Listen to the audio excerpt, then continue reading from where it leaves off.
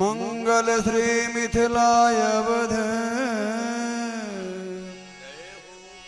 कंचन विपुल प्रमोद मंगल श्री सीताराम जो मोद हूँ को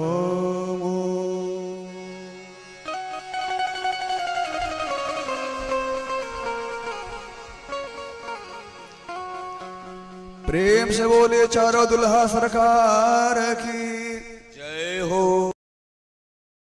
की जय हो श्री मिथिला धाम की जय हो जय जय सीताराम।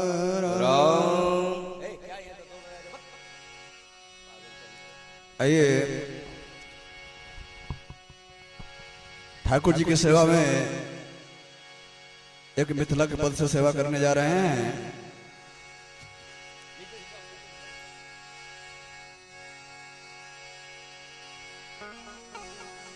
शिये मांडवी उर्मिला सूरति किरति बरबा में चारों जुगल चारों रत्न श्री तुलसी करते प्रणाम।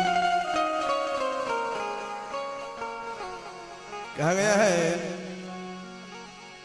सिया जी बहिनिया हमार हो सिया जी बहिनिया हमार हो राम जी लगी हैं पहुन माँ सिया जी बहिनिया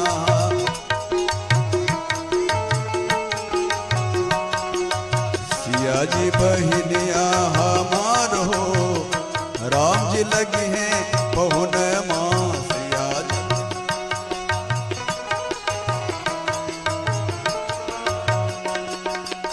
लगी हैं पहुन माँ राम जी लगी हैं पहुन माँ राम जी लगी हैं पहुन माँ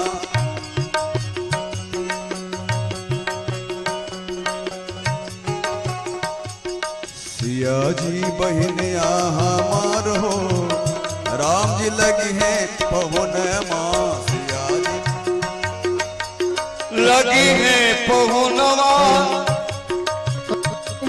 राम लगी है पहुनवा कार्यालय में संपर्क लगी है पहुनवा राम लगी है पहुनवा दिन भक्तगण को अरे सिया जी कार्यालय में सिया जी बहिनिया हमार हो राम लगी है पहुनवा जी बहिनिया हमार हो राम जी लगी हैं पहुन माँ सिया जी राम लगी है पहुने अच्छा कैसे हमारे श्री जानकी जी बहन लगेगी और कैसे भगवान श्री राम पहुन लगेंगे किस नाता से।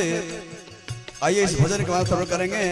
कहें मिथिला की नाता से सिया जी बहिनिया मिथिला के नाता से सिया जो बहनिया मिथिला के नाता से सिया जी बहिनिया मिथिला के नाता से सिया जी बहिनिया और सिया जी के नाता से राम जी पहुना माँ सिया जी के नाता से राम जी पहुनवा सिया जी के नाता से राम जी पहुना माँ सिया जी के नाता से राम जी पहुनवा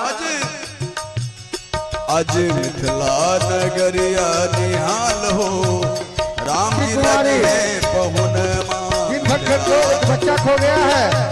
दिन भक्तगण को मिले वो कार्यालय में आकर बच्ची की माता दे। नगरिया इसका नाम है सोनाक्षी निहाल कुमारी। राम जी लगी हैं पहुन माँ मिथिला नगरिया जय हो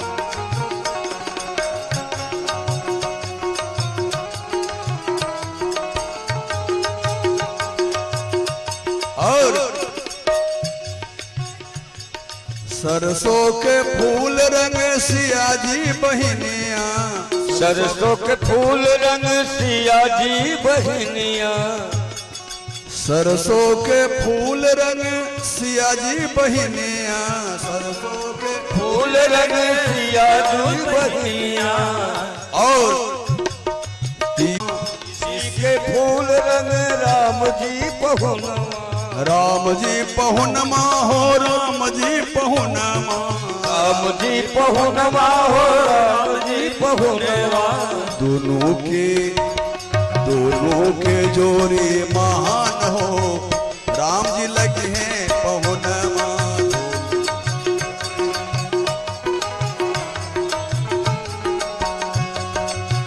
भाजी बहिनिया हमार हो, राम जी लगे हैं पहुनमा।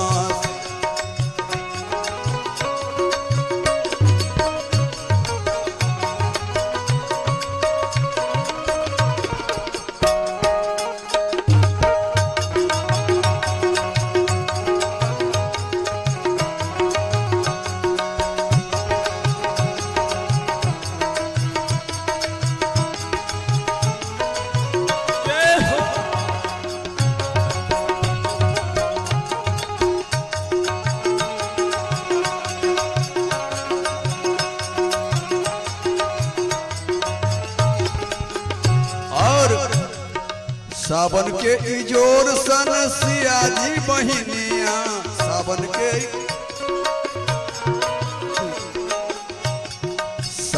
के इजोर सन सियाजी बहिनिया, सावन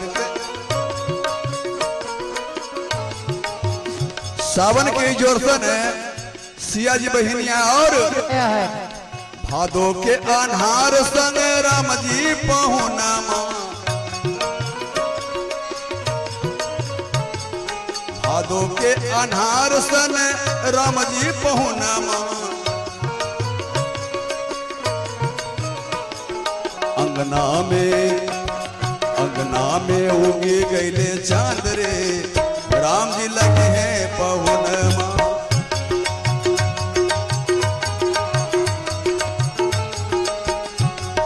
सियाजी बहिनिया हमार हो, राम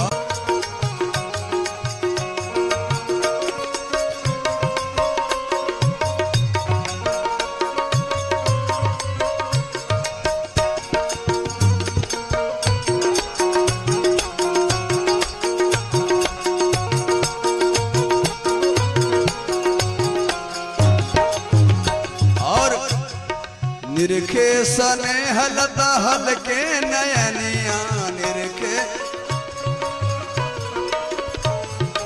निरखे सने हलता हलके नयनिया, श्यामल सुरतिया पे मंद मुस्कनिया, श्यामल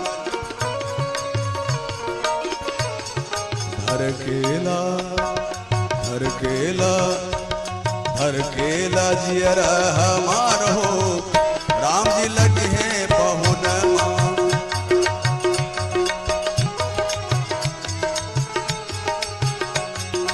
लगे हैं पहुनमा, राम जी लगे हैं पहुनमा, राम जी लगे हैं पहुनमा।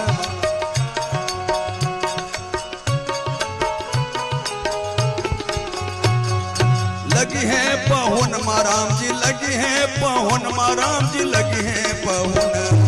सियाजी बहिनिया हमार हो, राम जी लगी है पहुनमा।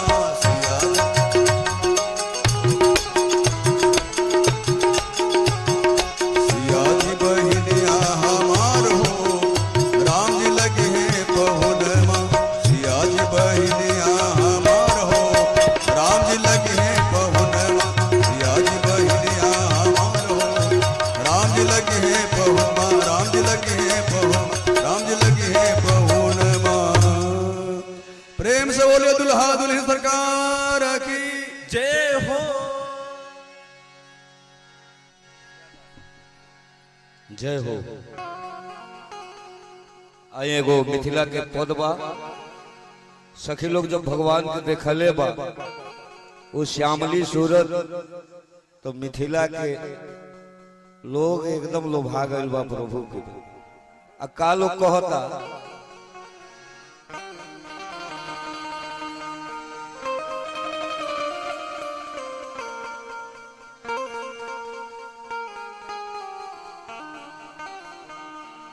सखी लोग भगवान के सांवली सूरत के देख के लोग कहता का कहता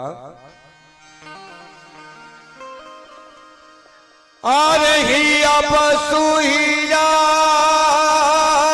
बसु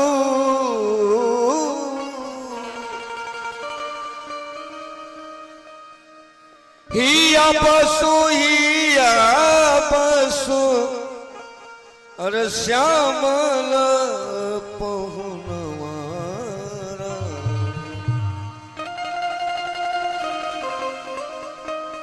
आरे हिया बसु हिया बसु श्यामल पहुनवारा हिया बस गई तोरे अरे मर्द मुस्कनवा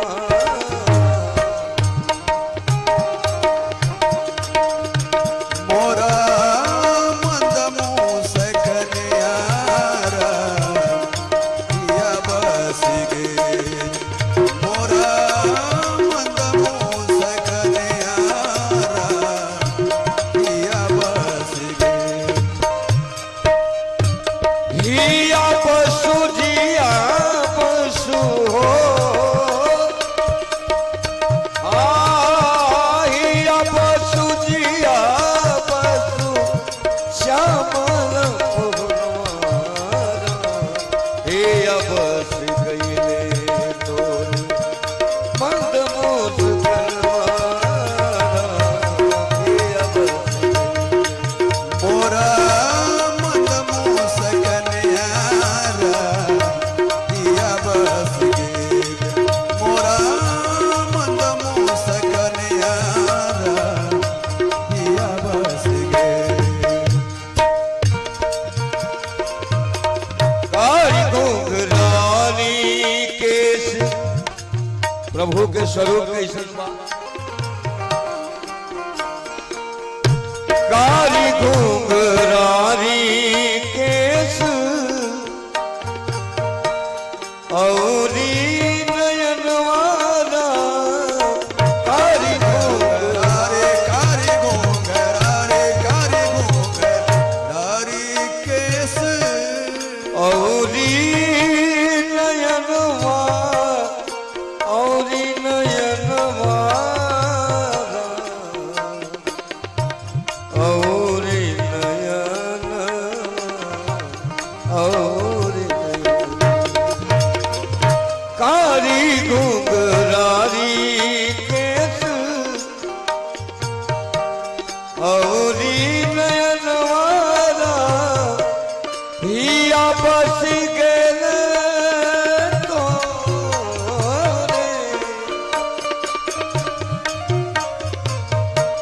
हिया बस गेल तोरे माथ के चननवारा हिया बस गईल तोरा अरे माथ के चननवारा जिया बस गई तोरा मर्द मुस्कनवारा जिया बस हिया बसु हिया बसु हिया बसु हिया बसु श्यामली पहुनवारा हिया बस गे मोरा मंद मुस्कनवारा हिया बस गे मोरा मंद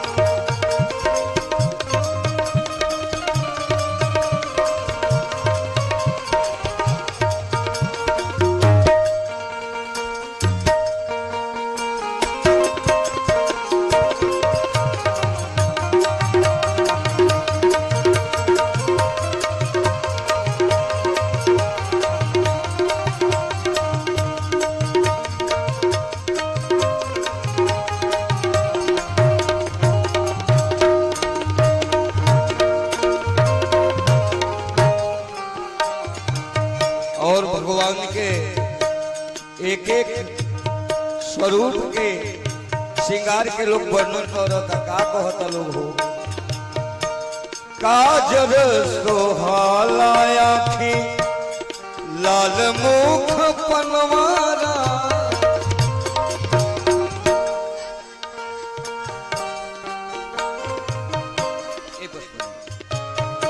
काजर सोहाला आँख लाल मुख पनवारा हे अब से गईले तोरा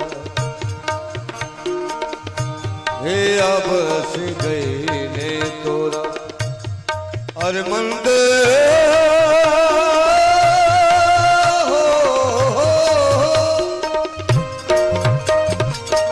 काजर सोहाला आँखी लाल मुख पनवारा हे अब से गईले तोरे हाँ मंद मूस कनवारा हे अब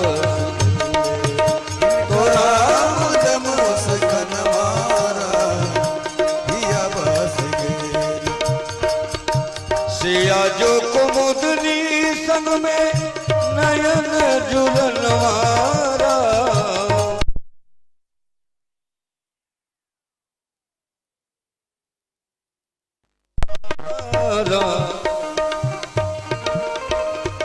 सिया जी कुमुदनी संग में नयन जुलनवारा हे अब से गईले राउर जुगल दर्शनवारा हे अब से गईले राउर जुगल दर्शनवारा हे अब से गईले तोरा मंद मूस कनवारा हे अब से गईले तोरा हे अब से गईले तोरा हे अब से गईले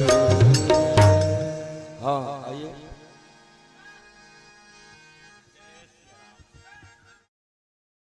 गुम हो गई है एक बच्ची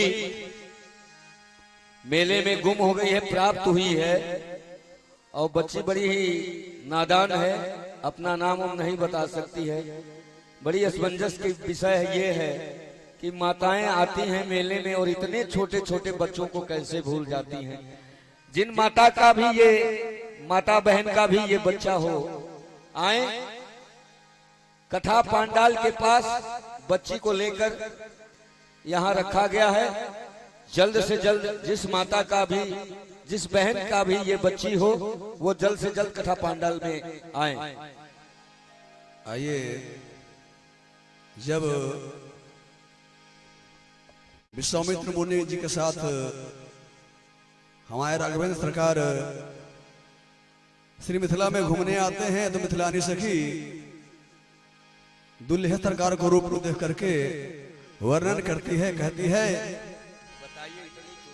सखी है देखू ना दोनों भैया सावर गोर सखी है देखू ना दोनों भैया सावर गोर सखी है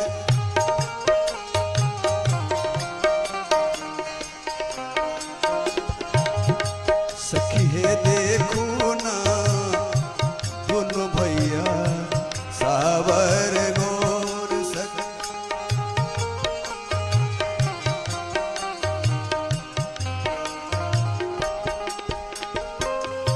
सुनने के आगे आगे बक्सर वाला बाबा सखी है सुनने के आगे आगे बक्सर वाला बाबा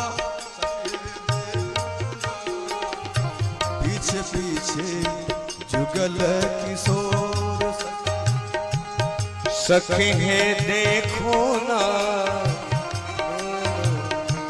जुगल किशोर ये देखू ना पीछे पीछे जुगल किशोर सखी है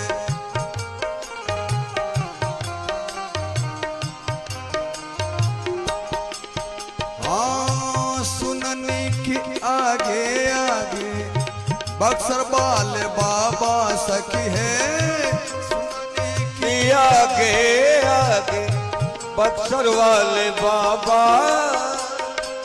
सखी है देखू ना हे सखी सखी है देखू ना पीछे पीछे जुगल किशोर सखी है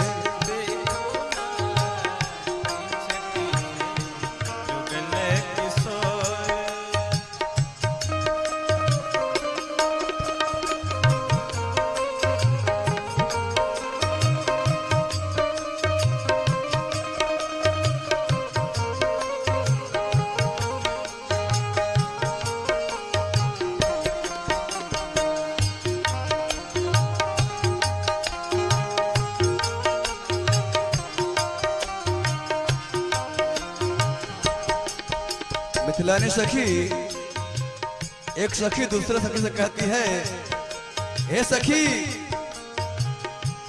अब तक न देख ली सुन ली ऐसा ना सूरतिया सखी है, अब तक न देख ली सुन ली ऐसा न सूरतिया सखी है सखी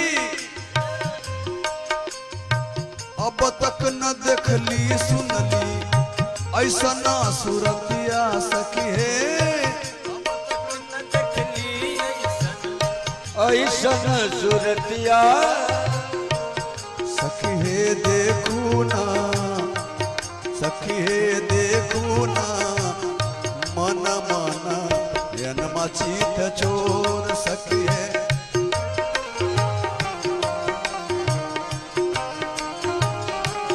सखी है देखू ना मन मन यनमा के चोर सखी है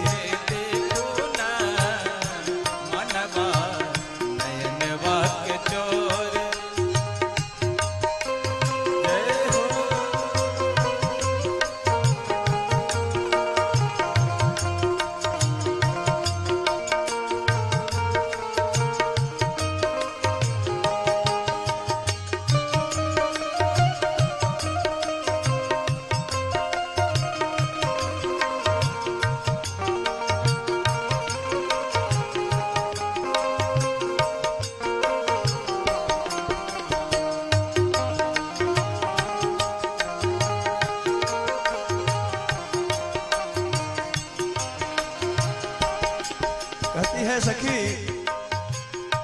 कोमल कमल के ऐसन गुरुआ के खरौआ सखी है कोमल कमल के ऐसन गुरुआ के खरौआ सखी है कोमल कमल के ऐसन गोरबा के खरौआ सखी है कोमल कमल के ऐसन गोरवा के खरौआ सखी है सखी है देखू ना सखी है देखू ना रहिया के धरतिया कठोर सखी है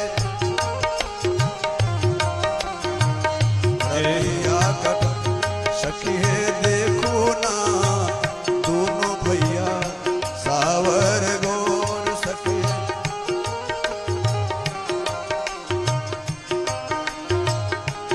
सखी है देखू ना दोनों भैया सावर गोर सखी है दोनों भैया सावर गोर। हाँ, मेले में जहां तक आवाज जा रही हो, एक बहुत ही छोटी सी बच्ची प्राप्त हुई है और उस माता बहन को सूचित किया जा रहा है। क्या आपको नहीं लग रहा है कि आपकी बच्ची गुम हो गई है? आधे घंटे से बच्ची को लेकर मंच पे बैठा गया है। जिस भी माता बहन का ये बच्ची हो, उस माता बहन को फिर सूचित किया जाता है कि जल्द से जल्द जहां कथा हो रही है उस मंच के पास आ जाए। हारन बंद है क्या भैया? ओ जल्द से जल्द कथा मंच के पास आए और अपनी बच्ची को ले जाएं। बच्ची रो रही है, बहुत ही छोटी बच्ची है और पीला सा फ्रॉक पहनी हुई है, क्रीम कलर का फ्रॉक है अरे जिसका गुम हुआ होगा, जिसकी बच्ची, उसको खुद पता होगा, क्या बताया जाए।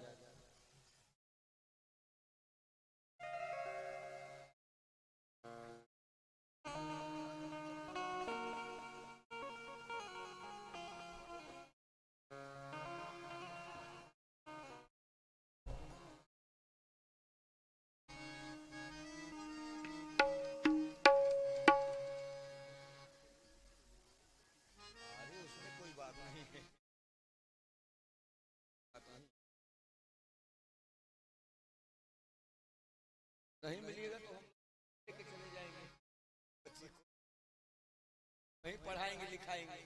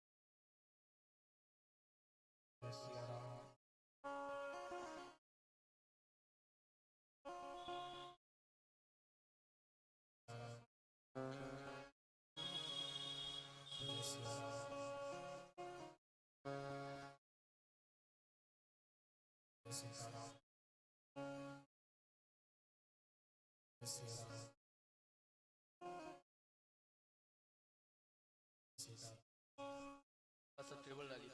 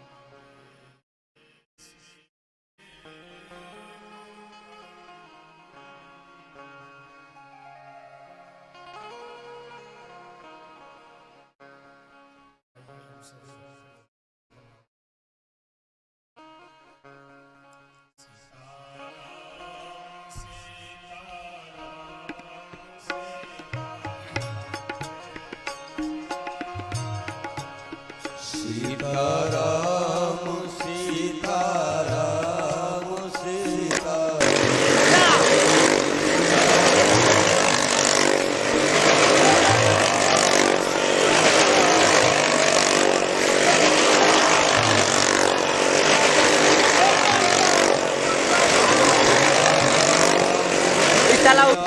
राम सीताराम जय सीताराम सीताराम सीताराम सीताराम जय सीताराम सीताराम सीताराम सीताराम जय सीताराम सीताराम सीताराम सीताराम जय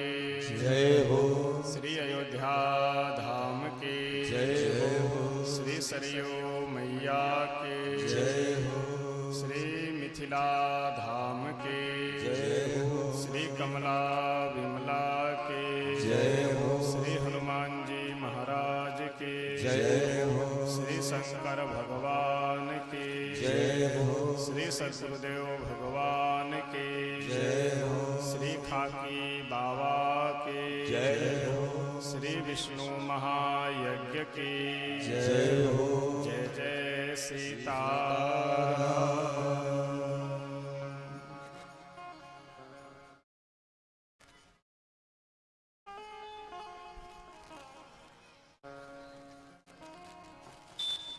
अखिल ब्रह्मांड नायक अकारण करुणा वरुणालय भक्त वांछा कल्पतरु श्री सीताराम जी भगवान श्री राम कथा के परम रसिक श्री हनुमतलाल जी महाराज, परम पूज्य श्री सद्गुरुदेव भगवान जी एवं यह जो श्री विष्णु महायज्ञ जिनके सानिध्य में, जिनके संयोजन में, जिनके कुशल नेतृत्व में बड़े ही आनंद मंगल के साथ व्यतीत हो रहा है, ऐसे हमारे श्री अयोध्या नारायण दास जी महाराज जो इस मठ के आश्रम के व्यवस्थापक भी हैं, अवध धाम से पधारे हुए महात्यागी संत श्री सीताराम दास जी महाराज, राम राम बाबा, एवं जिनके सानिध्य में, जिनके देख रेख में सभी देवी देवताओं का आवाहन कर करके उनके षोडशोपचार पूजन एवं आहुति के माध्यम से सभी देवताओं को संतुष्ट करने का जो सत्कार्य हो रहा है, जिनके सानिध्य में, जिनके संयोजन में, ऐसे हमारे सभी आचार्यगण, मंच पे विराजमान सभी संत वृंद, कलाकार बंधु एवं समुपस्थित आप सभी सुधी श्रोतागण, हम सब परम सौभाग्यशाली हैं कि निर्विघ्नता पूर्वक आज 9 दिनों से यहाँ बैठ करके भगवान श्री सीताराम जी की मंगलमयी कथा श्रवण कर रहे हैं। आज 9वें दिन की पावन सायंकाल की वेला में हम सब लोग यहाँ पे उपस्थित हुए हैं कथा श्रवण करने के लिए। इसके पीछे हम लोगों का कहीं न कहीं पूर्व जन्म का प्रारब्ध भी है, अच्छा कर्म भी है और भगवान की कृपा भी है। किसी न किसी जन्म का हम लोगों का सत्कर्म है, पुण्य है, जिसके फलस्वरूप ऐसा सुअवसर प्राप्त हुआ है और भगवान की कृपा है कि इसका हम लाभ ले रहे हैं। अगर भगवान की कृपा नहीं होती तो आते मेला देख कर चले जाते, झूला झूल कर चले जाते। यहाँ आ जाते मन में यही लगता, अरे ये सब वैसे कमाने खाने वाले सब धंधा बनाए हुए हैं, छोड़ो कहाँ बैठा जाए, चलो कहीं चलते हैं। अब चाय की दुकान पे बैठ करके या तो आप गप सलाका लगाते, नहीं तो ताश खेलते, नहीं तो आए बाएं सा इधर उधर की बातें बकते। लेकिन भगवान की कथा हो रही है, यह सुअवसर हम लोगों को अपने पूर्व जन्म के पुण्यवश प्राप्त है और इसका लाभ हम लोग ले रहे हैं। इसके पीछे भगवान की कृपा है। कल के प्रसंग में हम सब बड़े ही आनंद मंगल पूर्वक जनकपुर में प्रवेश किए हुए थे। श्री गोस्वामी तुलसी बाबा एक चौपाई में वर्णन करते हुए जनकपुर वासियों की बड़ी विशेष सुंदर विशेषता वर्णन करते हैं कि ये जनकपुर वासी कैसे हैं। तो ये सभी पुर नर नारी सुभग सुचि संता, सभी जनकपुर वासी शुचि हैं, पवित्र हैं, सुभग यानी आचरणवान हैं, संत यानी सब संत हैं। एक दिन मैं निवेदन किया था आप सबसे,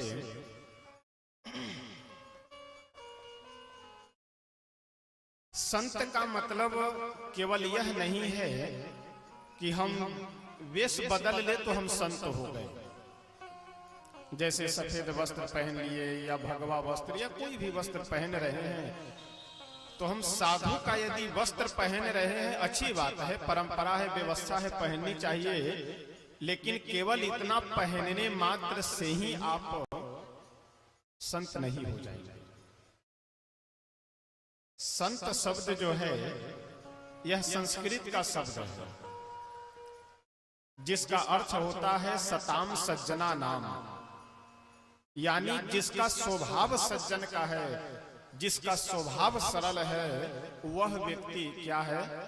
संत है। लघु सिद्धांत कौमुदी व्याकरण की एक छोटी सी प्रारंभिक पुस्तिका है। उस लघु सिद्धांत कौमुदी में साधु शब्द की जब व्युत्पत्ति करते हैं, साधु शब्द जब बनाया जाता है, तो लघु सिद्धांत कौमुदी के रचनाकार श्री वरदराजाचार्य जी बहुत सुंदर परिभाषा लिखते हैं कि साधु किसे कहा जाता है। श्री वरदराजाचार्य जी लिखते हुए कहते हैं कि साधनोति पर कार्यम इति साधु, साधनोति पर कार्यम इति साधु, स्व कार्यम नहीं, अपना कार्यम नहीं, पर कार्यम इति साधु, जो दूसरों के हित में लगे रहते हैं, जो दूसरों के कार्य बनाने में लगे रहते हैं, वही साधु। और एक बात का ध्यान रखिए, जो दूसरों के हित में लगे रहते हैं उनका हित स्वयं नहीं करना पड़ता, वो हो जाता है उनके भगवान की कृपा से। तो इसलिए साधनोति पर कार्यम इति साधु, जो दूसरे के कार्य की व्यवस्था करे, जो दूसरे के कार्य को बनाए, वही साधु। ये सभी जनकपुर वासी क्या हैं? ये संत हैं।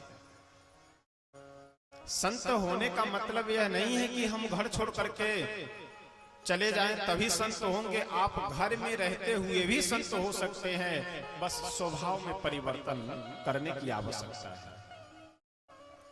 तो इसका मतलब ऐसा नहीं है कि हम वेश आदि का कोई महत्व न समझे, वेश को छोड़ दे। वेश का भी अपना महत्व है, वेश की भी अपनी महिमा है।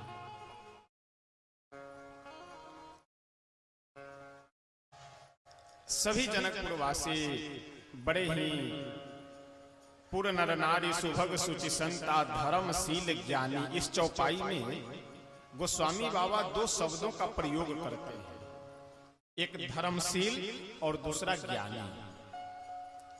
ज्ञानी का मतलब क्या है? पढ़ा लिखा शिक्षित व्यक्ति, एजुकेटेड। और धर्मशील का मतलब अपने संस्कृति का पालन करने वाला, अपने परंपराओं का पालन करने वाला, अपने शास्त्र के अनुरूप सनातन धर्म की जो मर्यादा है, व्यवस्था है, उसके अनुसार चलने वाला। और धर्म क्या है? तो श्री मनु जी महाराज मनु स्मृति में बहुत सुंदर धर्म की व्याख्या करते हुए कहते हैं कि धृति क्षमा दमोस्तेयम शौचम इंद्रिय निग्रह सत धृति। धृति का मतलब धैर्य। जो व्यक्ति धैर्यवान है वह क्या है? धर्मात्मा है। देखिए, कई बार लोग कहते हैं ना, कोई मंदिर में ज्यादा पूजा पाठ करने आता जाता हो, अथवा अपने घर में भी कोई अधिक पूजा पाठ करता हो, तो लोग क्या कहते हैं? ये धार्मिक आदमी है। देखिए, जो व्यक्ति पूजा पाठ करने वाला है, जो व्यक्ति भगवान का भजन करने वाला है, सेवा करने वाला है, वो क्या है? वो उपासक है, वो भक्त है, धार्मिक नहीं है। धार्मिक होना अलग बात है और उपासक होना अलग बात है। बहुत गंभीर विषय है, अगर ध्यान से आप सुनेंगे तो समझ में आएगी बात है। रावण क्या उपासना नहीं करता है? कवितावली में गोस्वामी तुलसी बाबा लिखते हैं कि वेद पढ़े विधि शंभु सभीत, पूजावन रावण सो नित आवे। ब्रह्मा जी प्रतिदिन जाते हैं पूजा करवाने के लिए लंका में, तो क्या रावण पूजा नहीं करता है? पूजा करता है। श्री मद वाल्मीकि रामायण में लिखा हुआ है कि हनुमान जी महाराज जब माता जानकी जी को खोजते हुए जब लंका के महलों में इधर उधर विचरण कर रहे थे लंका नगरी में, तो जब ब्रह्म मुहूर्त की बेला हुई यानी 3 से 4 का जब समय आया, 3 बजे से 4 बजे का समय, तो हनुमान जी महाराज को जगह जगह पे वेद ध्वनि सुनाई देने लगी। वेद मंत्रों का उच्चारण हो रहा था ब्रह्म मुहूर्त में। इसका मतलब रावण क्या है? उपासक था, लेकिन धार्मिक नहीं था। धार्मिक होना ये अलग बात है और उपासक होना अलग बात है। धृति क्षमा दमोस्तेयम शौचम इंद्रिय निग्रह धीर विद्या सत्यम अक्रोधो दशकम धर्म लक्षण। धर्म के कितने लक्षण हैं? 10 लक्षण हैं। धृति यानी धैर्य, धृति क्षमा, क्षमा यानी क्षमावान, दयावान। देखिए दया और क्षमा दोनों में अंतर है। दया जैसे हम अनायास कहीं चल रहे हैं, कोई व्यक्ति परेशान है, उसका हम हित कर दिए, ये क्या है? ये दया है। कहते हैं दयालु व्यक्ति है। दयालु का मतलब स्वभाव से ही वह दयालु व्यक्ति किसी गरीब को देख लेता है तो उसकी मदद कर देता है, किसी दिनहीन को देख लिया उसका सहयोग कर दिया, यानी यह दया है। और क्षमा क्या है? सामर्थ्य होते हुए भी अपराधी को दंड न देना, यह क्षमा है। जैसे कोई व्यक्ति आपको आकर के एक थप्पड़ मार दिया, अब आपके पास में इतनी शक्ति है, इतना बल है कि आप उसको पटक करके कम से कम 2-4 थप्पड़ अवश्य मार सकते हैं, बढ़िया से उसकी कुटाई कर सकते हैं। लेकिन फिर भी अगर मुस्कुरा करके छोड़ दे रहे हैं तो यह क्या हो गए? आप क्षमावान हो गए। कोई कुछ यदि आपका नुकसान कर दे, कोई कुछ आपका बिगाड़ दे, तो आप समर्थ हैं इसमें कि उसे दंड दे सकते हैं। लेकिन फिर भी यह कह करके कि अगर मेरे साथ में वह धोखा किया है तो भगवान देख रहे हैं, भगवान उसका निर्णय करेंगे, तो आप क्या है? आप क्षमावान। तो दया और क्षमा में अंतर है। तो जो व्यक्ति क्षमाशील है वह क्या है? धार्मिक है, धर्मात्मा है। अब वो पैंट पहन रहा हो कि कुर्ता पहन रहा है कि लुंगी पहन रहा है, इसे कोई लेना देना नहीं। धृति क्षमा दम, दम कहते हैं अपने इंद्रियों पे संयम। आंख से हमें क्या देखना चाहिए, क्या नहीं देखना चाहिए, मुख से हमें क्या सुनना चाहिए, क्या नहीं सुनना चाहिए, ये सब क्या है? ये दम है। यानी अपनी इंद्रियों पे कंट्रोल होना। आंख से हम वही देखें जो देखना चाहिए, कान से हम वही सुने जो सुनना चाहिए, तो आप क्या है? आप धार्मिक हैं। धृति क्षमा दमोस्तेयम, अस्ते कहते हैं चोरी न करना। अगर आप देखिए, चोरी का मतलब यह नहीं है कि किसी का सामान उठा करके चले जाना। चोरी मन से भी व्यक्ति करता है, तन से भी करता है, हर तरह से चोरी होती है। चाहे जिस तरह की ज्यादा व्याख्या में लगेंगे तो फिर इसी में हम लोग रह जाएंगे। तो इसलिए चोरी न करना, चाहे वो तन से मन से किसी भी तरह से हो, ये क्या है? ये धार्मिक होने का लक्षण है। धृति क्षमा दमोस्तेयम शौचम यानी पवित्रता। देखिए मजबूरी में जैसे कहीं आप यात्रा कर रहे हैं या कहीं ऐसे जगह पे फंसे हैं कि जहां आप लेटे हैं वहीं बैठ करके खाना आवश्यक है, तब तो अलग की बात है। नहीं तो यह प्रयास करना चाहिए कि हम बिस्तर पे बैठ करके कभी भी भोजन न करें। और आजकल यह प्रचलन बहुत तेजी से बढ़ता जा रहा है, तो इसलिए बिस्तर पे बैठ करके हम भोजन न करें, यानी शरीर की भी पवित्रता हो और मन की भी पवित्रता हो।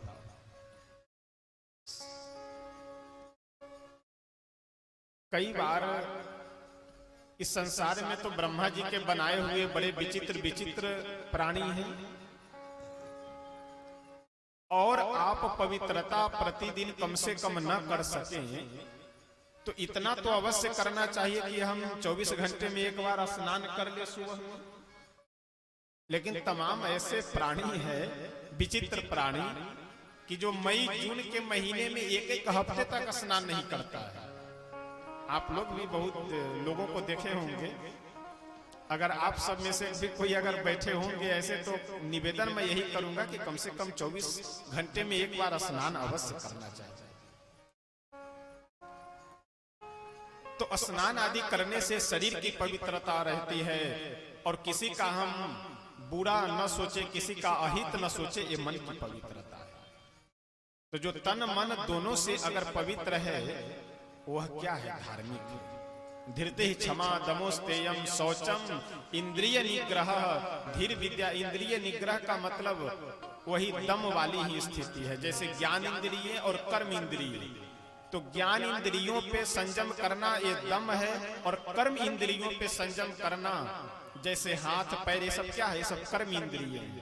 तो इन पे संयम करना ये क्या है? इंद्रिय निग्रह है। धीर, धीर का मतलब बुद्धिमान होना। कई बार क्रोध आता है तो जा करके गालियां दे दिए, अनाप शनाप बोल दिया, और बाद में माथे पे हाथ धर के पछता रहा है काहे के लिए? तो उनको हम गाली दे दिए जोश में आकर के। नहीं देना चाहिए। तो बुद्धि का प्रयोग पहले करना चाहिए ना आपको, कि उस समय हम गाली न दें। धीर विद्या, विद्या का मतलब बुद्धिमान व्यक्ति हो, शिक्षित व्यक्ति हो। धीर विद्या सत्यम अक्रोधो दशकम धर्म लक्षणम। जो बच्ची मिली थी वो कहाँ गई? उनके पिताजी आए थे लेके गए शायद।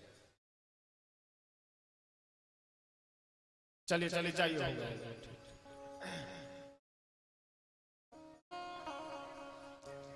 धीर विद्या सत्यम अक्रोधो। सत्यम का मतलब कि सत्य का पालन करना।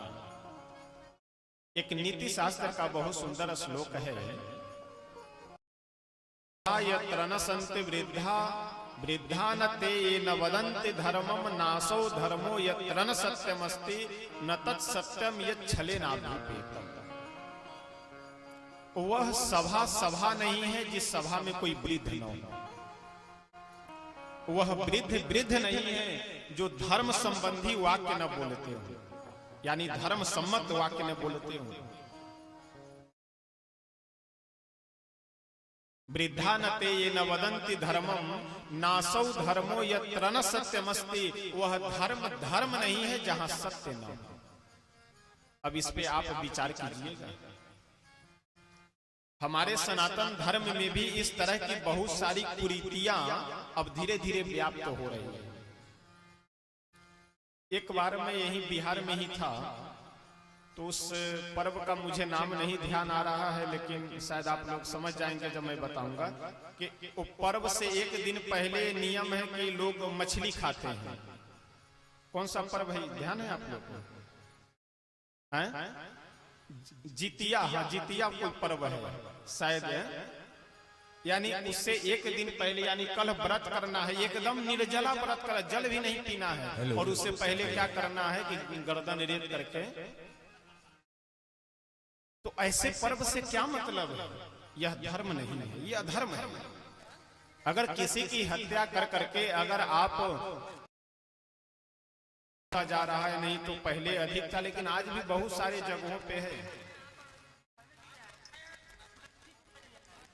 कई बार लोग देवी को प्रसन्न करने के लिए क्या करते हैं? बलि चढ़ाते हैं। किसकी? बकरे की।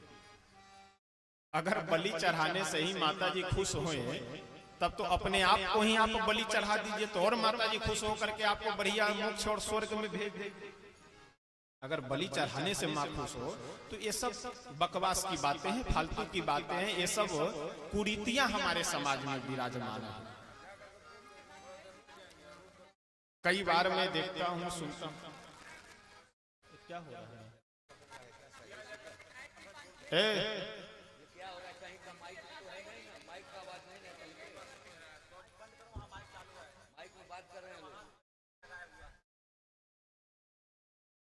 अरे साउंड वाले कहाँ चले जाते हो? इसको बैठा करके तुम जो है, इसको सुनाई देता नहीं है और यहाँ साउंड चलाने के लिए बैठाते हो तुम जो है। कौन है साउंड वाला? जिस व्यक्ति को सुनाई नहीं देता है उसको क्यों साउंड के पास बैठाते हो?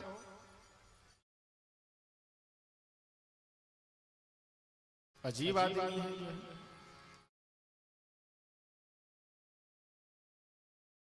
जाओ भेजो उसको, जाओ भेजो।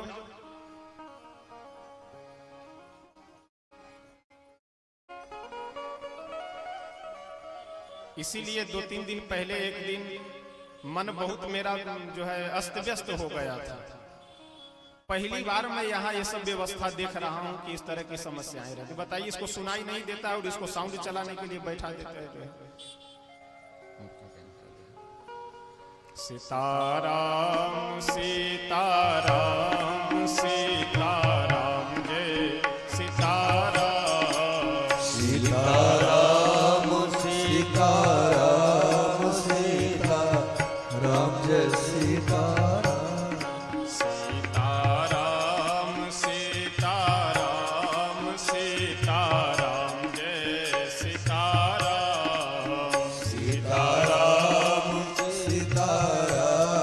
सीताराम जय सीताराम सीताराम सीताराम सीताराम जय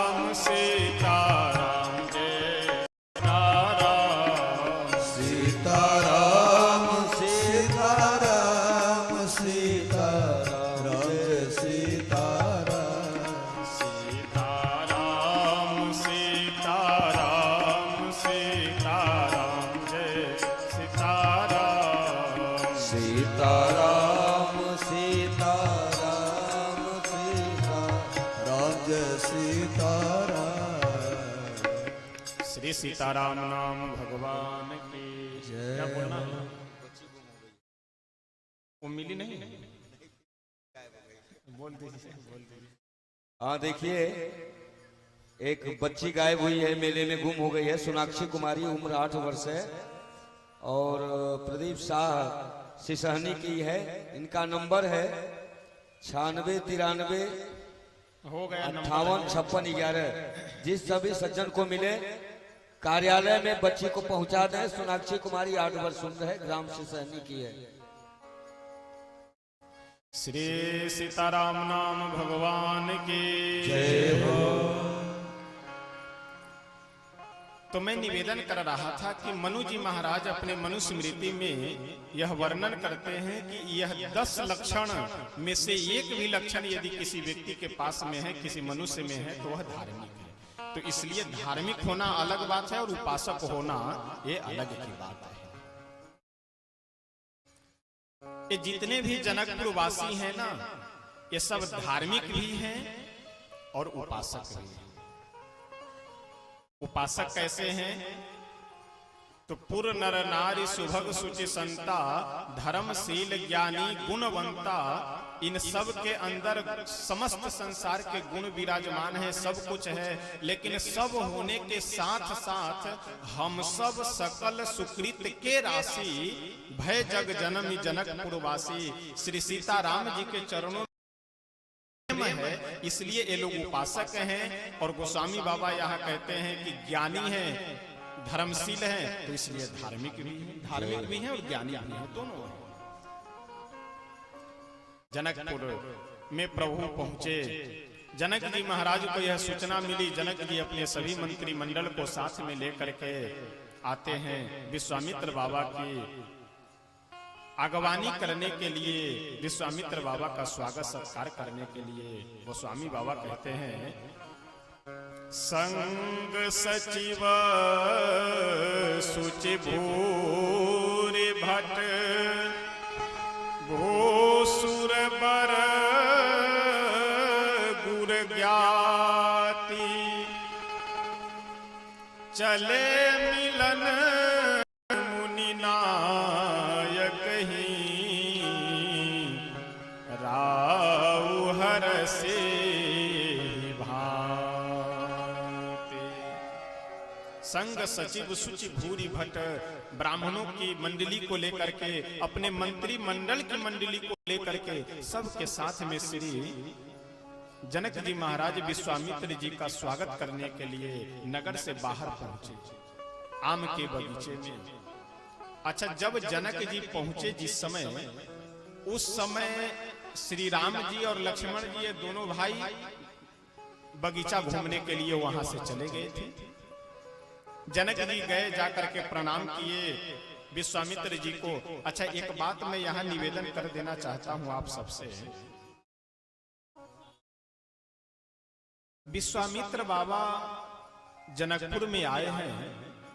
अभी आगे जब प्रसंग आएगा वहां मैं आप लोगों से निवेदन करूंगा कि जब धनुष किसी भी राजा से नहीं टूटता है तो जनक जी क्या कहते हैं कि उठो हूं, सभी लोग उठो और अपने अपने घर को चले जाओ, क्योंकि लिखा न विधि वैदेही विवाहु। मैं समझ गया कि वैदेही का विवाह ब्रह्मा जी नहीं लिखे, सब उठो अपने अपने घर को। वहीं पे उसी प्रसंग में जनक जी एक शब्द कहते हैं कि आए सुनी हम जो प्रण ठाना, देश देश के भूपति नाना, आए सुनी हम जो प्रण ठाना। तो यहाँ जितने भी राजा आए हुए हैं जनकपुर में किसी को निमंत्रण नहीं गया है, सीधा यह घोषणा करवा दी गई है कि जो भी बलवान राजा राजकुमार हो वह आवे और धनुष को तोड़ने का प्रयास करे, जिससे धनुष टूट जाएगा उसी के साथ विवाह हो जाएगा जानकी जी। लेकिन विश्वामित्र जी को निमंत्रण गया है। विश्वामित्र जी को धनुष थोड़े तोड़ना है, वो तो घर द्वार छोड़ करके बाबा बन के जंगल में रह रहे, उनको विवाह तो करना नहीं है कि आएंगे धनुष तोड़ने के लिए, फिर क्यों आए? तो विश्वामित्र बाबा को निमंत्रण गया है। किनका निमंत्रण? तो जनक जी का। एक दिन की बात है, जनक जी जब धनुष यज्ञ की प्रतिज्ञा कर लेते हैं, धनुष तोड़ने की प्रतिज्ञा कर लेते हैं, तो भोले बाबा शंकर भगवान जनक जी के स्वप्न में आए और आकर के बोले कि जनक, तुमने प्रतिज्ञा की है धनुष को जो भंग करेगा उसके साथ मैं अपनी पुत्री जानकी का विवाह करूंगा, तो तुम्हारे इस धनुष यज्ञ में स्वयं भगवान चल करके आएंगे, ऐसा तुम्हारा सौभाग्य है। जनक जी महाराज तो प्रसन्न होकर के हाथ जोड़कर बोले, तो प्रभु मैं उन्हें पहचानूंगा कैसे? भोले बाबा बोले कि ऐसा करो, तुम विश्वामित्र जी को बुला लो, विश्वामित्र जी तुम्हें पहचान करवा देंगे। जनक जी महाराज जैसे प्रातः काल में जगे तो अपने पूजा पाठ आदि करने से पहले, नित्य कर्म करने से पहले दूतों को बुलाए और बुला करके निमंत्रण पत्र तैयार कर करके और तुरंत विश्वामित्र जी के पास भेजे कि जा करके पहले बाबा को यह सूचित कर दो कि वह हमारे यहाँ ससम्मान आदर पूर्वक पधारे। और कितना सौभाग्य की बात है, कितनी सुंदर बात है कि विश्वामित्र बाबा यहाँ भगवान की पहचान क्या करवाएंगे कि वो तो स्वयं भगवान को लेकर के पहुंच रहे हैं। इसलिए जनक जी को विश्वामित्र जी के प्रति बहुत श्रद्धा है और जनक जी महाराज उनको विशेष रूप से आमंत्रित कर करके बुलाए हैं, इसलिए विशेष रूप से स्वागत करने के लिए भी आ रहे हैं।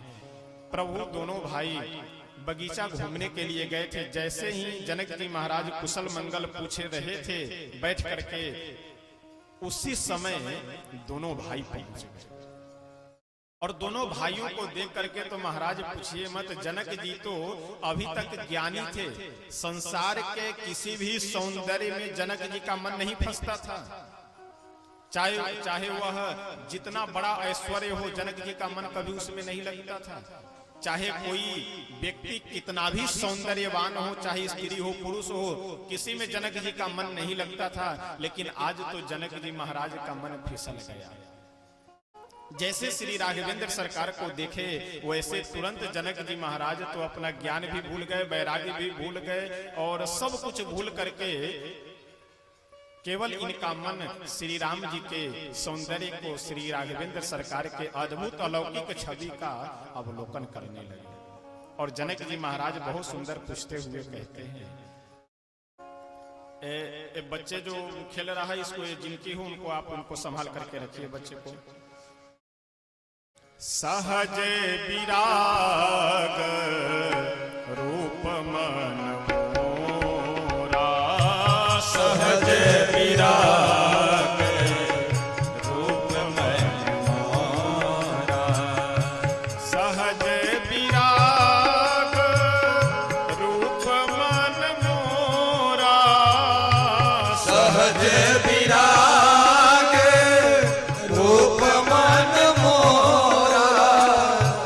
जनक जी महाराज विश्वामित्र बाबा से कह रहे हैं कि गुरुदेव मेरा जो मन है वह स्वाभाविक वैराग्यवान है, किसी कारण से वैराग्य नहीं बना। लेकिन वह मेरा बैरागी मन भी आज अनुरागी हो रहा है। किनके प्रति? तो इनको देख करके, ये जो अभी तो मैं जान नहीं रहा हूं कि ये राजकुमार है कि ऋषि कुमार है, लेकिन इन बालक को देख करके मेरा मन जो बैरागी हुआ करता था वो आज अनुरागी हो रहा है।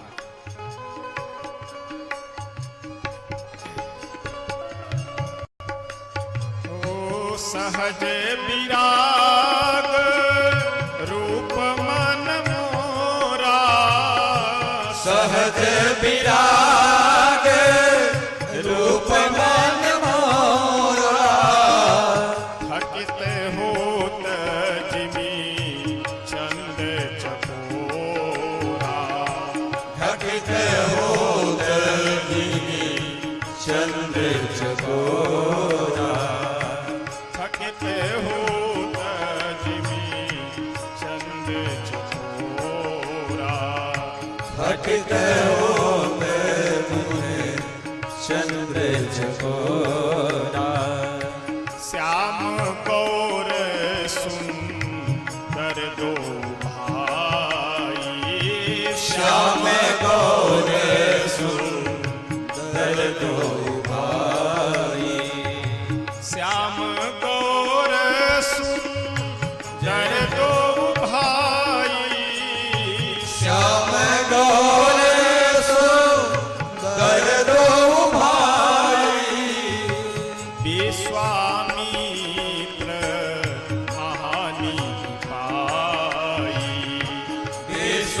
विश्वामित्र महानी पाई।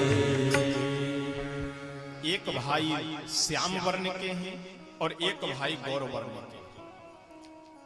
और श्याम वर्ण के हैं, गौर वर्ण के हैं, लेकिन कैसे हैं? बदसूरत? बोले नहीं, सुंदर है। और आज विश्वामित्र बाबा जनकपुर में महानिधि लेकर के आए हैं कि पूरे ब्रह्मांड में ऐसी कोई निधि है ही नहीं, ऐसी कोई संपत्ति है ही नहीं जैसी संपत्ति लेकर के विश्वामित्र बाबा जनकपुर में आज पहुंचे। और इस महानिधि को देख करके तो जनक जी महाराज बिल्कुल अपने आप को न्यौछावर कर दिए। जो इनका मन बैरागी बना हुआ रहता था वो मन भी इनका बैरागी से अनुरागी बन गया। जनक जी बोले कि गुरुदेव, हमें लगता है कि शायद ये कहीं भगवान तो नहीं है, ब्रह्म तो नहीं है, जो दो रूप धारण कर करके मेरे इस मिथिला नगरी में पधारे हैं। अब तो विश्वामित्र बाबा जनक जी के इस भाव और प्रेम को देख करके बिल्कुल प्रसन्न हो गए और भूल गए क्या बोलना चाहिए क्या नहीं बोलना चाहिए। क्योंकि मन में विचार यह आने लगा कि बताओ, जनक जी जैसे ज्ञानी जिनको देख करके मुग्ध हो गए, एक झलक देख करके वही प्रभु मेरे शिष्य बन करके 24 घंटे हमारे साथ में रह रहे हैं। आहा, मेरा कितना बड़ा सौभाग्य है। अब ये सोच करके दशरथ विश्वामित्र बाबा भूल गए कि हमें क्या बोलना चाहिए क्या नहीं बोलना चाहिए। अब जैसे जनक जी यह बोले कि गुरुदेव, कहीं ये ब्रह्म तो नहीं है, कहीं ये भगवान तो नहीं है, विश्वामित्र बाबा जा रहे थे हाँ कहने के लिए, उतने में प्रभु हाथ पकड़ लिए, गुरुदेव ये क्या करने जा रहे हैं। अब तुरंत विश्वामित्र बाबा को होश आया और बोले कि नहीं नहीं राजन, बस तुम बिल्कुल सही कह रहे हो। ये प्रिय सब ही जहां लगी प्राणी, ये संसार में जितने भी लोग हैं ये सबको प्रिय लगते हैं। अब कहने तो जा रहे थे कि संसार के हर कण कण में बसने वाले वही ब्रह्म हैं, जिन ब्रह्म की तुम चर्चा कर रहे हो, नाम ले रहे हो, लेकिन तुरंत बात बदल करके क्या कहते हैं कि ये प्रिय सब ही जहां लगे प्राणी, संसार में जितने भी प्राणी मात्र हैं उन सबको ये प्रिय लगने वाले। जनक जी महाराज श्री राघवेंद्र सरकार को तो देख करके बिल्कुल भूल गए। विश्वामित्र बाबा को साथ में लेकर के गए और एक बड़ा ही सुंदर भवन है, अद्भुत। हमेशा यानी 6 ऋतुएं होती है वर्ष में, उन 6 ऋतुओं में वह भवन सुखदायी है। चाहे बरसात का मौसम हो, ठंड का हो, गर्मी का, चाहे जो भी मौसम हो, हर मौसम में उस भवन में आनंद और अच्छा लगता है, रहना अनुकूल रहता है। ऐसे भवन में सिय निवास सुंदर सदन, सुंदर भवन भी है और उसका नाम भी है सुंदर सदन। उसी सुंदर सदन में, सुंदर भवन में श्री जनक जी महाराज विश्वामित्र जी को ठहराए।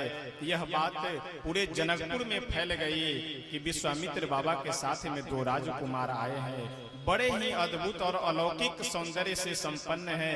अब सभी जनकपुर वासियों के हृदय में यह लालसा जगी हुई है कि हम किस तरह से, किस उपाय से एक बार उनका अवलोकन कर ले, एक बार उनकी झांकी का दर्शन कर ले।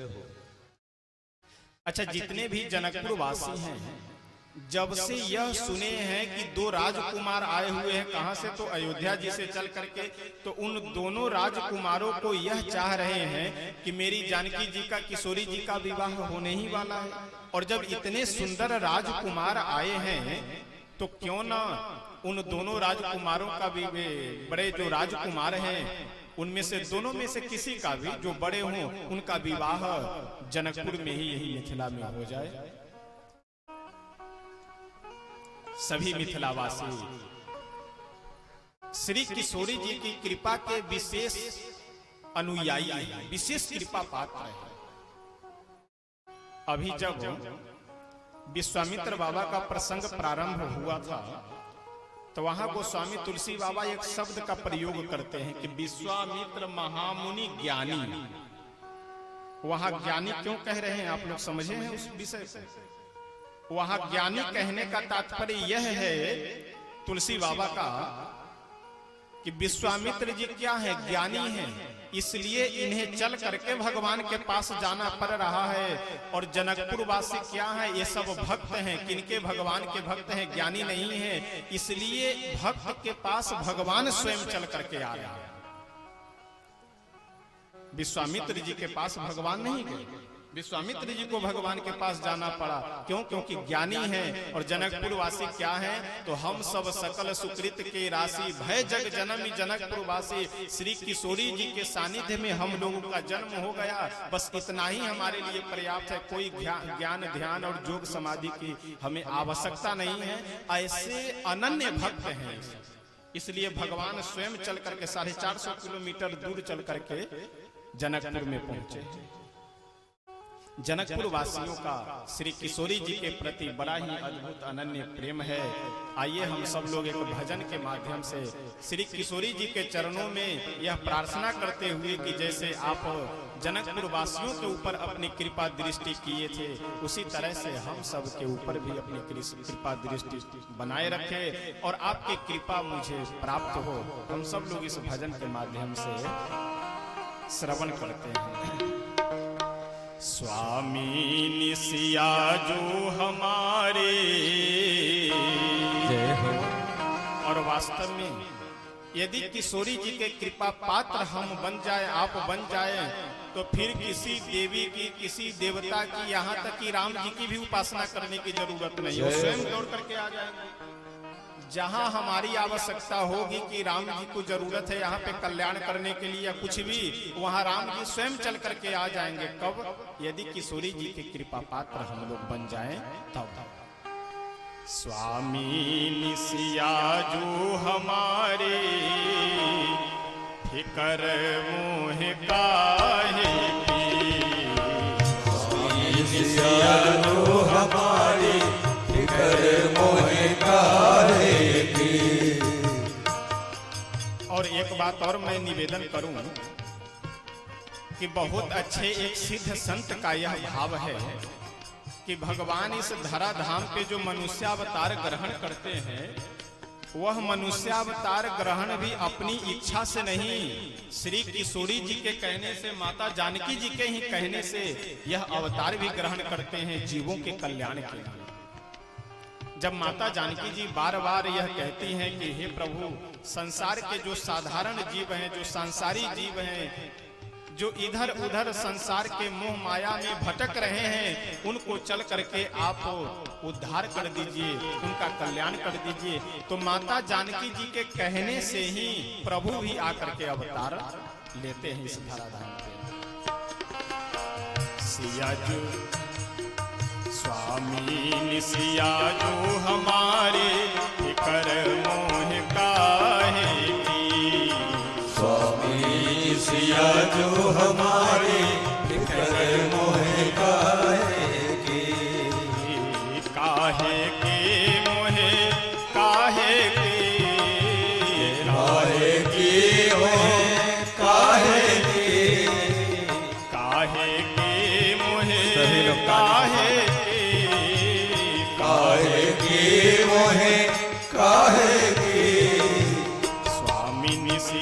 जो हमारी फिकर मोह काहे की।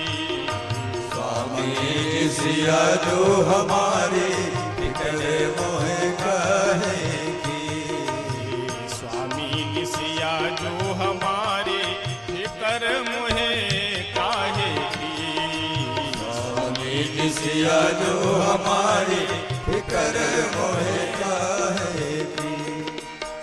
नैहर मिथिला राज विराजे। नैहर मिथिला राज बिराजे। नैहर मिथिला राज विराजे। नैहर मिथिला राज बिराजे। और एक प्रार्थना हम लोगों को और विशेष करनी चाहिए। इस भजन में संत कह रहे हैं कि अगर जनकपुर में मिथिला में किसी भी एक जन्म में अगर जन्म लेने का सौभाग्य मिल जाए, चाहे कोई भी योनि हो, तो आप समझ लीजिए कि श्री किशोरी जी के, जानकी जी के कृपा के पात्र आप बन जाएंगे। क्योंकि देखिए स्वाभाविक बात है, अगर किसी घर में आपको बढ़िया मालपुआ खाना हो तो उस घर की जो मालकिन है उनके मायके की आप खूब प्रशंसा कीजिए, उनके नैहर की आप खूब बढ़िया प्रशंसा कीजिए, तो आपको बढ़िया मालपुआ मिलेगा। अगर एक भी निंदा किए तो फिर चाय भी नहीं मिलेगी वहाँ। तो इसलिए स्वाभाविक व्यवहारिक बात है। संत इस भजन में बहुत सुंदर कहते हैं, नैहर मिथिला राज विराजे। नैहर मिथिला राज बिराजे। नैहर मिथिला राज विराजे। नैहर मिथिला राज बिराजे। अवधपुरी ससुरारी फिकर मोह काहे की। जय हो। अवधपुरी ससुरारी फिकर मोह काहे की। स्वामी निसिया जो हमारे फिकर मोह काहे की। स्वामी जी सिया जो हमारी फिकर मोह काहे की।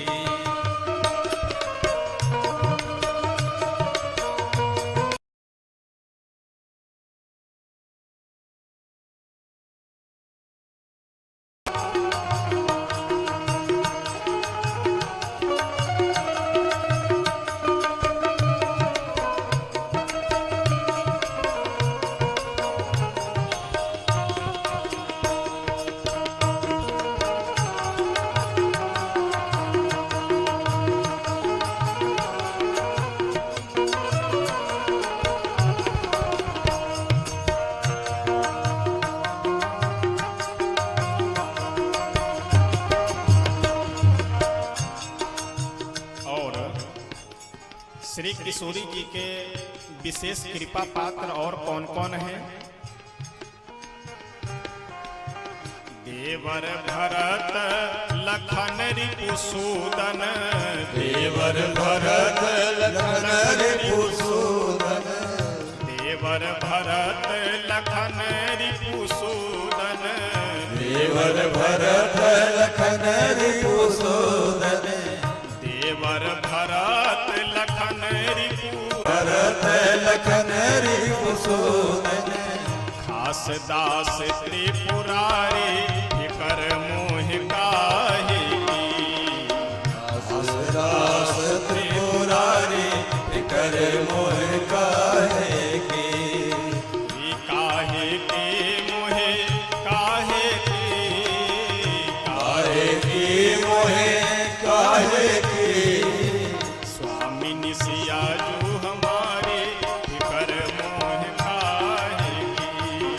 स्वामी सिया जो हमारी फिकर मोह काहे की।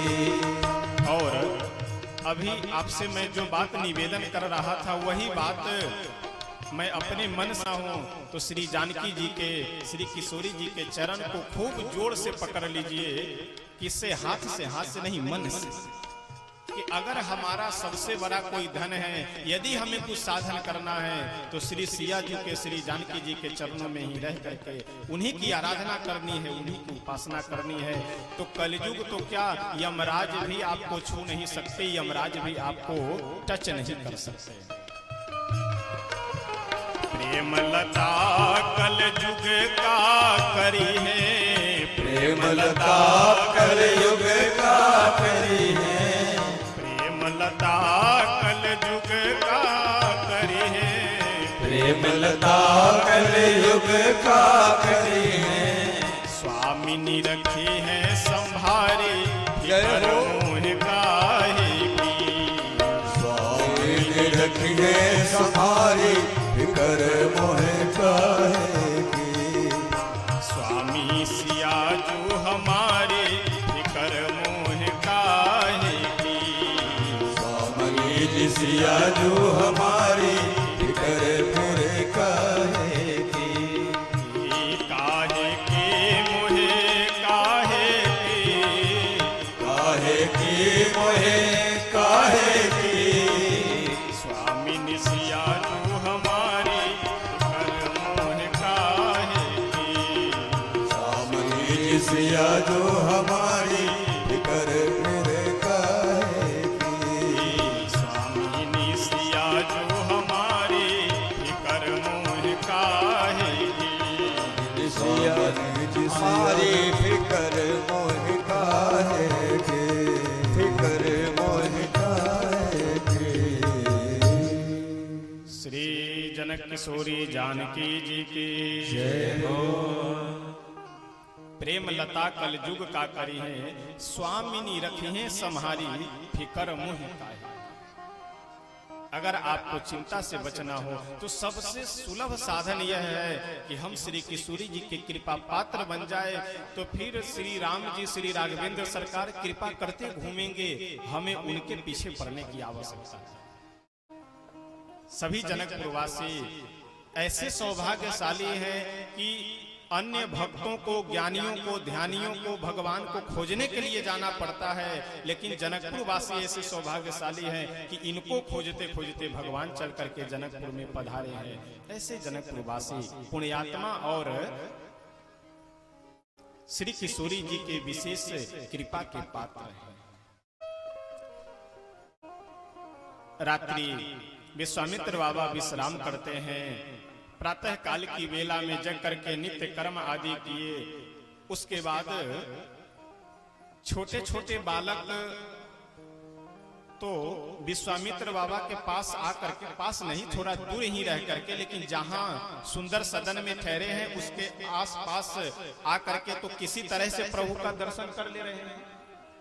बड़े बुजुर्ग लोग भी घूमते फिरते कोई बहाना बना करके आकर के दर्शन कर ले रहे हैं, लेकिन महिलाएं जो घर से बाहर नहीं निकल सकती है वो सब प्रभु से प्रार्थना कर रही है कि प्रभु आप सबको तो दर्शन दे रहे हैं, लेकिन हम ही लोग ऐसे पुण्य से हीन हैं और ऐसे छोटे पुण्य वाले हैं कि हमें आपका दर्शन नहीं मिल सकता है।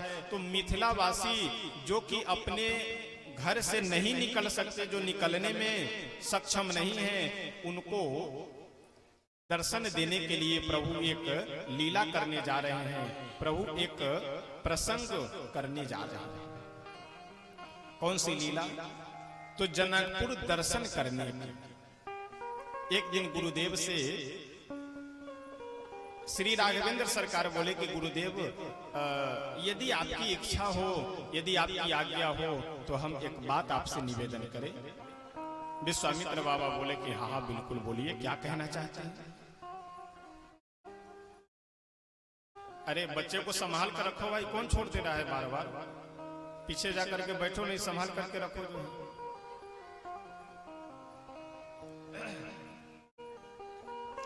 देखिए कथा में मैं बार बार कह रहा हूं, प्रतिदिन कहता हूं कि शांति बहुत आवश्यक है। इसलिए प्रयास है कि जिनसे भी हो सके,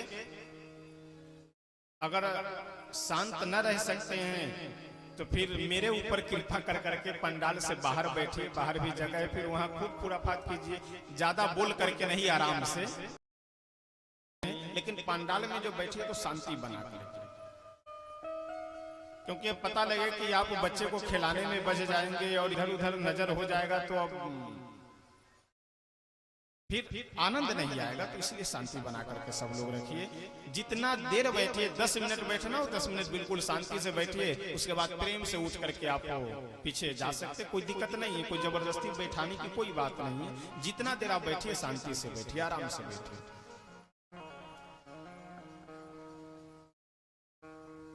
प्रभु गुरुदेव से बोले कि गुरुदेव यदि आपकी आज्ञा हो तो मैं एक बात निवेदन करूं। विश्वामित्र बाबा बोले कि हाँ हाँ राघव बोलो, क्या कहना चाहते हो। श्री राघवेंद्र सरकार लक्ष्मण जी का बहाना लेकर के कह रहे हैं।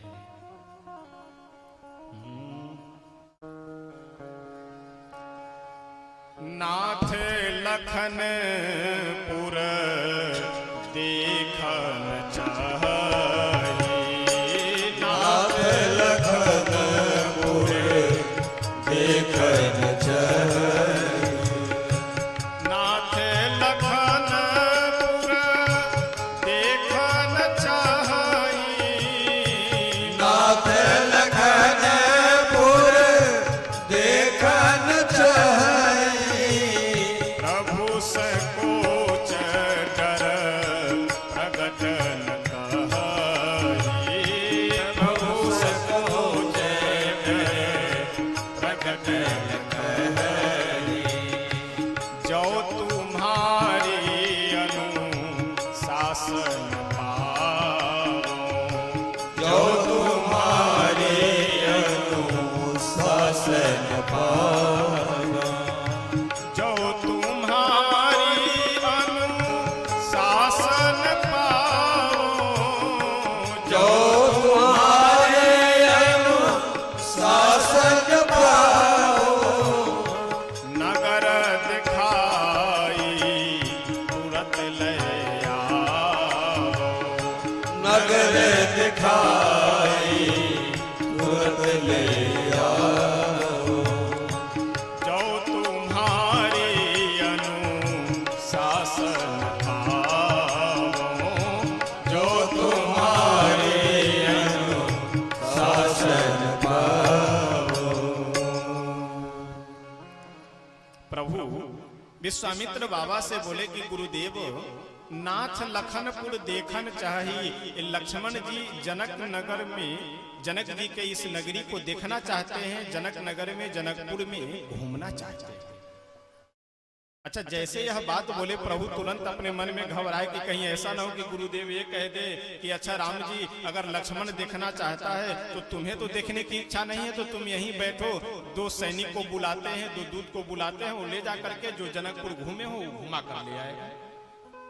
प्रभु देखे कि कहीं मामला गड़बड़ न हो जाए, इसलिए तुरंत बोलते हैं जो तुम्हारी अनुशासन पावो। विश्वामित्र बाबा कुछ बोले उससे पहले प्रस्ताव रख देते हैं कि जो तुम्हारी अनुशासन पावो, नगर दिखाई तुरंत ले आओ, तुरंत ले आओ, तुरंत लेकर के मैं आ जाऊंगा। अच्छा, इस चौपाई में आप जब गंभीरता से विचार करेंगे तो बहुत सुंदर आपको भाव समझ में आएगा। प्रभु मानो विश्वामित्र बाबा से निवेदन कर रहे हैं कि गुरुदेव अगर कहीं आपके मन में यह भावना आ रही हो कि राम जी आप रहने दीजिए और मैं 2 जनकपुर वासी को ही बुला करके भेज देता हूं, तो पता न कहीं ले करके जाए अपने घर में बिठा ले, कहीं रोक ले, कहीं रात्रि विश्राम करवा ले। तो इसलिए लक्ष्मण अभी छोटा है, तो जनकपुर वासी यदि कोई जाता है उसमें नुकसान यह है कि लक्ष्मण को रोक सकते हैं, लेकिन मैं जाऊंगा तो मुझे रुकने की कोई झंझट ही नहीं, मैं जाऊंगा और दिखला करके तुरंत लेकर के चले जाऊंगा। इसलिए यह लाभ है।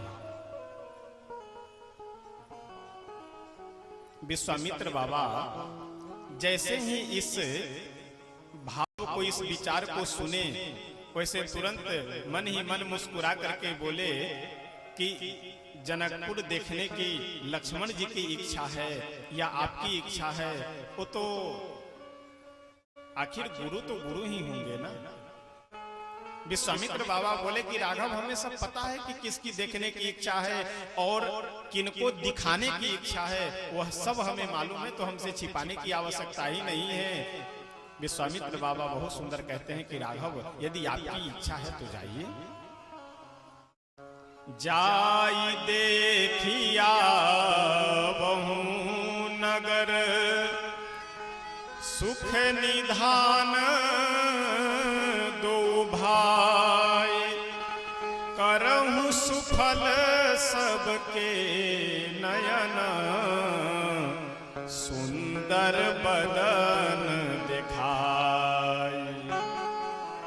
विश्वामित्र बाबा बोले कि रघुनंदन मैं सब समझ रहा हूं कि भगत बछलता ही हुलसानी, जनकपुरवासी जो आपके पास यहाँ तक चल करके नहीं आ सकते हैं, कुछ मर्यादा में बंधे हैं, कुछ समस्या में बंधे हुए हैं, सबकी अलग अलग मजबूरी है जो आपके पास चलकर नहीं आ सकते हैं, उन्हें आप जाकर के दर्शन देना चाह रहे हैं तो कोई बात नहीं, मैं भक्तों के इच्छा को समझता हूँ, भक्तों की लालसा को समझता हूँ। मैं हजारों वर्ष तपस्या करने वाला बैरागी यदि आपको देख करके एक ही झलक में मैं अपना ज्ञान वैराग भूल सकता हूँ, जनक जी जैसे विश्वविख्यात ज्ञानी आपको देख करके अपना वैराग ज्ञान भूल सकते हैं, तो मिथिलावासी तो भक्त हैं, यह कैसे आपको देखना नहीं चाहेंगे। इसलिए आप जाइए, जाई देखिया बहु नगर सुख निधान दो भाई, करहु सुफल सबके नयन सुंदर बदन देखा। जय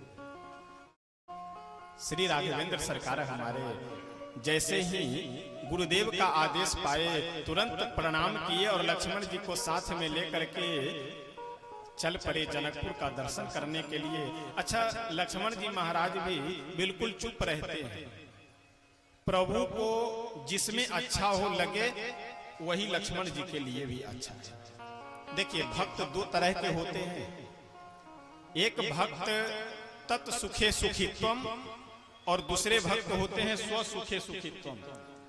कुछ भक्त ऐसे होते हैं कि जो भगवान के सुख में ही अपना सुख मानते हैं और कुछ भक्त ऐसे होते हैं जो अपने सुख में भगवान का सुख मानते हैं।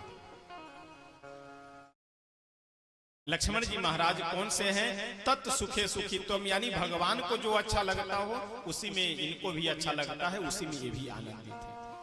लक्ष्मण जी पीछे पीछे धनुष बाण लेकर के चल दिए। उधर सभी जनकपुर वासियों के कान में मानो जैसे बिच्छी के डंक मारने से पूरे शरीर में जहर विष फैल जाता है, उसी तरह से पूरे जनकपुर में यह बात फैल गई कि दोनों राजकुमार आ रहे हैं नगर देखने के लिए।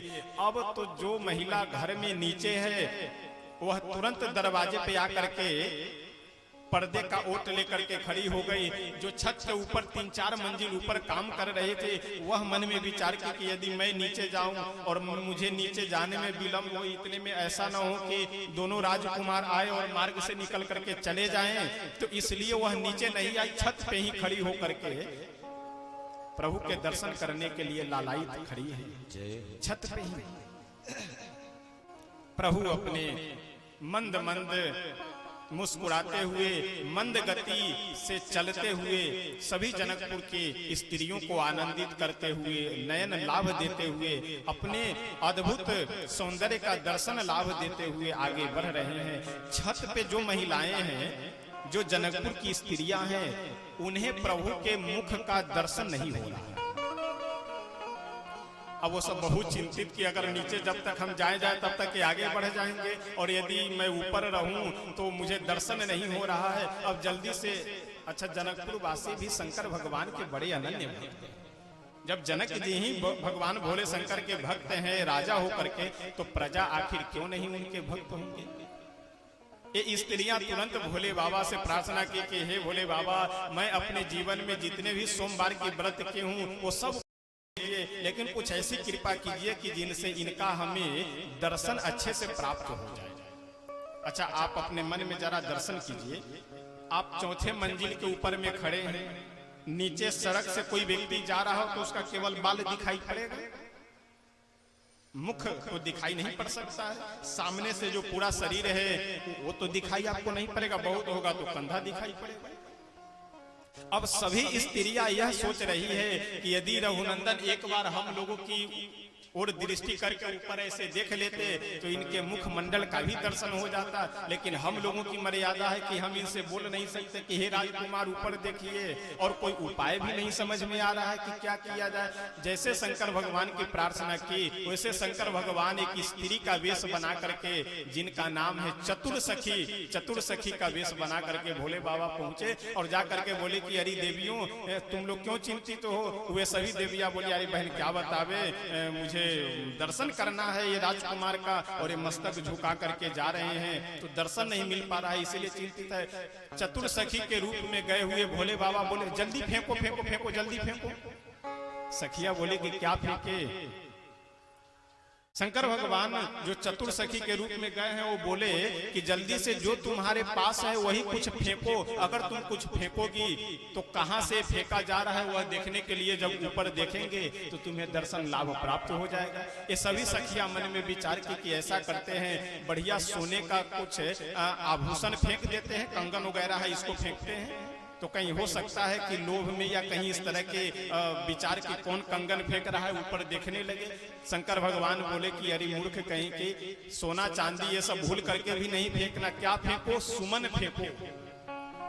और देखिए सुमन का दो अर्थ हो, एक तो पुष्प और दूसरा अर्थ होता है सुंदर मन। यानी भगवान को प्राप्त करना हो तो आप सुमन से ही प्राप्त कर सकते हैं, किसी द्रव्य आदि से प्राप्त नहीं कर सकते हैं।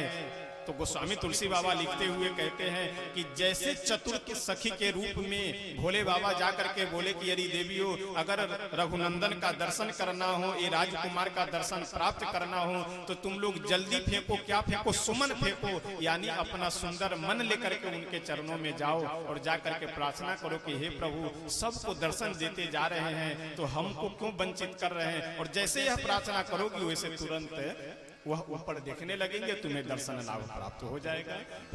हिये हर सही बर सही सुमन। ये बात मैं अपने मन से नहीं कह रहा हूँ, ये आप मत समझ लीजिएगा कि मैं अपने मन से कल्पना कर करके सुनाते जा रहा हूँ। जो भी मैं बोल रहा हूँ वह सब किन्हीं न किन्हीं संत का प्रमाणित शब्द और नहीं तो गोस्वामी तुलसी बाबा का प्रमाणित। हिये हर बरसहि सुमना सुमुखी सुलोचनी वृंद जाहि जहां दो बंधु जहां तहाँ तहाँ परमानंद। हिये हर सही। जैसे यह बात सभी सखियां सुनी वैसे तुरंत समझ गई और हर्षित हो गई कि अब रास्ता मिल गया, उपाय मिल गया दर्शन लाभ प्राप्त करने। और पुष्प फेंक रही है। जैसे पुष्प फेंकने लगी, एक बहुत सुंदर भजन है हमारे बक्सर वाले साकेतवासी परम पूज्य श्री नारायण दास जी महाराज भक्तमाली जी के। तो मैं पूरा भजन नहीं बस एक पंक्ति गा करके केवल आगे बढ़ूंगा। सखी है गली गली घूमे ले अवध के किशोर। सखी है गली गली घूमे ले अवध के किशोर। जिनका देखे खातिर मिथिला में मचल बाते शोर। जिनका देखे खातिर मिथिला में मचल बाते शोर। जिनका देखे खातिर मिथिला में मचल बाते शोर। जिनका देखे खातिर मिथिला में मचल बाते शोर। जेहि देखे बूहे होखे इनका प्रेम में विभोर। जेहि देखे उहे होखे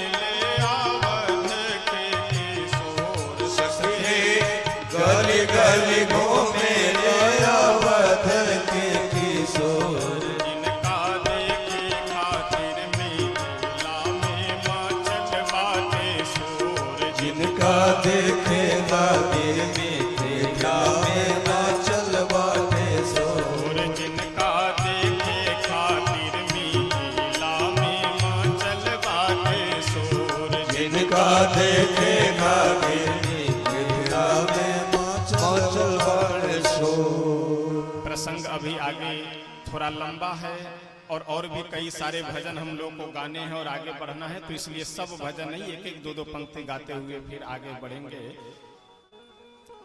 सभी जो मिथिलानियां हैं मन ही मन प्रभु से तो अब तक प्रार्थना यह कर रही थी कि दर्शन लाभ मिल जाए, और जैसे दर्शन मिला वैसे तुरंत अपने अपने इष्ट देवता से यह प्रार्थना करने लगी कि हे मेरे इष्ट देव, बस आप ऐसी कृपा कीजिए कि जो जनक जी महाराज हमारे अपनी पुत्री का विवाह करने के लिए जो धनुष तोड़ने का संकल्प किए हैं, धनुष तोड़वाने की प्रतिज्ञा किए हैं, उस प्रतिज्ञा को वह भूल जाएं और श्री किशोरी जी का विवाह हमारे इन्हीं राजकुमार के साथ में हो जाए। इन्हीं राजकुमार के साथ हमारी किशोरी जी का विवाह हो जाए। सभी मिथिलावासी बड़े ही हर्षोल्लास के साथ प्रभु का दर्शन लाभ प्राप्त करते हैं। एक बहुत सुंदर और भजन है, आइए हम सब लोग उसके माध्यम से मिथिलावासियों के भाव को हम लोग समझते हैं कि किस तरह से मिथिलावासी, देखिए मिथिलावासियों का डायरेक्ट प्रेम राम जी से नहीं है, घूम करके प्रेम होता है। कैसे? सबसे पहले किशोरी जी से प्रेम है, और किशोरी जी से यदि संबंध हो जाए तब तो राम जी से प्रेम है, नहीं तो राम जी की कोई कीमत नहीं। अभी तो मिथिला में जो ब्रह्म है, जो भगवान है, उनकी ऐसी ऐसी फजीहत होती है, ऐसी ऐसी गालियां मिलती है कि अभी आगे हम लोग श्रवण करेंगे। सभी मिथिलावासियों का बड़ा ही सुंदर विचार है। क्या विचार है? तो आइए इस भजन के माध्यम से हम लोग श्रवण करते हैं। जेहने किशोरी मोरी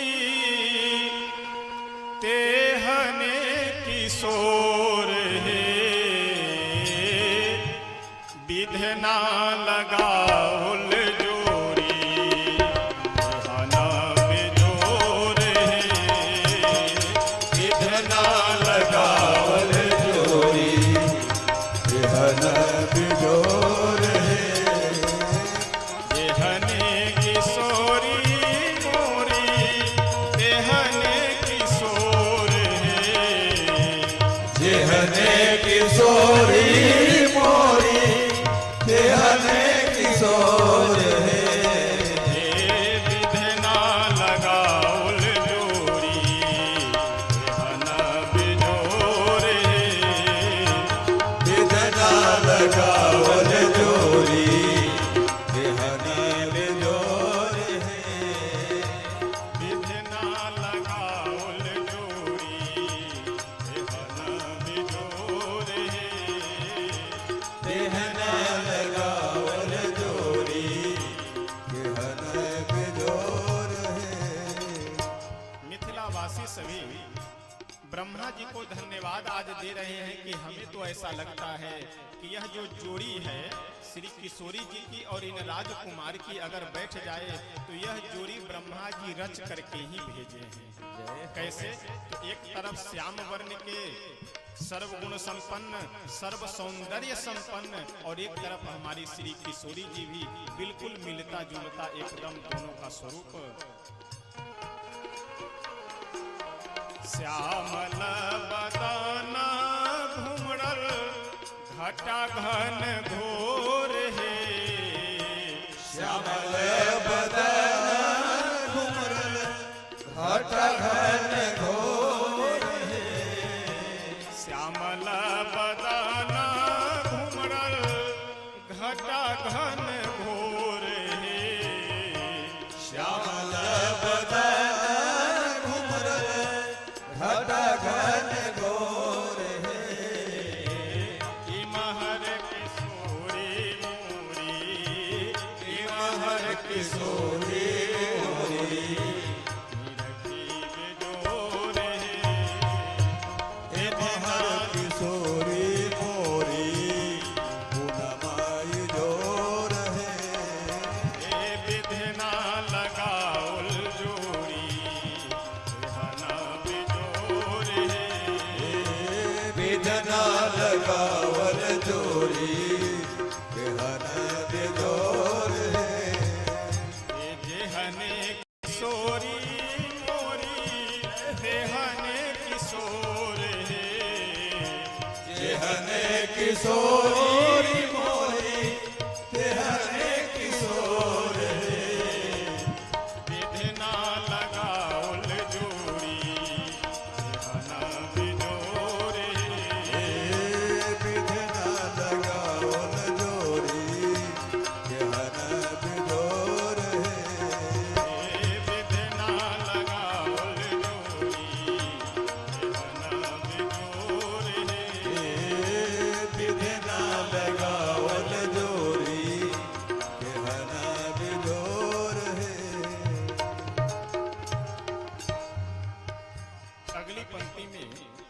मिथिलावासी यह अपने सौभाग्य का वर्णन करते हुए कहते हैं कि बताओ, जिनकी एक झलक पाने के लिए, जिनका एक बार दर्शन करने के लिए बड़े बड़े यमलात्मा विमलात्मा योगी मुनि लोग हजारों लाखों वर्ष तपस्या करते हैं, तब उन्हें यह सौभाग्य प्राप्त होता है।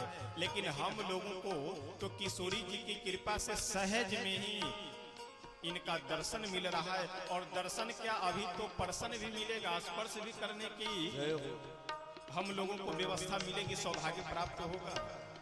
सभी मिथिलावासी बड़े ही आनंद में भर करके जिनका के जोगी मुनि, जिनकाल जोगी मुनि कैलन जोग है, जिनकाल जोगी मुनि कैलन जोग है, जिनकाल जोगी मुनि कैलन जोग है, जिनकाल जोगी मुनि कैलन जोग है, से मोरा पाहुन श्री, से मोरा पाहुन श्री रामचीत चोर है, से मोरा पाहुन रामचीत चोर है, से मोरा पाहुन श्री रामचीत चोर है, से मोरा पाहुन रामचीत चोर है।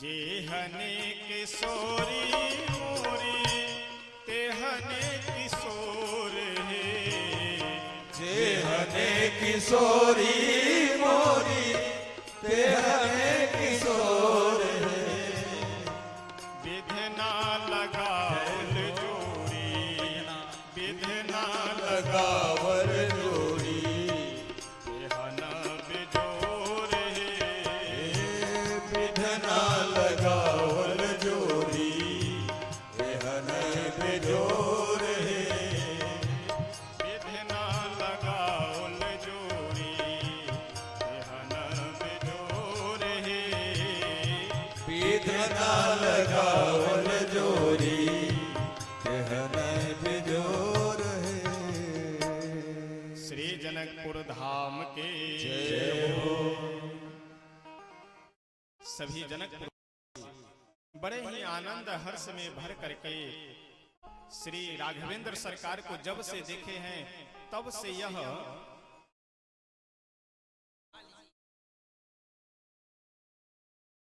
आप आगे जितनी माताएं बहनें बैठी हुई है या पीछे भी जो आगे आना चाहते तो आप सब आगे आ जाइए थोड़ा, क्योंकि पीछे जगह है नहीं और आगे से आप लोग बहुत पीछे से बैठ जाते हैं, तो इसलिए जगह थोड़ा कम हो जा रहा है। तो और भी जो लोग आ रहे हैं, जो भी माताएं बहनें, उन सबको भी दर्शन और कथा सुनने का अवसर प्राप्त हो, तो इसलिए आप सब लोग थोड़ा आगे आ जाइए। एक लोग इधर से इधर हो जाओ, इनको भेज दो, केवल वहां पे अकेले रहो, इधर भेजो, वहां पे अकेले रहो। कुर्सी हटा दो, वहां से कुर्सी हटा, एक कुर्सी यहाँ से भी हटा दो, सामने से भी हटाओ, यहाँ कुर्सी एक कुर्सी हटा दो, एक हटा दो, एक ही रखो।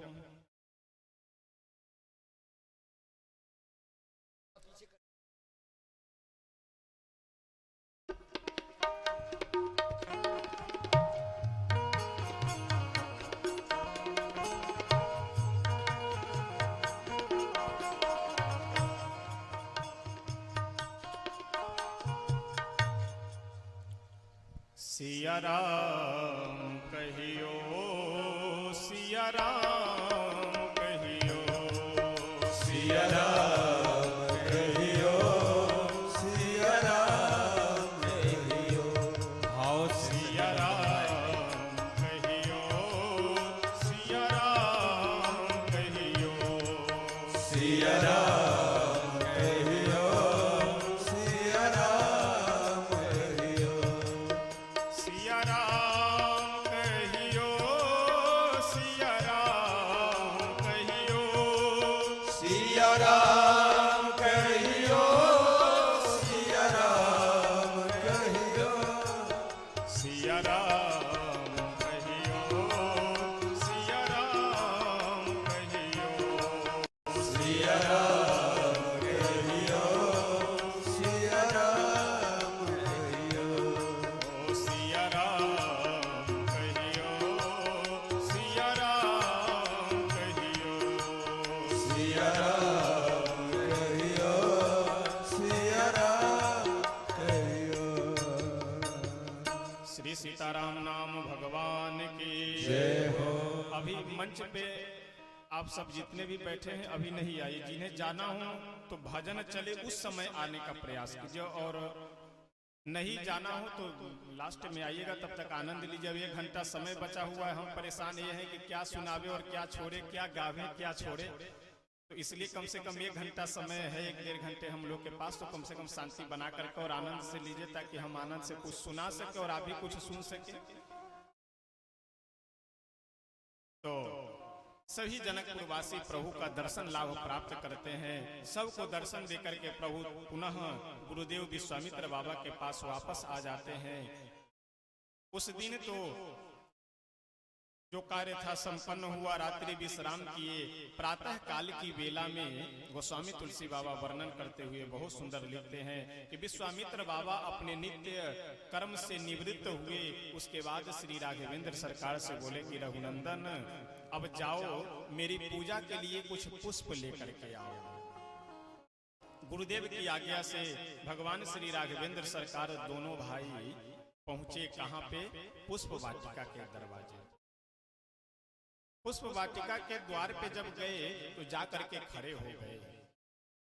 खड़े होकर के आवाज देते हैं कि अजी कोई है अंदर? बगीचे का कोई माली बगीचे में है? अंदर से माली 2-3 की संख्या में एक जो अगुआ यानी कि जो मालिक था उस बगीचे का, वह आगे आगे है, पीछे से और भी 2-3 माली सब आकर के द्वार पे खड़े। अच्छा, अगर जनकपुर में अभी तक प्रभु के दर्शन से कोई वंचित है तो ये माली लोग हैं, क्योंकि समस्या है कि बगीचा छोड़ करके जा नहीं सकते, और बारी बारी से भी जाए आवे तो ऐसा मौका नहीं मिल रहा है कि बारी बारी से जा करके दर्शन कर ले, क्योंकि मर्यादा है, व्यवस्था है। ये सभी बगीचे में बैठ करके प्रभु से प्रार्थना कर रहे हैं कि प्रभु, अरे हम आपके पास में नहीं आ सकते हैं, लेकिन आप तो हमारे पास में आ सकते हैं, तो कुछ ऐसी कृपा कीजिए कि आपका दर्शन हम लोगों को भी मिल जाए। अच्छा, आप विचार कीजिए कि अगर प्रभु को दर्शन देना नहीं होता तो जनक जी के सबसे विशिष्ट और सबसे स्पेशल गेस्ट हैं कौन? विश्वामित्र जी स्पेशल गेस्ट हैं, तो इसलिए स्पेशल व्यवस्था भी है। नौकर चाकर दास दासियां जितने भी चाहिए 1 2 4 10 20 50 सब लगे हुए हैं, लेकिन किसी नौकर चाकर को न भेज करके प्रभु स्वयं बगीचे में जा रहे हैं, इसका मतलब दर्शन देना है।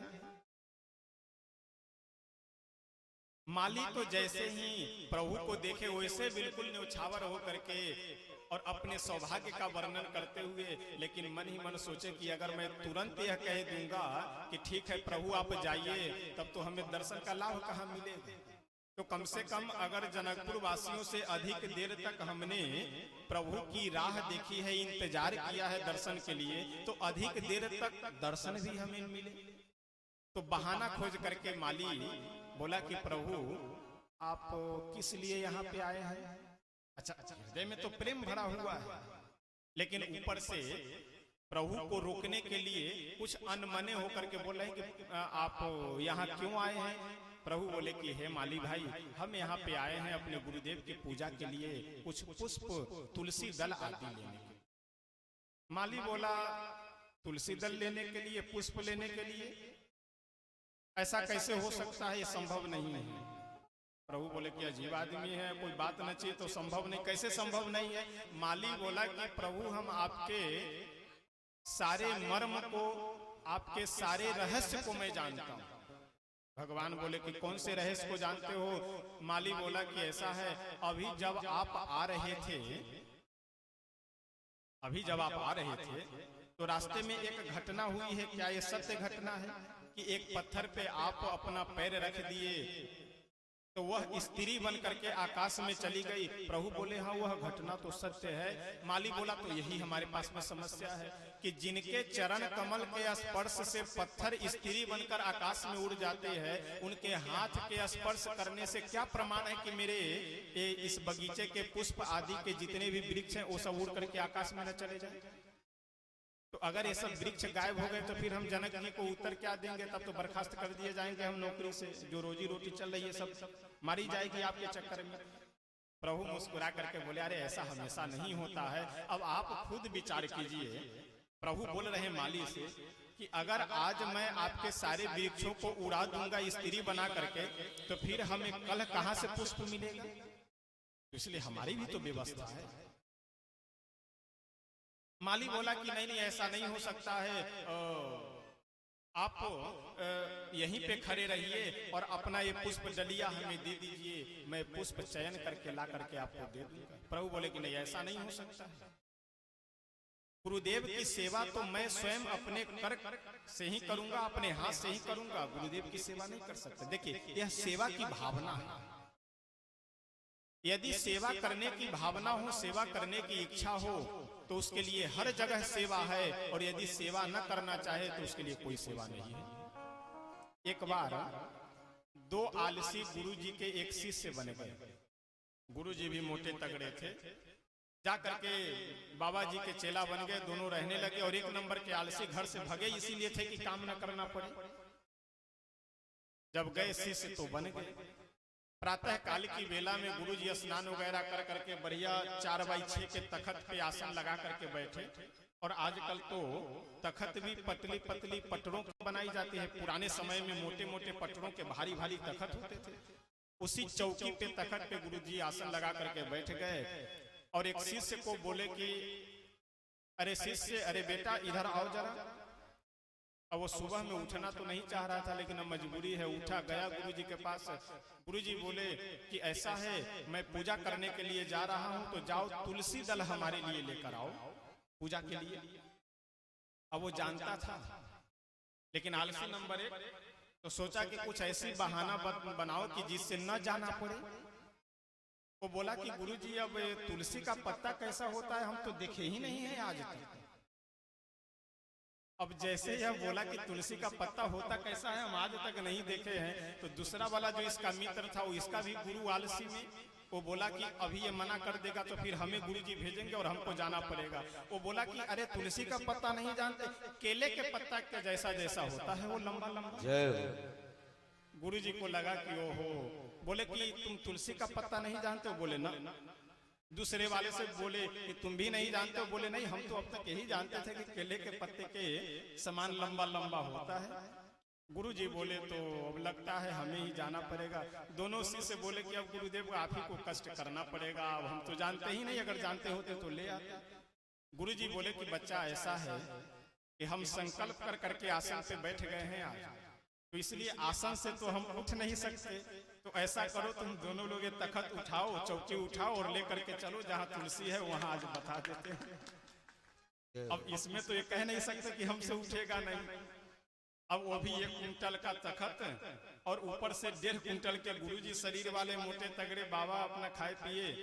क्योंकि पुराने समय में एक साधुशाही में कहावत थी कि मठ का गेट और महंत का पेट जितना बड़ा हो उतना ही अच्छा होता है। साधुशाही में बहुत प्रसिद्ध कहावत है। तो वैसे भी मठ के महंत जी थे महाराज, वैसे 1.5 कुंटल के और तखत ऊपर से 1 कुंटल 2.5 कुंटल, अब दोनों उठा करके जो बिल्कुल लंबी लंबी सांस है, और किसी तरह से तखत को उठा कर लेकर के गए तुलसी के पेड़ के पौधे के पास में। गुरुजी दोनों से बोले कि देखो बच्चा, यही तुलसी का पौधा है, आज के बाद भूलोगे तो नहीं। दोनों शिष्य बोले कि गुरुदेव के जन्म तो क्या 7 जन्म में अब नहीं भूलेंगे तुलसी का पत्ता, क्योंकि इस तरह से तखत उठा करके ले जाना हो तब तो फिर भूलना ये तो खतरे से खाली नहीं है। ये आलसी का लक्षण है। अगर सेवा करना हो तो सेवा करने वाले के लिए सेवा की कोई कमी नहीं है, लेकिन न सेवा करना। अब कई बार आप मैं देखता हूँ ये गुरुद्वारा में, यहाँ चाहे कहीं पर भी तमाम लोग आए, महाराज जी कोई सेवा होगी तो बताइएगा, और जिस समय सेवा की उस समय वो गायब मिलेंगे। उनको कह दीजिए कि भाई साहब जरा एक गंदगी लगा है, झाड़ू डाल दी, बस बस महाराज 1 मिनट में आ गए। 1 मिनट क्या, वो दिन भर नहीं दिखाई पड़ते, लेकिन पूछने जरूर आएंगे कि महाराज जी कोई सेवा होगी तो बताइएगा। तो सेवा करने वाले के लिए पूछने की जरूरत नहीं है, और नहीं सेवा करने वाले के लिए कोई काम ही नहीं है, बिल्कुल खाली हो 24 घंटे। प्रभु श्री राघवेंद्र सरकार बोले कि हे माली, गुरुदेव की सेवा तो हम अपने हाथ से ही करेंगे, तो इसलिए और कोई उपाय हो तो बताओ। और एक बात मैं देखो आपसे निवेदन कर दूं कि ये कोई आवश्यक नहीं है कि पैर के छूने से यदि कोई पत्थर स्त्री बन जाए तो हाथ के छूने से वृक्ष स्त्री में परिवर्तित हो जाए, ऐसा नहीं होगा। माली बोला चलिए हम मान लेते हैं, लेकिन हाथ में अगर करामात नहीं है तो पैर में तो करामात है। आप जब पुष्प लेने के लिए जाएंगे तोड़ने के लिए, तो उससे पहले आप जाकर के हाथ पैर धुलेंगे, और हाथ पैर धुलने के लिए जब आप हमारे बगीचे के तालाब में जाएंगे तो इस जनकपुर के जनक जी महाराज के बगीचे के जो तालाब की सीढ़ियां हैं वो सब रंग बिरंगे पत्थरों से बनाई गई सीढ़ियां हैं, और सब पत्थर के ही हैं। तो उन पत्थरों पे कहीं अगर आप पैर रखे और वे सभी पत्थर एक एक कर करके ऊपर उड़ गए, तब तो फिर और आप, तब तो मेरे ऊपर यही आरोप लगेगा कि तुमने इस पत्थर को उखाड़ करके कहीं मार्केट में बेच दिया होगा। इसलिए ये सब अब संभव नहीं है कि आप यहाँ से पुष्प अपने हाथ से तोड़ करके ले जाइए। बस अब उपाय एक ही है कि आप मुझे डलिया दीजिए, क्योंकि मैं पुष्प तोड़ करके आपको दे दूं। प्रभु बोले कि ऐसा ये तो 101% के अलावे और कोई उपाय हो। माली बोले कि आज मौका बढ़िया मिला हुआ है। माली लोग बोले कि प्रभु अलावे भी हमारे पास इस समस्या का भी एक और समाधान है। क्या समाधान है? आप एक बार श्री जी की जय बोल दीजिए, जानकी जी जय बोल दीजिए, आपके आदि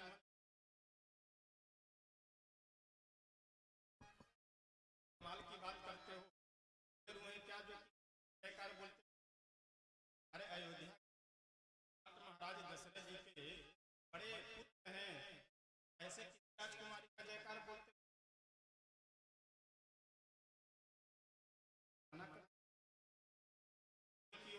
लक्ष्मण जी की ओर लक्ष्मण क्या किया जा सकता है?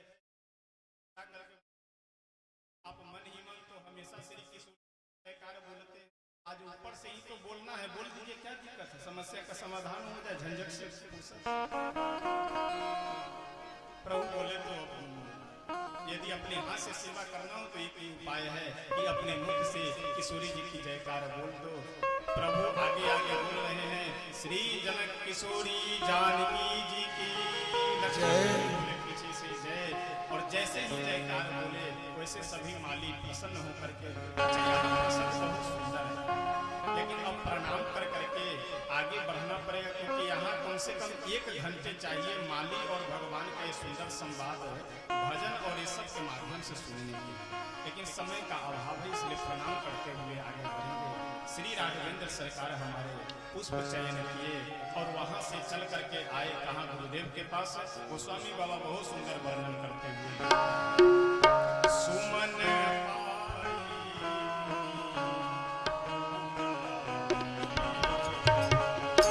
सुमन पाए मुनि पूजा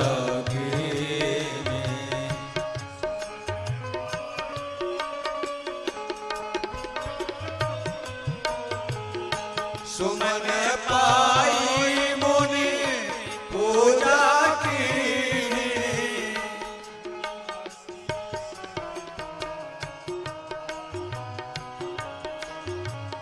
पुण्य आशीष दुन भाई को दे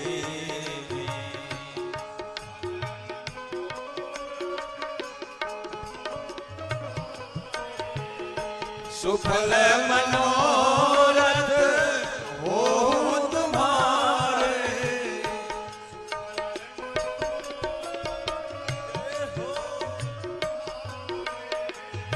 सुफल मनोरथ हो तुम्हारे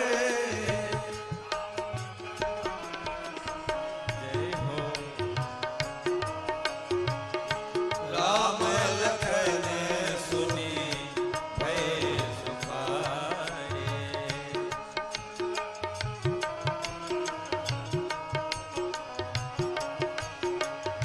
सुफल मनोरथ हो तुम्हारे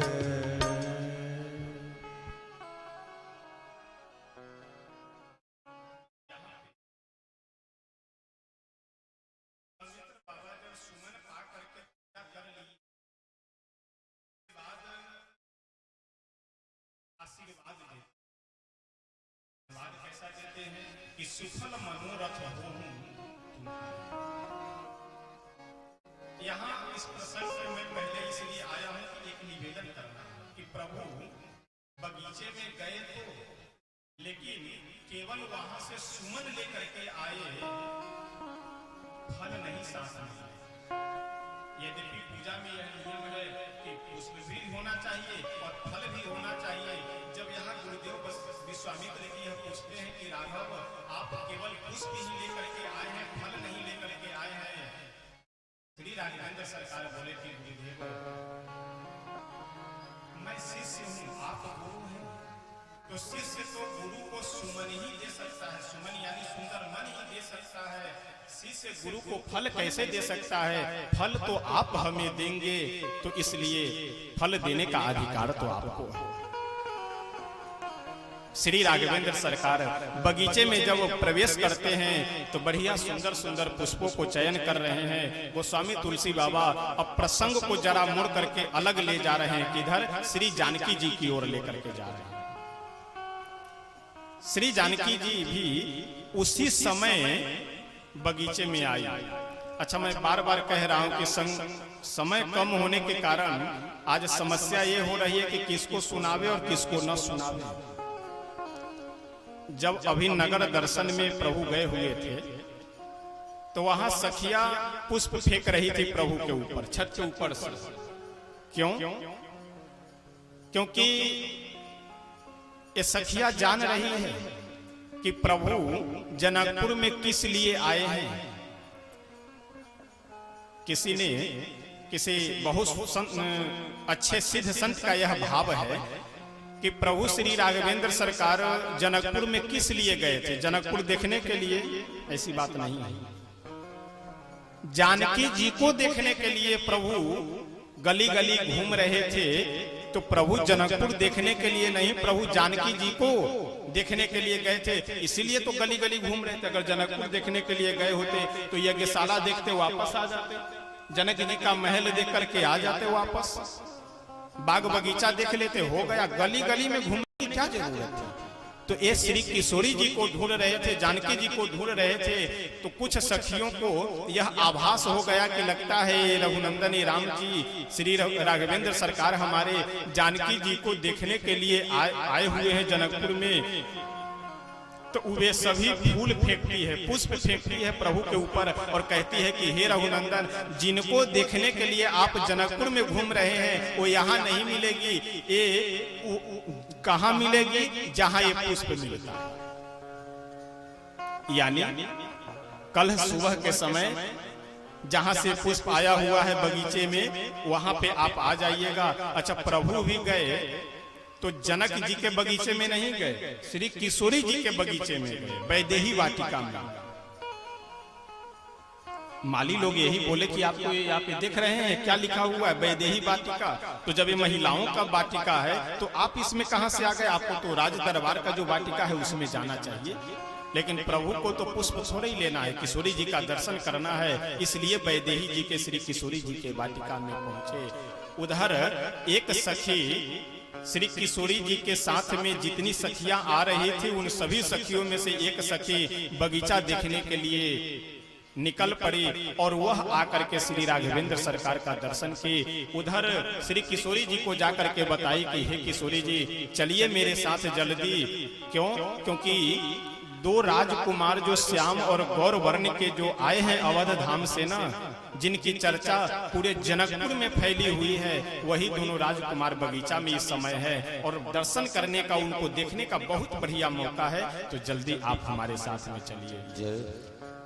श्याम गौर सुन, श्याम है, गौर है और सुंदर है। श्याम वर्ण के बड़े वाले हैं, गौर वर्ण के छोटे वाले हैं और दोनों सुंदर भी हैं। बगीचा में क्या करने के लिए आए हैं? तो गोस्वामी बाबा बहुत सुंदर कहते हैं, देखन बाग कुंवर दुइया,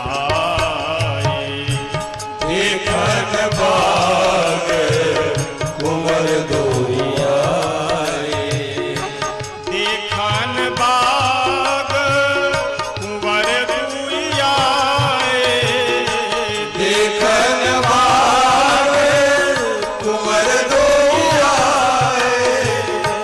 बै किशोर सब भांति सुहाई, बै किशोर सब भांति सुहाए, श्याम गौर किमी कहूँ बखानी, श्याम गौर किमी कहूँ बखानी, श्याम गौर किमी कहूँ बखानी, श्याम गौर किमी कहूँ बखानी, गिरा नयन नयन दीवानी, हीरा नयन नयन बिलुबानी।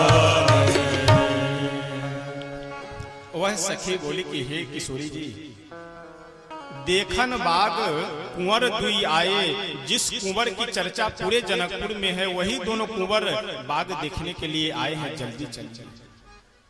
अच्छा, कितना सुंदर यहाँ पर प्रसंग वर्णन है कि जिन जिन जनकपुर वासियों की इच्छा हो रही है कि हम प्रभु का अवलोकन करें, प्रभु का दर्शन करें, उन सब को प्रभु जा जा करके दर्शन दे रहे हैं। क्योंकि इन सब के मन में निश्चल प्रेम है, निष्कपट प्रेम है। हम लोगों का प्रेम मिलावट वाला है, इसलिए भगवान की कृपा नहीं। अच्छा, विडंबना है कि नहीं? आजकल अगरबत्ती दो जगह जलाए जाते हैं, ध्यान दीजिएगा, अगरबत्ती दो जगह जलाए जाते हैं। कहां कहां? एक भगवान के मंदिर में भगवान को बुलाने के लिए, और एक अपने शयन कक्ष में घर में मोर्टीन मच्छर अगरबत्ती, किस लिए? मच्छर को भगाने के लिए। तो मंदिर में जो अगरबत्ती जलाते हैं भगवान को बुलाने के लिए, तो वहां भगवान आते नहीं, और यहाँ जो घर में अगरबत्ती जलाते हैं मच्छर को भगाने के लिए, तो मच्छर जाते नहीं। और इसका कारण क्या है? मिलावट। मंदिर में जब जा रहे हैं तो वहां मन में मिलावट है, भाव में मिलावट है, इसलिए भगवान नहीं आते हैं। और घर में जो अगरबत्ती जला रहे हैं उस अगरबत्ती में ही मिलावट है, इसलिए मच्छर नहीं भागते। आजकल ये मोर्टीन जो मच्छर है ऐसे मिलावट है तो उसको अगर आप जला करके घर में रख दीजिए तो कई बार आपको ऐसा प्रत्यक्ष देखने को मिलेगा कि उसी पे दो चार मच्छर बैठ करके मीटिंग करते हुए आपको मिलेंगे कि आज किधर हमला करना है और किसके ऊपर आक्रमण करना है। यानी जिस अगरबत्ती को आप भगाने के लिए रखे हैं उसी पे वो बैठ करके सम्मेलन कर रहे हैं, मीटिंग कर रहे हैं कि आज किधर हमला करना है। इसका कारण क्या है? मिलावट। तो भाव में मिलावट होने के कारण भगवान नहीं मिलते हैं हम लोगों को, और सामान में मिलावट होने के कारण जिस काम से जो सामान लेकर के आ रहे हैं वह पूरा नहीं हो पाता है। तो इसलिए चाहे सामान की वस्तु की बात हो, चाहे वह भगवान को प्राप्त करने की बात हो, दोनों जगह अगर मिलावट है तो आपका कार्य नहीं पूरा हो पाएगा। लेकिन जनकपुर वासियों के मन में कोई मिलावट नहीं, बिल्कुल निश्चल प्रेम, निस्वार्थ भाव से सब श्री राम जी से प्रेम करते हैं। इसलिए प्रभु भी सबको आनंद दे रहे हैं घूम घूम करके। श्री किशोरी जी जैसे ही सुनी वैसे तुरंत गिरिजा जी के मंदिर में बैठ करके पूजा कर रही थी, वहां से चल रही है प्रभु का दर्शन करने के लिए। आइए एक बहुत सुंदर भजन है, एक पंक्ति गा करके तब हम लोग यहाँ से आगे बढ़ेंगे। बगिया में ऐलन सलोना है, सखी हम देखी ऐलो। सखी क्या कह रही है कि बगिया में ऐलन, कौन सखी? जो सखी अभी देख करके गई थी दोनों राजकुमार को, वो जा करके किशोरी जी से कह रही है कि किशोरी जी जल्दी से आप चलिए। बगिया में ऐलन सलोना है, सखी हम देखी ऐलो। बगिया में ऐलन सलोना है, सखी हम देखी ऐलो। बगिया में ऐलन सलोना है, सखी हम देखी ऐलो। बगिया में ऐलन सलोना है, सखी हम देखी ऐलो। बगिया में ऐलन सलोना है, सखी हम देखी ऐलो। बगिया में ऐलन सलोना है, सखी हम देखी ऐलो। बगिया में ऐलन सलोना है, सखी हम देखी ऐलो। बगिया में ऐलन सलोना है, सखी हम देखी ऐलो। बगिया में ऐलन सलोना है, सखी हम देखी ऐलो।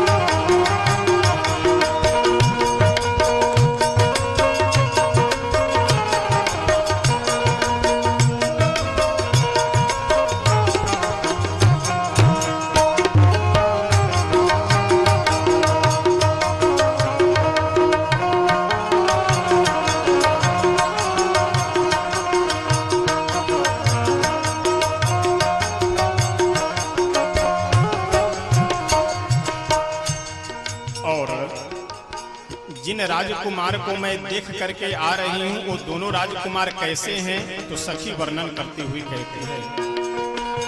एक श्यामल एक गौर मनोहर, एक श्यामल एक गौर मनोहर। एक श्यामल एक गौर मनोहर। एक श्यामल एक गौर मनोहर। एक श्यामल एक गौर मनोहर। एक श्यामल एक गौर मनोहर। अंग अंग पर टोना है, सखी हम देखी ऐलो। अंग अंग पर टोना है, सखी हम देखी ऐलो। बगिया में ऐलन सलोना है, सखी हम देखी ऐलो। बगिया में ऐलन सलोना है, सखी हम देखी ऐलो। बगिया में ऐलन सलोना है, सखी हम देखी ऐलो। बगिया में ऐलन सलोना है, सखी हम देखी ऐलो। इस भजन की अंतिम पंक्ति में श्री मोद लता जी कहते हैं कि भगवान को प्राप्त करने के लिए, भजन करने के लिए सर्वप्रथम यह आवश्यक है कि लोग क्या कहेंगे इसको आप छोड़ दीजिए। कि मंदिर में जाएंगे तो लोग क्या कहेंगे, सीताराम करेंगे तो लोग क्या कहेंगे, चंदन लगाएंगे तो लोग क्या, अरे बाहर में जाए लोग, बढ़िया तिलक लगाइए, बढ़िया भजन कीजिए, बढ़िया राम राम बोलिए, बढ़िया मंदिर बनाइए, सेवा कीजिए, कोई लोगों की परवाह करने की आवश्यकता नहीं है।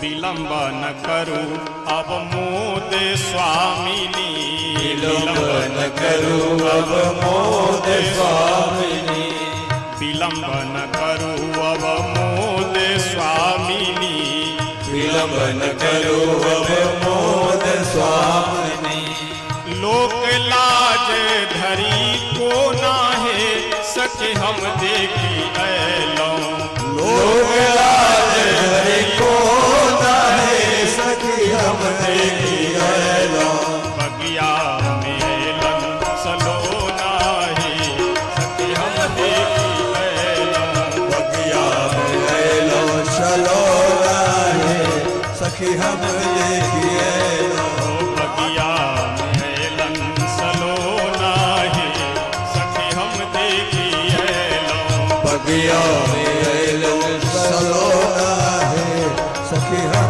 देखी ऐलों, बगिया में ऐलन सलो नाहे सके हम देखी ऐलों, बगिया में ऐलों चलो नाहे सखी हम देखी ऐलों, बगिया में ऐलन सलो नाहे सके हम देखी ऐलों, बगिया में ऐलों चलो नाहे सखी हम देखी ऐलों, बगिया में ऐलन सलो नाहे सके हम देखी ऐलों, बगिया में ऐलों चलो नाहे सखी हम देखी ऐलों, बगिया में ऐलन सलो नाहे सके हम देखी ऐलों, बगिया में ऐलों चलो नाहे सखी हम देखी ऐलों।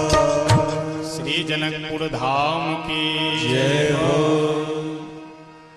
श्री किशोरी जी जैसे ही यह सुनी कि दोनों राजकुमार बगीचे में पधारे हैं, तुरंत गए, बड़े बड़े ही भाव श्रद्धा के साथ दोनों राजकुमार का अवलोकन करती है, दर्शन करती है। उसके बाद उधर श्री किशोरी जी पुनः गिरिजा जी के मंदिर में जा करके यह वर मांगती है कि हे माता जी, मैं अभी आपसे प्रार्थना कर रही थी कि मेरे अनुरूप कोई वर ला करके आप दीजिए, तो वह वर मुझे मिल गया। आपको खोजने जाने की कहीं जरूरत नहीं, जो बगीचा में आए हुए हैं, कृपा कर करके यही वर हमें आप प्रदान कर दीजिए। और देखिए, विवाह आदि में अगर समस्या हो किसी के भी, तो संतों का ऐसा भाव है, गुरुजनों से हमने सुना है कि अगर मां पार्वती की, गौरी की पूजा पाठ नियम निष्ठा से यदि स्वयं करे तो और अच्छी बात है, नहीं तो कोई अच्छे जानकार जो पुरोहित हो, आचार्य हो, उनसे यदि करवावे। सबसे अच्छी बात तो यह है कि नित्य प्रति स्वयं ही, चाहे उनकी फोटो रख करके या उनकी कोई छोटी सी प्रतिमा रख करके अगर पूजा करे तो जो मन से वह चाहेगी वह अवश्य पूरा होगा, यदि श्रद्धा भाव से, प्रेम से पूजा करे तो। श्री गिरिजा मैया आशीर्वाद देती है कि हे जानकी जी, मनुजा ही राचो मिले ही सोबरु, सहज सुंदर सावरो, आप मन में जिन्हें बसाई हुई हो वही पर आपको मिलेंगे जो सुंदर श्याम वर्ण के हैं, जिनको देख करके आ रही हो। उधर श्री गिरिजा जी का आशीर्वाद जानकी मैया को मिलता है, इधर जब प्रभु गुरुदेव विश्वामित्र जी के पास आते हैं तो इनको यहाँ पे गुरु जी का आशीर्वाद मिल रहा है कि सुफल मनोरथ हो तुम्हारे, आपका मनोरथ सुफल हो। अच्छा, प्रभु भी जब श्री किशोरी जी को देखे तो क्या कहते हैं कि मोहि अतिशय प्रतीति मन केरी, जिन्ह सपनेहु पर नारी न हेरी। लक्ष्मण जी से कहते हैं कि लक्ष्मण, मेरा मन जो है, मेरे मन पे मेरा पूर्ण विश्वास है कि किसी भी परिस्थिति के प्रति मेरा मन जा ही नहीं सकता, और किशोरी जी को देख करके मेरा मन अगर आकर्षित हो रहा है तो इसका मतलब लगता है कि कुछ न कुछ बात है। अब लक्ष्मण जी बोले, अब हम क्या बतावे कौन बात है। अब बात क्या है, या तो आप जाने, नहीं तो अब माता जी जाने या गुरुदेव जाने। अब हम क्या बतावे कि कौन बात है, क्या बात है। गुरु जी के पास आए, गुरुदेव आशीर्वाद दिए कि हे रघुनंदन, आपका जो मनोरथ है वह सफल हो। तो चलिए कोई बात नहीं। अच्छा, प्रभु का भी यह मन कहने लगा, प्रभु की भी यही इच्छा जागृत हो गई कि यदि मेरा, मुझे कहीं ना कहीं तो विवाह करना ही है, तो अगर मेरा विवाह इन्हीं के साथ में हो जाए तो कितना अच्छा रहता। लेकिन मर्यादा है, कैसे, जब तक अगुआ न हो। मन ही मन सोच तो रहे थे, लेकिन गुरुदेव से कह नहीं पा रहे थे। केवल बस गुरु जी से इतना बोले कि गुरु जी, मैं बगीचे में जानकी जी को देख करके आया हूँ, और जब से जानकी जी को देखा हूँ तब से तो मेरा मन उन्हीं के तरफ आकर्षित हो रहा है। गुरुदेव मुस्कुरा करके बोले, हो कोई बात नहीं, सफल मनोरथ हो तुम्हारे, जो तुम चाह रहे हो वह तुम्हारा मनोरथ सफल हो। अब विश्वामित्र बाबा भी कैसे कहे कि उसी लिए तो हम तुम्हें लेकर के आए हैं यहाँ पे। और धनुष दिखाने की बात छोड़ी है, धनुष यज्ञ देखने के लिए नहीं, अपितु विवाह ही तो करवाने के लिए लेकर आए हैं। प्रभु प्रसन्न हुए। अच्छा, यहाँ एक बहुत सुंदर संकेत है। गोस्वामी बाबा कहते हैं कि राम लखन सुनि भय सुखारे। राम जी भी सुन करके सुखी हो गए और लक्ष्मण जी भी सुखी हो गए। तो लक्ष्मण जी क्यों सुखी हुए, यह प्रसंग मैं अभी आपको आगे बताऊंगा, केवल याद कर करके रखिएगा कि लक्ष्मण जी क्यों प्रसन्न हुए। आगे विश्वामित्र बाबा पूजन आदि से निवृत्त होकर के भोजन आदि करते हैं। उसके बाद कुछ देर जब विश्राम किए तो जनक जी के तरफ से बुलावा भेजा गया सतानंद जी के माध्यम से कि जाकर के विश्वामित्र जी को बुला लाइए, क्योंकि आज जितने भी दूर दूर से राजा महाराजा आए हुए हैं वे सभी धनुष को तोड़ेंगे।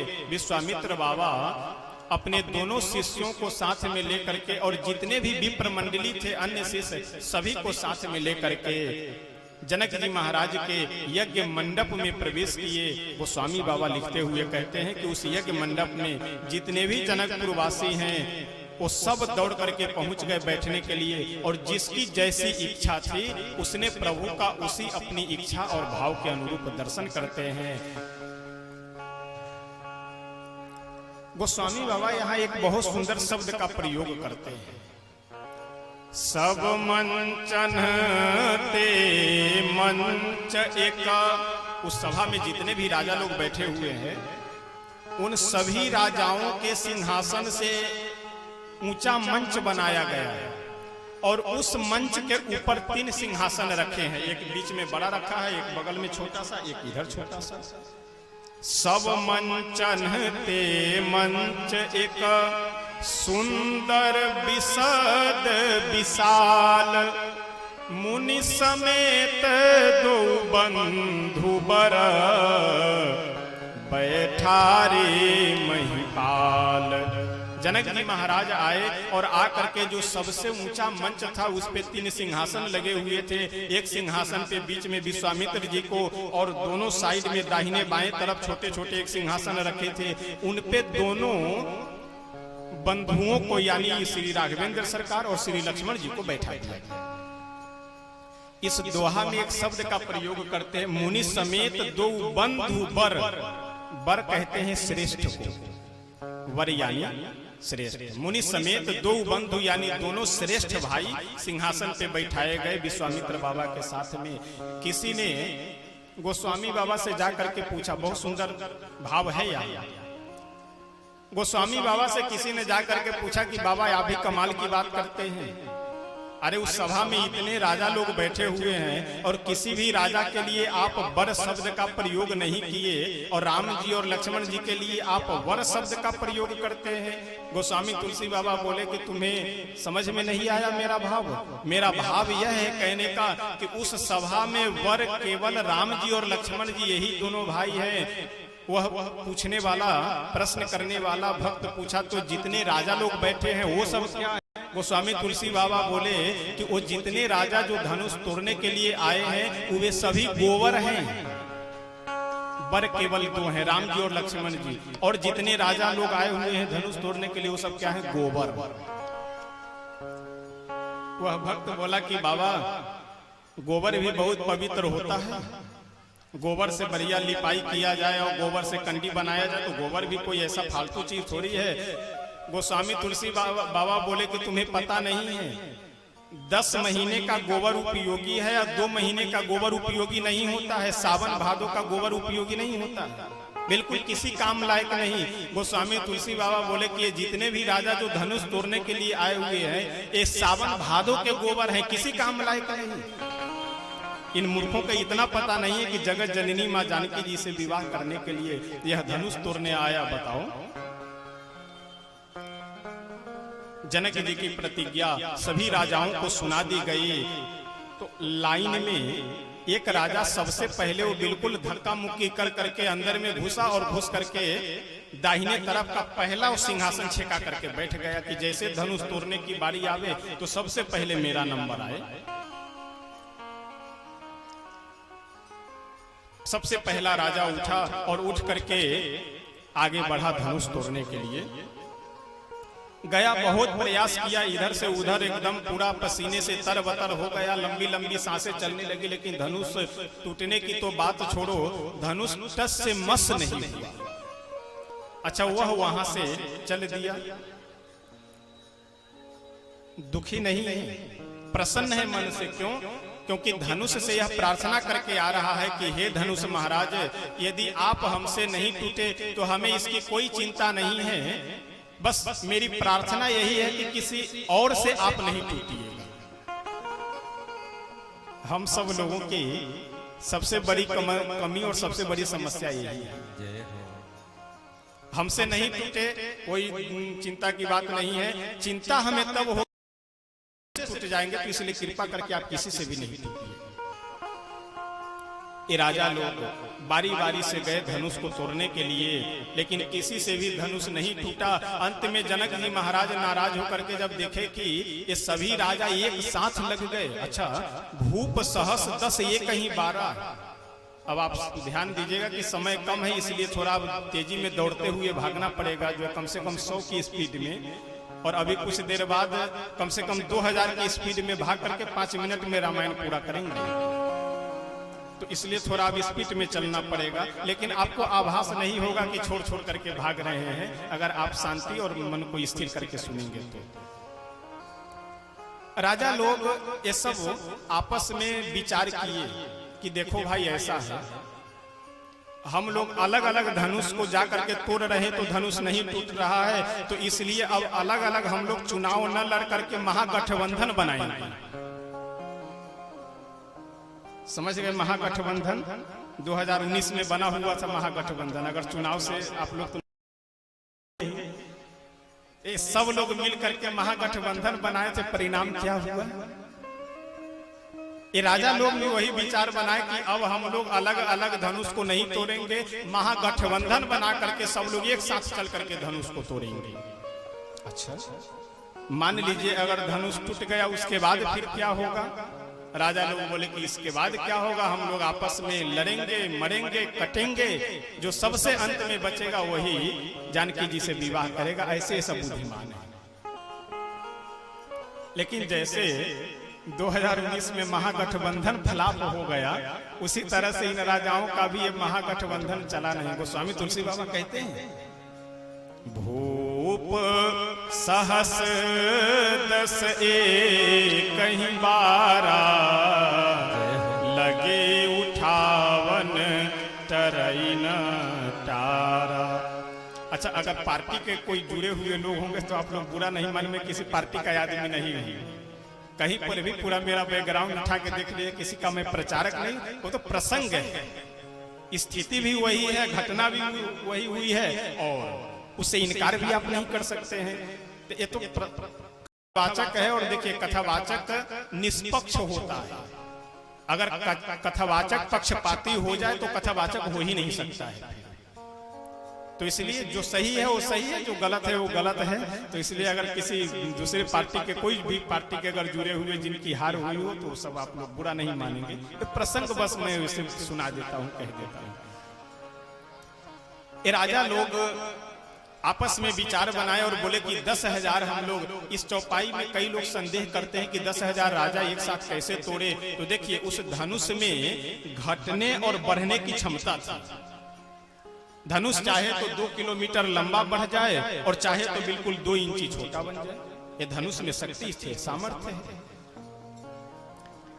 जैसे जैसे ये राजा लोग अपने अपने हाथ लगाने लगे वैसे वैसे वह धनुष बढ़ता गया, लेकिन सब राजा एक साथ मिल करके भी धनुष को नहीं तोड़ पाए। और सबसे सुंदर भाव यह है कि वार माने होता है दिन, रविवार, सोमवार, मंगलवार कहते हैं ना हम लोग, वार माने दिन। यानी गोस्वामी बाबा का संकेत यह है कि एक दिन में ही भूप सहस 10 एक कहीं 12, यानी एक दिन में ही 10,000 राजा लोग धनुष को तोड़े, लेकिन धनुष किसी से भी टस से मस नहीं। अंत में जनक जी महाराज अपने सिंहासन से खड़े हुए और राजाओं को ललकारते हुए बोले कि हे राजाओं, तुम सब लोग उठ करके अपने अपने घर चले जाओ, सब लोग उठ करके इस सभा से तुरंत चले जाओ, क्योंकि मैं समझ गया कि यह पृथ्वी वीरों से खाली हो गई। ये राजा लोग उठे और उठ करके बोले कि हे जनक जी, हम कहाँ जाएं? गेस्ट हाउस नंबर या मोहल्ला नंबर ये सब बताइए कि हमारे रुकने की व्यवस्था किस होटल में है, किस रेस्टोरेंट में। जनक जी बोले कि कोई रेस्टोरेंट गेस्ट हाउस नहीं, तुम लोग अपना अपना बोरिया बिस्तर बांधो और सीधे रेलवे स्टेशन जाओ, जो ट्रेन मिले वही पकड़ कर अपने घर चले जाओ, यहाँ नहीं रुकना है जनकपुर में। जब धनुष किसी से तोड़ने की बात छोड़िए, टस से मस नहीं हुआ, तो तुम यहाँ गेस्ट हाउस में रह करके केवल बिल बढ़ाओगे, जल्दी नगर से बाहर निकलो तुम। अच्छा, जनक जी बोल क्यों रहे हैं? क्या जरूरत है बोलने की? ये कौन नहीं जान रहा है कि राजाओं से धनुष नहीं हिला है, लेकिन फिर भी बोल रहे हैं। क्यों बोल रहे हैं? क्योंकि किन्हीं को खड़ा करना है। किनको खड़ा करना है? तो लक्ष्मण जी को, क्योंकि प्रभु हमारे क्या है? वो ध्वज है, यानी जो पताका होता है ना, पताका है। और लक्ष्मण जी क्या है? डंडा है। तो पताका आकाश में तभी लहरा सकता है जब डंडा खड़ा हो। तो लक्ष्मण जी रूपी डंडे को जनक जी खड़ा करना चाहते हैं, ताकि रघुवंश रूपी, रघुवीर रूपी, श्री रघुनाथ रूपी पताका आकाश में लहरा सके। जनक जी बोलते हैं, हे राजाओं, उठो, अपने अपने घर चले जाओ। लक्ष्मण जी की ओर देखते, असर हो रहा है कि नहीं? बोले अभी असर नहीं हो रहा है। फिर बोले कि लगता है कि मेरी पुत्री जानकी का विवाह ब्रह्मा जी नहीं लिखे हैं। देखे लक्ष्मण जी की ओर, असर हो रहा है कि नहीं? चुपचाप बैठे, असर नहीं हो रहा है। फिर जनक जी बोले कि मैं समझ गया कि यह पृथ्वी वीरों से खाली हो गई है। फिर लक्ष्मण जी की ओर देखे, असर हो रहा है कि अब लक्ष्मण जी के ऊपर असर होना प्रारंभ हुआ। जनक जी मन ही मन विचार किया कि अब काम बन जाएगा, यानी अब पताका लहरा जाएगा, क्योंकि अब डंडा खड़े हो रहे हैं। लक्ष्मण जी उठे, उठ करके लगे हाँकने, बोलने। ये जनक जी की कैसे हिम्मत हो गई कि जिस सभा में कोई रघुवंशी एक भी विराजमान हो, उस सभा में इस तरह की बात कोई नहीं कहता है। और इस सभा में तो रघुवंश शिरोमणि हमारे राम जी विराजमान है, हमारे बड़े भैया विराजमान है, और जनक जी की हिम्मत की वो कह दे पृथ्वी वीरों से खाली हो गई। अभी अगर प्रभु का मेरे आदेश मिले तो मैं पूरे ब्रह्मांड को कच्चे घड़े के समान फोड़ दूं, सुमेरु पर्वत को मूली के समान तोड़ दूं। ये धनुष क्या है? इस धनुष को लेकर के मैं 100 योजन दौड़ करके जाऊं, या कर दूं, वा कर दूं। बगल में प्रभु खड़े हैं, हाथ पकड़ के बोले कि लक्ष्मण, सब कर लोगे, बल है, दम है। लक्ष्मण जी बोले, हमें कहाँ कह रहे हैं अपने बल से? ये सब मैं करूंगा, लेकिन तब प्रताप बलनाथ, आपके बल से। श्री विश्वामित्र बाबा रघुनंदन को आदेश दिए कि हे राघव, उठिए और जाकर के धनुष को तोड़िए। प्रभु गुरुदेव की आज्ञा पा करके सभी जनकपुर वासियों की इच्छा को रखने के लिए और जानकी जी की इच्छा को रखने के लिए धनुष के पास में धीरे धीरे मंद गति से गए और जाकर के धनुष को अपने बाएं हाथ से धीरे धीरे पहले तो प्रणाम किए। सर्वप्रथम जब धनुष के पास गए तो यहाँ एक मैं निवेदन, में तो तेजी से चलना चाह रहा था लेकिन एक निवेदन करूं तो बहुत सुंदर यहाँ एक हम लोगों को संकेत मिल रहा है। जब प्रभु धनुष के पास गए तो गुरु ही प्रणाम मन ही मन किन्हा। गोस्वामी बाबा वहां लिखते हैं कि प्रभु पहले गुरुदेव की चरणों में ध्यान लगा करके उनकी प्रार्थना करते हैं, गुरुदेव को प्रणाम करते हैं। अपने माता पिता को प्रणाम करते हैं, फिर इष्ट देवता को अपने प्रणाम करते हैं, उसके बाद धनुष को प्रणाम कर करके फिर धनुष को उठाते हैं। और ये राजा लोग जाते थे तो ये तो अपने बस बल को दिखलाते हुए हाथ पैर संभालते गए, उठा करके इधर उधर के हिला तक नहीं। यानी कोई भी कार्य करने से पहले अपने माता पिता से अगर आशीर्वाद लेकर के, गुरु से आशीर्वाद लेकर के, अपने इष्ट देवता से आशीर्वाद लेकर के यदि आप कोई कार्य करेंगे उसमें निश्चित सफलता मिलेगी। और यदि आप अपने बल पर कोई कार्य करना चाहेंगे तो उसमें संदेह रहेगा सफलता।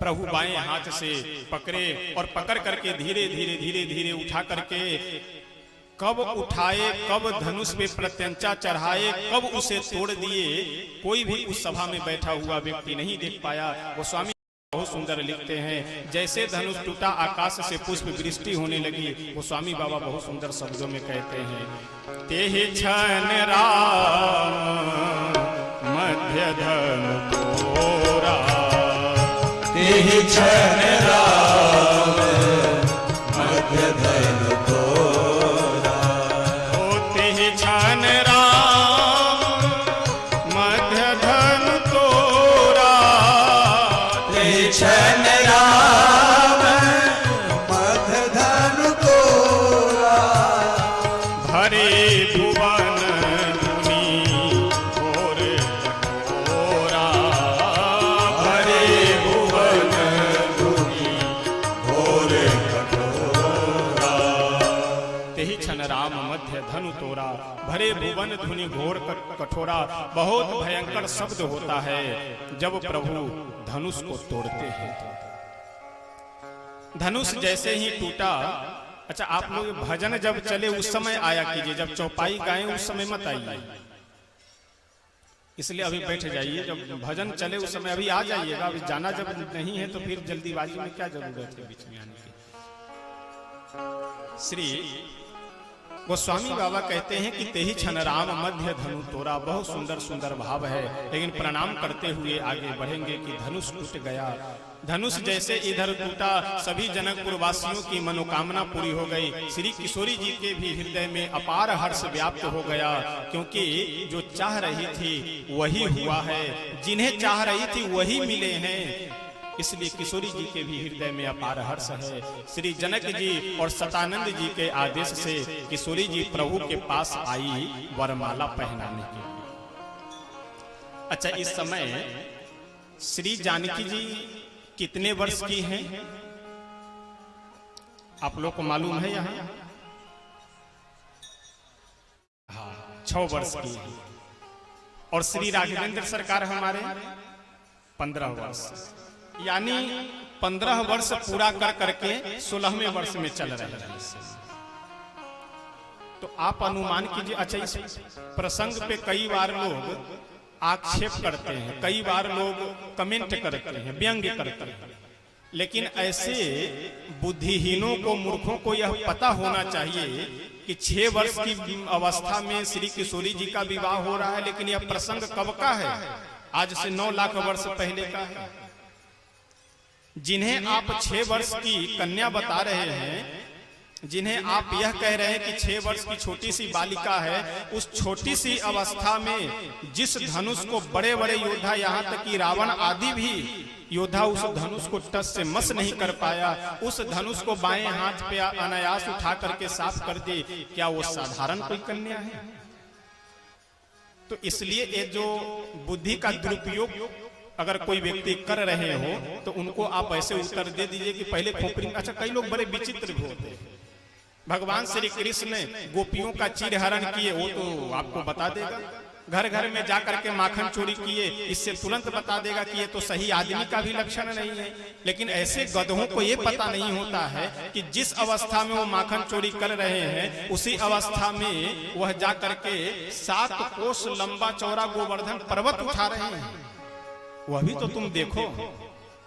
केवल एक बात ले लिए और उसी को लेकर के टर टर लगाए हैं। तो ये सब कुछ लोग होते हैं गधा पचीसी करने वाले, उनको क्या कहा जाए? गधा पचीसी जानते हैं किसे कहा जाता है?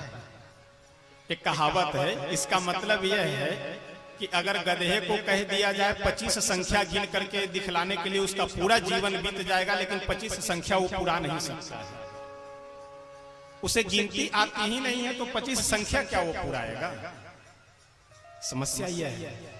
और तमाम लोग गधे के विचार वाले भी होते हैं, और गधे को आप जानते हैं 108 गलत फहमी होती है। गधे को 108 गलत फहमी होती है, जिसमें से 1-2 गलत फहमी मैं बताऊं आपको। एक गधा किसी धोबी के यहाँ रहता था। उसका धोबी बहुत निर्दयी था, मालिक बहुत मारता पीटता था और बहुत सामान भूलवाता था। तो एक दिन नदी के किनारे जब गधे को छोड़ दिया चरने के लिए, तो एक जंगल का गधा आया और आकर के बोला कि क्यों भाई तुम बहुत दुबले पतले हो, क्या कारण है? तो धोबी का जो गधा था वो जंगल के गधे से बोला कि क्या बतावे भाई, मेरा जो मालिक है बहुत निर्दयी है, बहुत मारता पीटता है, बहुत काम करवाता है और खाने को नहीं देता है सही से। वह जंगल का गधा बोला कि बताओ, देखो मैं कितना मोटा तगड़ा हूँ, छोड़ दो मालिक को, आ जाओ हमारे पास। वो गधा बोला सोचता तो मैं भी यही हूँ कि अपने मालिक को छोड़ दूं, लेकिन एक आशा लगा करके मैं वहां बैठा हूँ।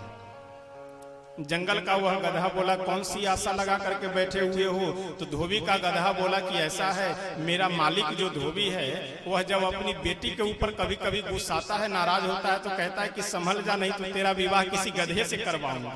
तो इसी आशा में मैं वहां रहता हूँ कि कहीं कभी मेरा नंबर आ जाए। एक गधे की गलत फहमी है।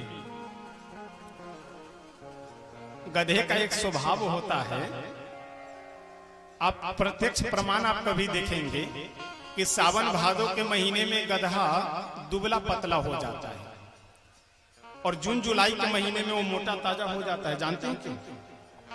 क्योंकि सावन भादो के महीने में जब पूरे शरीर में और चारों तरफ घास भरा हुआ रहता है, तो गधा जब देखता है कि इतने सारे घास, उसको चिंता हो जाती है कि इतना घास मैं अकेले कैसे खाऊंगा।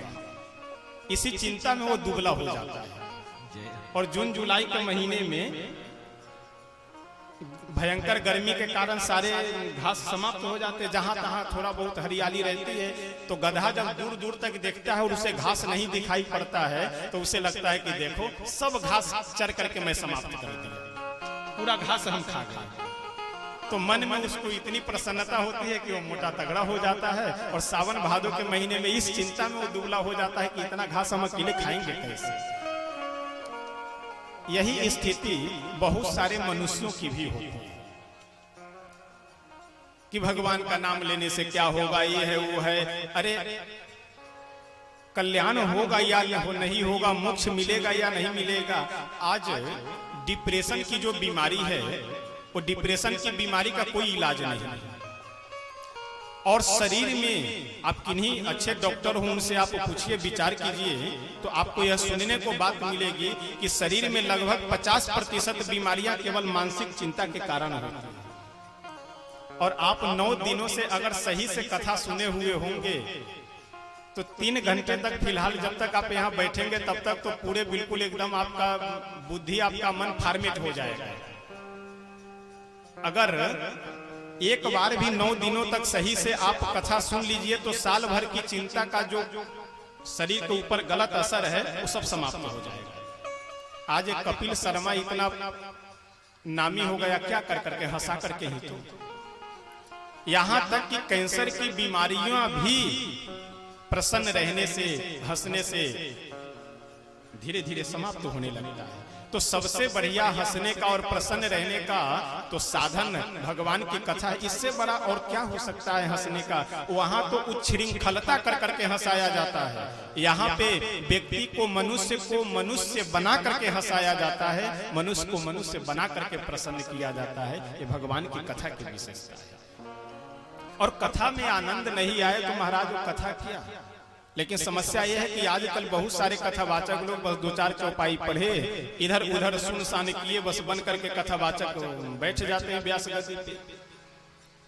देखिए आजकल समस्या यह है कि व्यास गद्दी पे कोई भी व्यक्ति बैठ सकता है, योग्यता का कोई मतलब नहीं रहेगा। न किसी गुरु के सानिध्य में रह करके पढ़ना है, न स्वाध्याय करना है, बस पैसा हो गया, बढ़िया व्यवस्था बन गई, व्यास गद्दी पे बैठ गए। तो ऐसे लोग सुनाएंगे तो फिर आपका तो मन उड़ेगा ही। लेकिन अगर कोई स्वाध्याय करने वाला व्यक्ति, अगर गुरु के चरणों में बैठ करके पढ़ा हुआ व्यक्ति अगर कोई सुनाएगा तो फिर आपका मन उबेगा नहीं, मन लगेगा। भगवान की ऐसी कथा है। धनुष भंग हो गया। श्री किशोरी जी हमारी, क्या कुछ बोलना है? श्री किशोरी जी अपने हाथ में वरमाला लेकर के प्रभु के पास खड़ी है। प्रभु एक तो लंबे हैं, शरीर में भी दुगुनी आयु है, लगभग दुगुनी से भी ज्यादा है, और उस पे भी बढ़िया मुकुट धारण किए हैं, कम से कम 1 फीट लंबा। अब किशोरी जी ऊपर देखे, अब हाथ भी यदि ऊपर करे फिर भी नहीं पहुंच पा रही है। बहुत सुंदर यहाँ पे भाव है, बहुत सुंदर प्रसंग है। किशोरी जी प्रभु से बोली मन ही मन की, प्रभु ऐसा कीजिए कि आप जरा झुक जाते तो मैं वरमाला पहना देती। प्रभु बोले झुकने की बात कह रही हूँ, और वो भी भरी सभा में, अरे विवाह हो या नहीं हो लेकिन मैं झुक नहीं सकता। किशोरी जी बोली अजीब समस्या, ये झुकेंगे नहीं और मेरा हाथ वहां तक पहुंच नहीं रहा है, तो अब हम वरमाला कैसे पहनाएं? मन ही मन लक्ष्मण जी के पास गई और बोली कि लक्ष्मण एक काम मेरा करोगे? लक्ष्मण जी बोले करूंगा तो, लेकिन मुझे मिलेगा क्या? जानकी मैया बोली कि अगर तुम मेरा काम बना दो तो मैं तुम्हारा काम बना दूंगी। अच्छा, लक्ष्मण जी का क्या काम है? अब आइए यहाँ उस प्रसंग को लेकर के आइए कि जब विश्वामित्र बाबा आशीर्वाद दिए थे तो राम लखन सुनि भय सुखारे। राम जी तो इसलिए प्रसन्न हो गए कि मेरा मन जानकी जी के प्रति आकर्षित हो रहा है, तो इसका मतलब गुरुदेव के आशीर्वाद से जानकी जी से मेरा विवाह हो सकता है। और जानकी जी के साथ में ही उर्मिला जी भी थी। उर्मिला जी को देख करके लक्ष्मण जी का मन आकर्षित हो रहा था, लेकिन मन ही मन सोचे कि अभी बड़े भाई का विवाह नहीं हुआ तो अब हम अपना कहां से चर्चा चलावे या वार्तालाप करे, तो इसलिए अभी तो हमारी बहुत दूर की बात है। लेकिन लक्ष्मण जी यहाँ पे माता जानकी जी से बोले कि माता जी अगर हम आपका काम बना देंगे तो हमें क्या मिलेगा? माता जानकी जी बोली तो हम तुम्हारा काम बना देंगे। लक्ष्मण जी बोले तो शर्त पक्का? जानकी मैया बोली बिल्कुल पक्का। लक्ष्मण जी बोले तो ठीक है, मैं व्यवस्था बनाता हूँ, लेकिन शर्त को भूलिएगा मत। अब लक्ष्मण जी सुपारी तो ले लिए, लेकिन अब करें क्या? गर्दन में हाथ लगाकर ये भी तो नहीं कह सकते कि प्रभु झुकिए, मर्यादा के विपरीत कार्य होगा। अब मन ही मन बहुत सोचने विचारने के बाद, बहुत सोचते सोचते एक आइडिया मन में आया, एक योजना मन में आई। देखते देखते प्रभु के चरणों में साष्टांग लूट गए, गिर गए। अच्छा, कोई व्यक्ति अगर दूर से आकर के आपको प्रणाम करे तब तो बात समझ में आती है, और कोई बगल में ही खड़ा और प्रणाम करने लगे तो ये तो समझ से बाहर की बात है। लेकिन प्रभु को ऐसा लगा कि मानो जिस धनुष को बड़े बड़े राजा महाराजा लोग नहीं तोड़ पाए हैं, उस धनुष को मैं तोड़ा हूं, तो इसलिए हो सकता है खुशी में, प्रसन्नता के कारण लक्ष्मण जी मुझे प्रणाम कर रहे हो। प्रभु बोले कि हाँ लक्ष्मण, बस ठीक है, तुम प्रणाम कर लिए, मैं आशीर्वाद दे दिया, और मेरा आशीर्वाद तो सदैव तुम्हारे पास में है। अब उठो, अब खड़े हो जाओ। लक्ष्मण जी नहीं उठ रहे। अच्छा, बार बार आपके चरणों में कोई गिरा हो और आप बार बार उन्हें बोलिए उठ जाओ उठ जाओ उठ जाओ, और न उठे तो आप क्या करेंगे? उठाएंगे तो उठाने के लिए झुकेंगे, और जैसे नीचे झुके प्रभु लक्ष्मण जी को उठाने के लिए, वैसे इशारा करके लक्ष्मण जी बोले कि माता जी बस मौका बढ़िया है, जल्दी से वरमाला डालिए, नहीं तो फिर हमारा अब बात शर्त समाप्त हो जाएगा। जैसे प्रभु नीचे झुके वैसे तुरंत किशोरी जी प्रभु के गले में वरमाला डाल देती है। तो गोस्वामी तुलसी बाबा बहुत सुंदर लिखते हुए कहते हैं कि गावहि छबे अब लोकी सहेली, गावहि छवि अब लोकी सहेली, गावहि छवि अब लोकी सहेली, गावहि छवि अब लोकी सहेली, सखि जयमान राम सखि जयमान राम। यह अद्भुत छवि देख करके सभी सखियां मंगल गीत गाने लगी। उसके बाद किशोरी जी श्री सुनैना मैया के पास जाकर बैठ जाती है।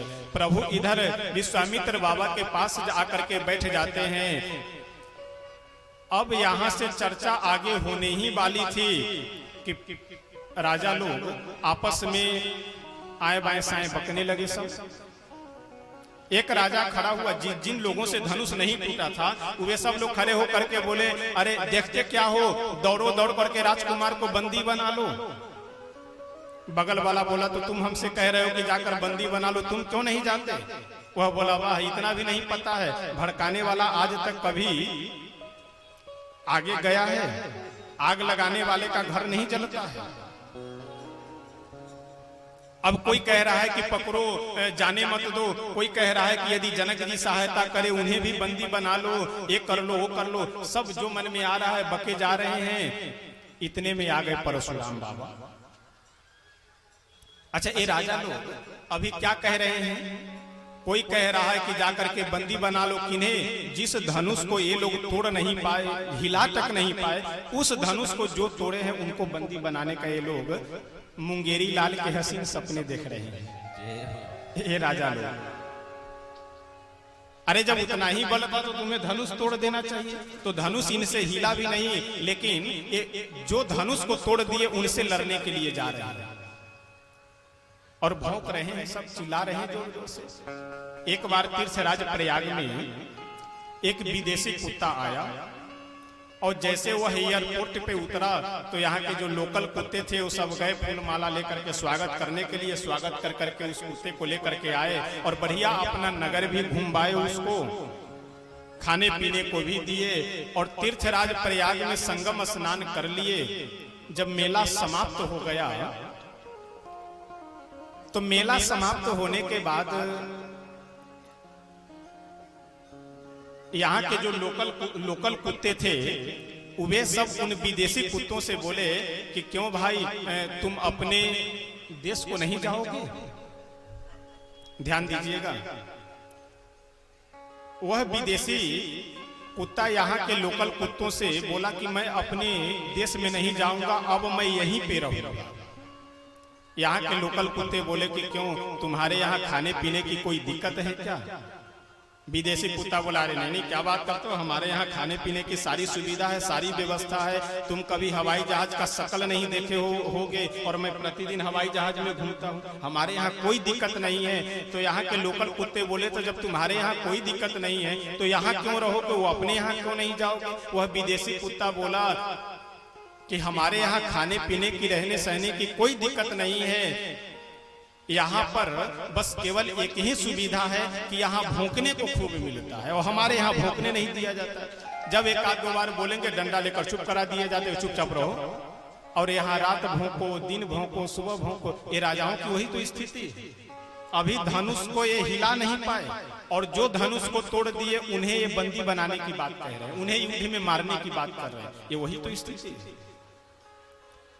अब जैसे ये लोग जोर जोर से चिल्ला चिल्ला कर बोल रहे हैं, कोई बोल रहा है अरे बंदी बना लो, कोई बोल रहा है अरे जनक को भी पकड़ लो, अरे कोई बोल रहा है कि जानकी जी को देखो चारों तरफ से घेर लो, कहीं जाने मत देना। ये लोग बोल ही रहे थे कि इतने में परशुराम बाबा आ गए उस सभा मंडप में। और परशुराम जी को देख करके तो राजाओं की वो स्थिति कि जिसका मुख खुला उसका मुख खुले रह गया, जो हाथ उठाए हुआ था वो हाथ भी उठा रह गया। ये राजा लोग बहुत घबराए रहते हैं परशुराम जी से। अच्छा, उस सभा मंडप में जाने के लिए एक ही दरवाजा खुला हुआ था, बाकी सब दरवाजों में ताला लगा हुआ था, बंद था। ये राजा लोग जो दुबले पतले राजा थे वो सब तो धीरे से खिसक करके मोटे राजाओं के पीछे छिप। अब मोटे राजा किधर जाए? और समस्या सबसे बड़ी यह है कि जो दरवाजा भागने का जाने का है सभा से, यानी उस सभा मंडप से, उसके मेन दरवाजे पे परशुराम जी खड़े हैं और हाथ में फरसा लिए हुए।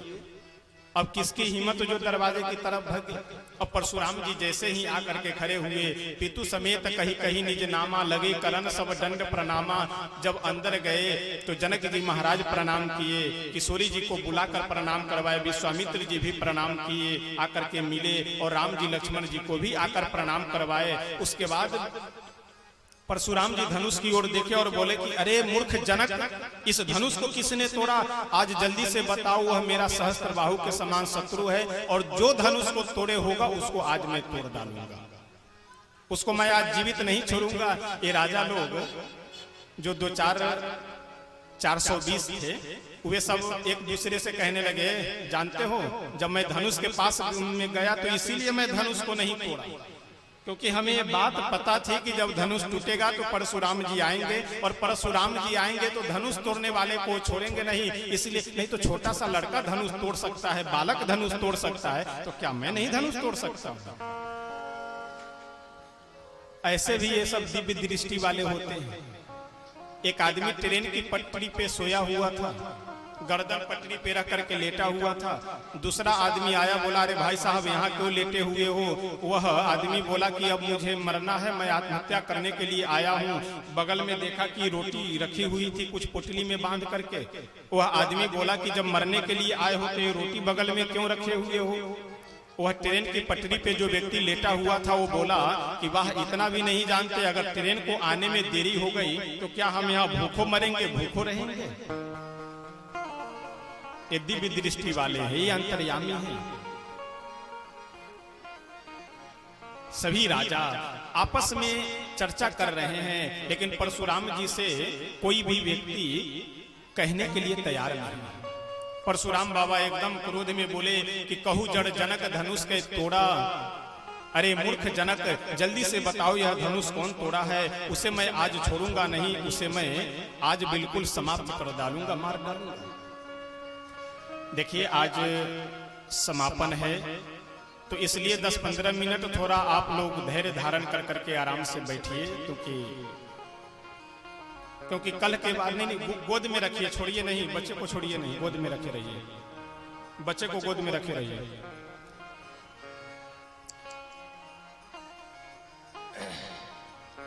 श्री राघवेंद्र सरकार हमारे शांति से बैठे हैं, कुछ बोल नहीं रहे हैं। जब परशुराम जी यह बोले कि इस धनुष को तोड़ने वाला कौन है, जल्दी उसे मुझे दिखलाओ, क्योंकि उसे मैं मारना चाहता हूं। ये राजा लोग आपस में विचार किए। क्या विचार किए?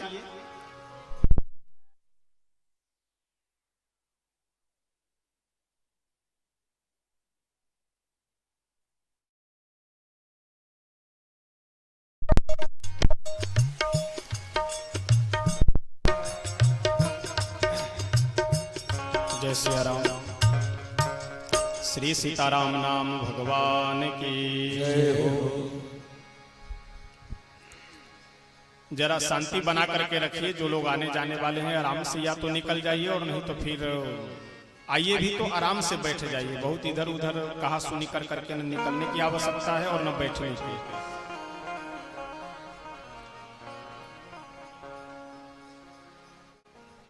सभी राजा आपस में विचार करने लगे। जब परशुराम जी का यह शब्द सुने, परशुराम जी बोले कि जल्दी से मुझे दिखलाओ कि किसने धनुष को तोड़ा है, उसे मैं इसी समय मार डालूंगा। ये राजा लोग आपस में विचार किए कि ऐसा है, चलो हम लोग बता देते हैं कि बाबा यही जो राजकुमार है यही धनुष को तोड़े हुए हैं, इसी ने धनुष को तोड़ा है। एक दूसरा राजा बोला कि मूर्ख हो तुम्हें पता नहीं है कि कहीं अगर बताने के लिए जाओ कि बाबा यही धनुष को तोड़ा है, और परशुराम जी अपना फरसा लेकर के कहीं उसकी ओर ललकारने लगे और रोने लगा वह व्यक्ति, तो परशुराम जी तुरंत बोलेंगे कि मूर्ख कहीं का, इतना छोटा बालक धनुष को तोड़ सकता है? तुम ही तोड़े होगे और आरोप इसके सर पे मरने आ रहे हो, तो इसलिए तुम्हारा ही राम नाम सत्य हो सकता है। तो इसलिए कहना ठीक नहीं रहेगा। परशुराम जी महाराज बिल्कुल एकदम क्रोध में हैं, एकदम नाराज होकर के आए हुए हैं कि धनुष को कौन तोड़। अरे बच्चे को रखिए ना भाई, बच्चे को आप छोड़ दिए हुए हैं कथा में, या तो गोद में रखे, नहीं तो सुर मचा रहा हो फिर पीछे बैठिए। आप जो है बच्चे को लेकर कथा में डिस्टर्ब होता है ना। जय सिया राम, जय जय सिया राम, जय सिया राम, जय सिया राम, जय सिया राम, जय सिया राम, जय सिया राम, जय सिया राम, जय सिया राम, जय सिया राम, जय सिया राम,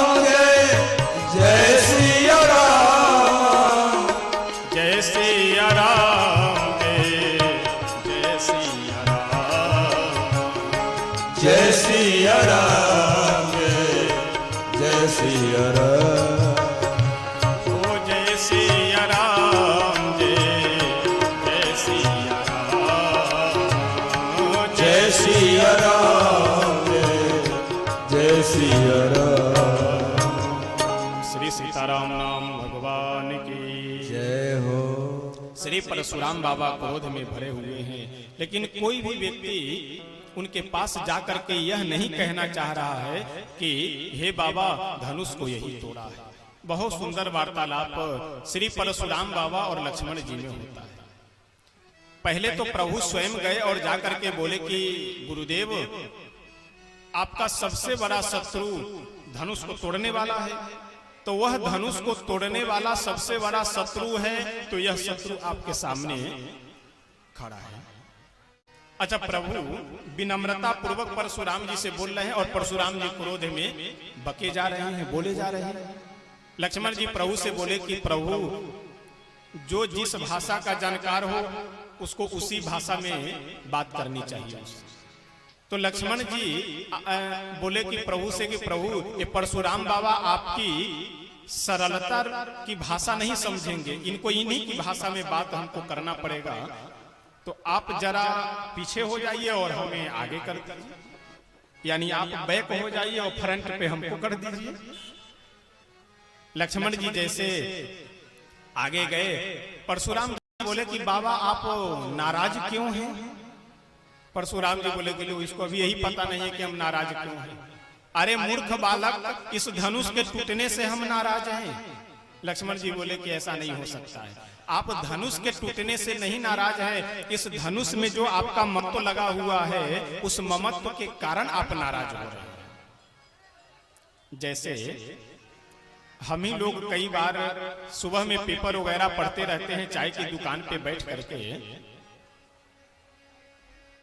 तो कहीं बस एक्सीडेंट भी पी रहे हैं, नमकीन भी खा रहे हैं, कोई असर नहीं। उसी समय अगर किसी का फोन आ जाए कि भाई साहब कल जो बस दुर्घटना हुई है उसमें एक अपने रिश्तेदार हैं, उसके बाद ना आपको नमकीन अच्छी लगेगी ना चाय अच्छी लगेगी। तो अभी अभी जो बस में 50 मरे थे उससे कोई आपको लेना देना नहीं, कोई ममता नहीं है, लेकिन जिसका फोन आया है जिसके विषय में, उससे आपका ममत्व है, लेना देना है, इसलिए आपको दुख हो रहा है। लक्ष्मण जी बोले कि महाराज अगर धनुष टूट गया तो टूट गया, आप काहे टूटे जा रहे हैं, कम से कम आप तो ठीक ठाक रहिए। लक्ष्मण जी की बातों को सुन करके परशुराम जी अपना फरसा बिल्कुल लहराते हुए बोले कि अरे कोई आकर के इसको संभाल लो, नहीं तो ये राजा का छोकरा अभी मेरे फरसे के द्वारा मारा जाए। लक्ष्मण जी बोले कि बाबा समझ गए समझ गए समझ गए। परशुराम जी बोले क्या समझ गए? लक्ष्मण जी बोले कि मैं समझ गया कि आपको कक्षा 2 की गणित भी नहीं आती है। परशुराम जी बोले कि अजीब बालक है, कक्षा 2 के गणित से और मेरे फरसे का क्या लेना देना है? लक्ष्मण जी बोले कि बाबा कक्षा 2 में एक गणित पढ़ाई जाती है जिसका नाम है भाग। जैसे आप लोग जब भाग पढ़े होंगे तो भाग में 3 विभाग होता है, भाज्य, भाजक और भजनफल। तो भाग के द्वारा भाजक को विभाजित करते हैं, काटते हैं, और काटते काटते अंत में कुछ अंक बच जाते हैं, उसको क्या कहते हैं? शेष। लक्ष्मण जी बोले कि बाबा अगर कक्षा 2 की गणित आप पढ़े हुए होते तो आपको ज्ञान होता कि जब एक साधारण हिसाब का शेष नहीं कटता है तो फिर पाताल का शेष आपके फरसे से कैसे कट सकता है? इसलिए मैं समझ गया कि आपको कक्षा 2 की गणित भी नहीं आती है। परशुराम जी बोले कि ये तो अजीब बालक है। परशुराम जी बोले कि बस अब तो एकदम अंतिम स्थिति आ गई और अब मुझे बिल्कुल क्रोध की अंतिम चरम सीमा में मैं हूँ और इसे कोई नहीं बचा सकता है, जल्दी से इसे पकड़ करके मेरे नेत्रों से कोई दूर ले जाओ। लक्ष्मण जी बोले कि बाबा अभी मेरे ऊपर गुस्सा आ रहा है, इसलिए आप हमको कह रहे हैं कि नजर से दूर हो जाओ। अभी कुछ देर बाद किसी दूसरे के ऊपर गुस्सा आएगी, उसे आप कहेंगे तुम नजर से दूर हो जाओ, तो सबसे बढ़िया आप नजर ही क्यों नहीं अपना बंद कर ले रहे हैं? रहे बांस न बाजे बांसुरी, आप अपना नेत्र बंद कर लीजिए, कोई दिखाई ही नहीं पड़े, मुंह दहू नयन कतहू को नाही। बहुत सुंदर वार्तालाप लक्ष्मण जी और परशुराम जी में होता है। अंत में परशुराम बाबा अपना धनुष समर्पित कर करके प्रभु के चरणों में और प्रभु से प्रार्थना कर करके वहां से चले जाते हैं। जब परशुराम बाबा चले गए तो जनकपुर में आनंद मंगल पुनः व्याप्त हो जाता है। जनक जी महाराज 2 दूत भेजे अयोध्या धाम, दोनों दूत आकर के यहाँ सूचना देते हैं। उसके बाद सभी अवधवासी बाराती दशरथ जी महाराज के सगे संबंधी हैं, वे सभी आए कहाँ पे? अवध धाम में। किस लिए? बाराती बन करके। तो हम सब लोग यहाँ बैठे बैठे हम सब लोग यहाँ बैठे बैठे मन से चले अवध धाम, और अवध धाम में चलते हैं और बाराती में सम्मिलित हो करके इस भजन के माध्यम से पुनः आ जाएंगे मिथिला धाम में। तो प्रेम से आइए हम सब लोग एक भजन के माध्यम से चलते हैं। अयोध्या धाम में इतनी भयंकर भीड़ है, इतनी भयंकर भीड़ है कि रज हुई जाई पशान पवारे। गोस्वामी बाबा कहते हैं कि अगर एक पत्थर फेंक दिया जाए तो इतनी भीड़ है कि पैर पड़ते पड़ते पड़ते पड़ते वह पत्थर रज बन जाए, धूल बन जाए। इतनी असंख्य लोग उपस्थित हुए हैं बाराती में चलने के लिए। अवध नगरिया से चलली बरियतिया ही सुहावन लागे। चलली बरियतिया हे सुहावन लागे। जानक नगरिया भइले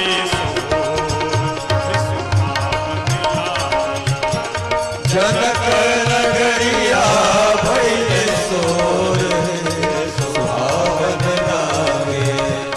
अवध नगरिया से चलली बरियतिया ही सुहावन लागे। अवध नगरिया से चलली बरियतिया हे सुहावन लागे। ओ जनक नगरिया नगरिया भइले सोर हे सुहावन लागे।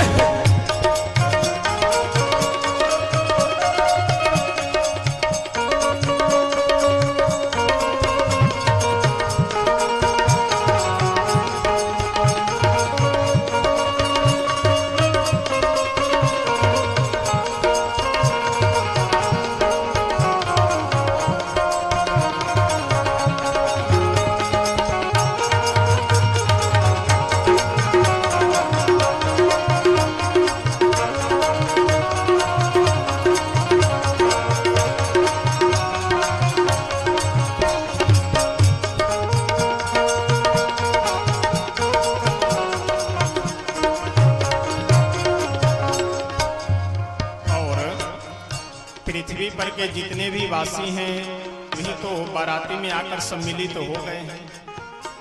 तो केवल पृथ्वी के ही नहीं अपितु स्वर्ग से देवता लोग भी आए हैं मनुष्य का वेश बना करके और प्रभु श्री राघवेंद्र सरकार के बाराती में सम्मिलित होने के लिए। और जितनी देवियां हैं तो महिलाएं तो बाराती में नहीं, हमारे यहाँ मर्यादा है जाने की, अब तो भले जाने लगी है। उस पे मैं ये नहीं कहूँगा कि सही है या गलत, जाए या न जाए उनकी इच्छा, मैं नहीं निर्णय करूँगा कि सही है या गलत हो रहा है। लेकिन हमारे शास्त्रीय परंपरा में महिलाओं को बारात जाने की परंपरा व्यवस्था नहीं रही है। तो जितनी देवियां हैं वे सभी देवियां, ये लड़का कौन है डिस्टर्ब कर रहा है बार बार?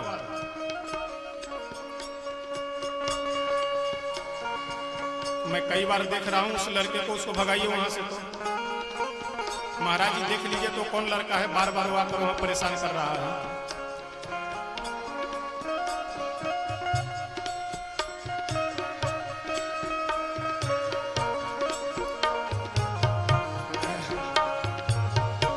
चलिए उधर देखने की जरूरत नहीं, आप सब लोग व्यास गद्दी की ओर देखिए क्योंकि समय अब बहुत तेजी से भागता जा रहा है। जितनी देवियां हैं वे सभी देवियां जनकपुर में जाकर के निवास कर रही हैं और जितने देवता हैं वे सभी देवता बाराती में सम्मिलित हो रहे हैं। सब देवता ना मिली चल ले बरियतिया सखी है। सब देवता मिली चल बरियतिया सखी है। सब देवता मिली चल ले बरियतिया सखी है। सब देवता मिली चल बरियतिया सखी है। चल ले बरियतिया ये सुहावन लागे। चल बरियतिया ये सुहावन लागे। ओ बजवा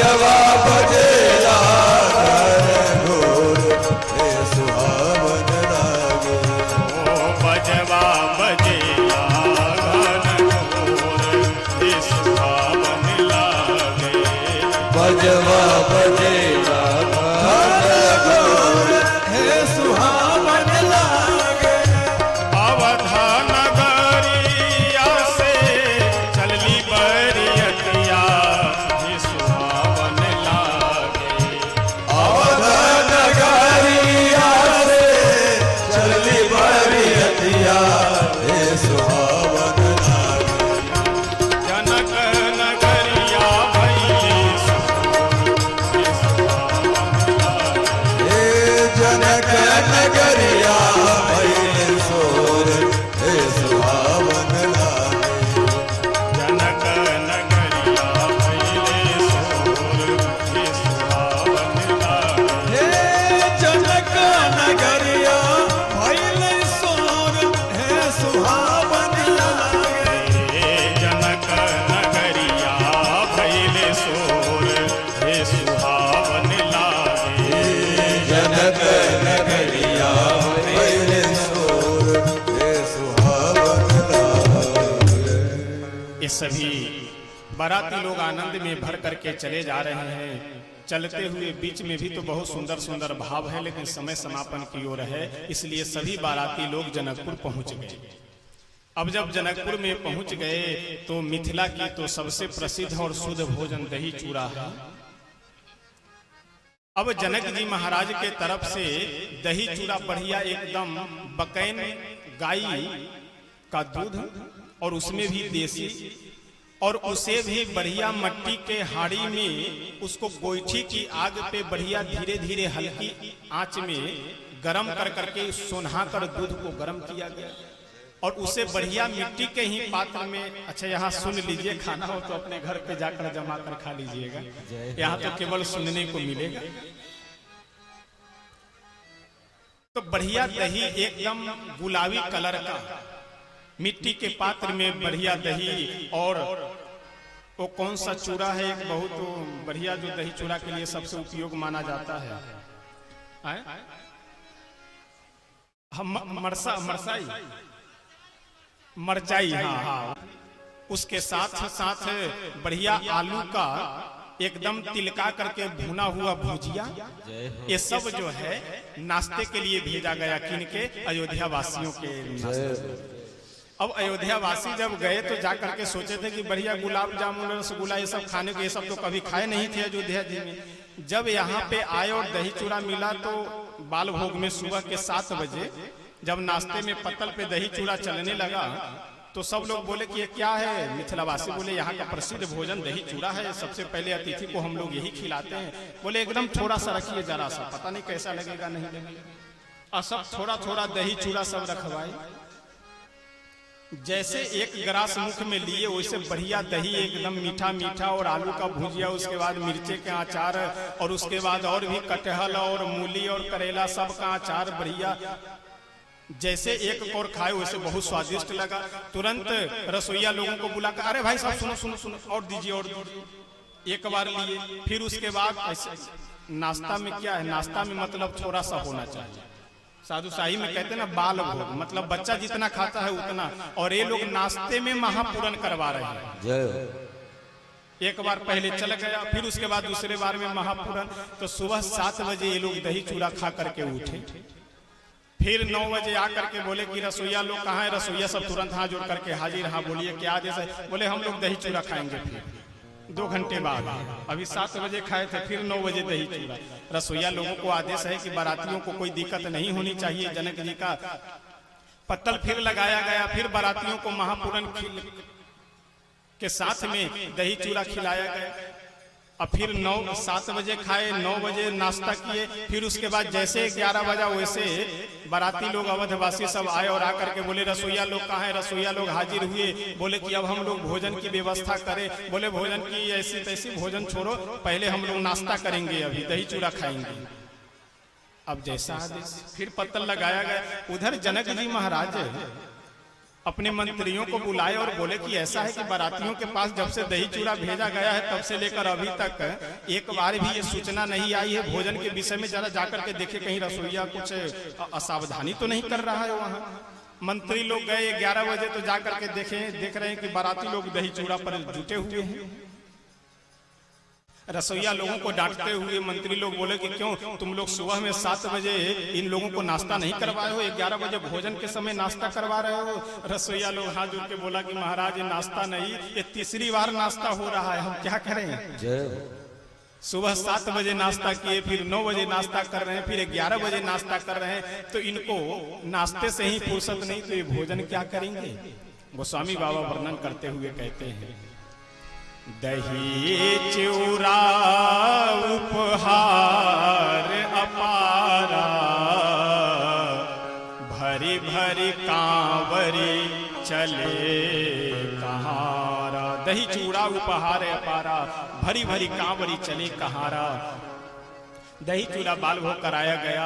अब ज्यादा यहाँ नहीं रुकेंगे, बस अब यहाँ से आगे चलिए। सब लोग नाश्ता किए, धीरे धीरे समय व्यतीत होता गया। बढ़िया विवाह का मुहूर्त निर्धारित किया गया और धीरे धीरे विवाह का वह शुभ दिन भी आ जाता है। गोस्वामी बाबा वर्णन करते हुए बहुत सुंदर लिखते हैं कि मंगल मूल लगन दीन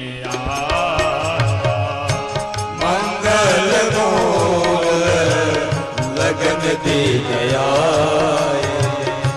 मंगल मूल लगन दीन आवा। मंगल मूल लगन दीन आवा। हिमरे तु आगहन मास सुहावा। हिमरे तु आगहन मास सुहावा। हिमरे तु आगहन मास सुहावा। हिमरे तु आगहन मास सुहावा। सुंदर अगहन शुक्ल पक्ष की पंचमी को दिन निर्धारित किया गया। उस दिन हमारे श्री ठाकुर जी बढ़िया दुल्हा वेश में घोड़े पे बैठ करके सभी अवधवासी साथ में पीछे पीछे बाराती बन करके चल रहे हैं। हमारे रघुनंदन चल करके पहुंचे कहाँ? श्री जनक जी महाराज के द्वार पे। वहां जब पहुंचे तो आकाश में खड़े होकर के देवता लोग देख रहे हैं ब्रह्मा जी बड़े परेशान हैं। शंकर भगवान बड़े आनंदित होकर के अपने प्रभु का विवाह देख रहे हैं। अन्य देवता लोग भी बड़े आनंदित होकर देख रहे हैं, लेकिन ब्रह्मा जी बड़े उदास लग रहे हैं, चिंतित लग रहे हैं। और भोले बाबा के पास जाकर के बोले कि प्रभु हे भोलेनाथ, हम बहुत परेशान हैं। शंकर भगवान भी मन ही मन बोले कि कहां से बीच में ये आ गए परेशान कर, अपने भी परेशान और दूसरों को भी परेशान करेंगे। भोले बाबा बोले क्यों परेशान है? ब्रह्मा जी बोले कि हमारी कोई करनी नहीं दिखाई पड़ रही है, यानी हमारी कोई कारीगरी नहीं दिखाई पड़ रही है। जनकपुर में जितने भी मंगल आदि सजाए गए हैं, जितने भी नगरों का सौंदर्य संवारा गया है, वे सभी अलौकिक है। हमारी यहाँ पे कोई कारीगरी नहीं दिख रही है, यानी हम नहीं दिख रहे हैं इस जनकपुर में। भोले बाबा बोले कि ब्रह्मा जी काहे अपने बुद्धि का दुरुपयोग कर रहे हैं? अरे जगत के माता पिता श्री सीताराम जी हैं, तो अपने माता पिता के विवाह में अपने को देखना ये तो सबसे बड़ी मूर्खता है। अब जैसे मान लीजिए आजकल ये विषय समझाना बहुत आसान हो गया है। आजकल विवाह होता है तो विवाह का बढ़िया कैसेट तैयार किया जाता है। अब 6-7 वर्ष बाद यदि उसी कैसेट को अपने सालगिरह पे पूरे परिवार वाले बैठ करके देख रहे हो विवाह के, और उसी में 5 वर्ष का एक बालक रोने लगे जोर जोर से, परिवार वाले लोग उससे पूछे कि बेटा क्यों रो रहे हो, तो वह यह बोले कि इस वीडियो में इसमें नाना जी भी दिख रहे हैं, मामा जी भी दिख रहे हैं, मम्मी भी दिख रही है, पापा भी दिख रहे हैं, लेकिन मैं कहीं नहीं दिख रहा हूं। यदि यह प्रश्न करे कि माताजी पिताजी दोनों दिख रहे हैं लेकिन हम नहीं दिख रहे हैं, तो इसका क्या उत्तर है? उत्तर तो यही है कि जिस समय वीडियो रिकॉर्डिंग हो रहा था उस समय तुम्हारा आते पता नहीं था, तो तुम कैसे दिखोगे? शंकर भगवान समझाए ब्रह्मा जी से कि ब्रह्मा जी ये जगत के माता पिता हैं श्री सीताराम जी, तो इसलिए इनके विवाह में अपने को देखने का प्रयास मत कीजिए। इनके विवाह को देखिए, आनंद लीजिए, स्वयं भी आनंद लीजिए और हमें भी आनंद लेने दीजिए। काहे बुद्धि का दुरुपयोग कर रहे हैं। देखिए ये विवाह प्रसंग मेरा सबसे, वैसे तो सारे प्रसंग अच्छे हैं, सब प्रसंग बढ़िया है, लेकिन विवाह प्रसंग हमारे मन के अनुकूल प्रसंग है। अभी नवंबर में शिवहर जिले में कथा हुई है, 9 दिन कथा केवल विवाह प्रसंग पे ही, और जबकि प्रतिदिन 4 साढ़े 4 घंटा कथा होती थी, फिर भी विवाह प्रसंग 9 दिन में जा करके पूरा किया गया। और हम लोग 1 दिन में पूरा कर रहे हैं तो भाग दौड़ करके तो चलना ही पड़ेगा। बड़े ही आनंद मंगल के साथ विवाह होता है। द्वार पे जब पहुंचे तो एक लाइन गा करके फिर हम सब लोग बस अब 5 से 10 मिनट में अपनी वाणी को विराम देंगे। सभी बाराती लोग साथ में हैं। श्री राघवेंद्र सरकार दूल्हा बन करके अपने होने वाले ससुराल के महल के द्वार पे पहुंचे हैं। अच्छा, आज 9 दिनों से मैं आप लोगों को गा करके भी सुना रहा हूं, बोल करके भी सुना रहा हूं। तो इस भजन को जरा आप लोग भी गा करके एक लाइन सुना दीजिए, तो फिर हम पूरा सुना देंगे। आगे आगे मैं बोल रहा हूं और पीछे से जैसे मैं गा रहा हूं उसी तरह से आप लोगों को, सब लोग को एक साथ गाना है। अब देखते हैं कि पकड़ी दयाल वाले लोग भगवान की कथा ये पहली बार सुन रहे हैं विवाह प्रसंग, या इसे पहले भी कभी सुने हुए हैं।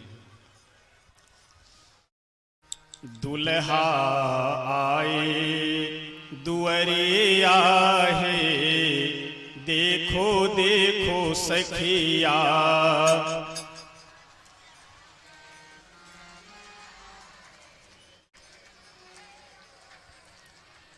सब लोग एक साथ बोलिए ना। दुल्हा आए दुअरिया है, देखो देखो सखिया।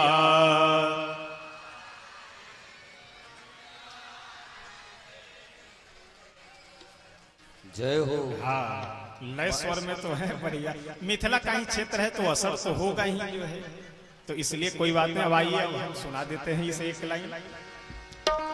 दुल्हा आए दुअरिया है, देखो देखो सखिया। दुल्हा आए दुअरिया है, देखो देखो सखिया। दुल्हा आए दुअरिया है, देखो देखो सखिया। दुल्हा आए दुअरिया है, देखो देखो सखिया। देखो सखिया, देखो देखो सखिया, देखो देखो सखिया। देखो सखिया, देखो देखो सखिया, देखो देखो सखिया। दुल्हा आए दुअरिया है, देखो देखो सखिया। दुल्हा आए दुअरिया है, देखो देखो सखिया। मोरवा चढ़ले दुल्हा आए दुअरिया, मोरवा चढ़ले दुल्हा आए दुअरिया। घोड़वा चढ़ले दुल्हा आए दुअरिया, घोड़वा चढ़ले दुल्हा आए दुअरिया। घोड़वा चढ़ले दुल्हा आए दुअरिया, घोड़वा चढ़ले दुल्हा आए दुअरिया। बाजा बजे घन घोरिया है, देखो देखो सखिया। बाजा बजे घन घोरिया है, देखो देखो सखिया। दुल्हा आए दुअरिया है, देखो सखिया। दुल्हा आए दुअरिया है, देखो देखो सखिया।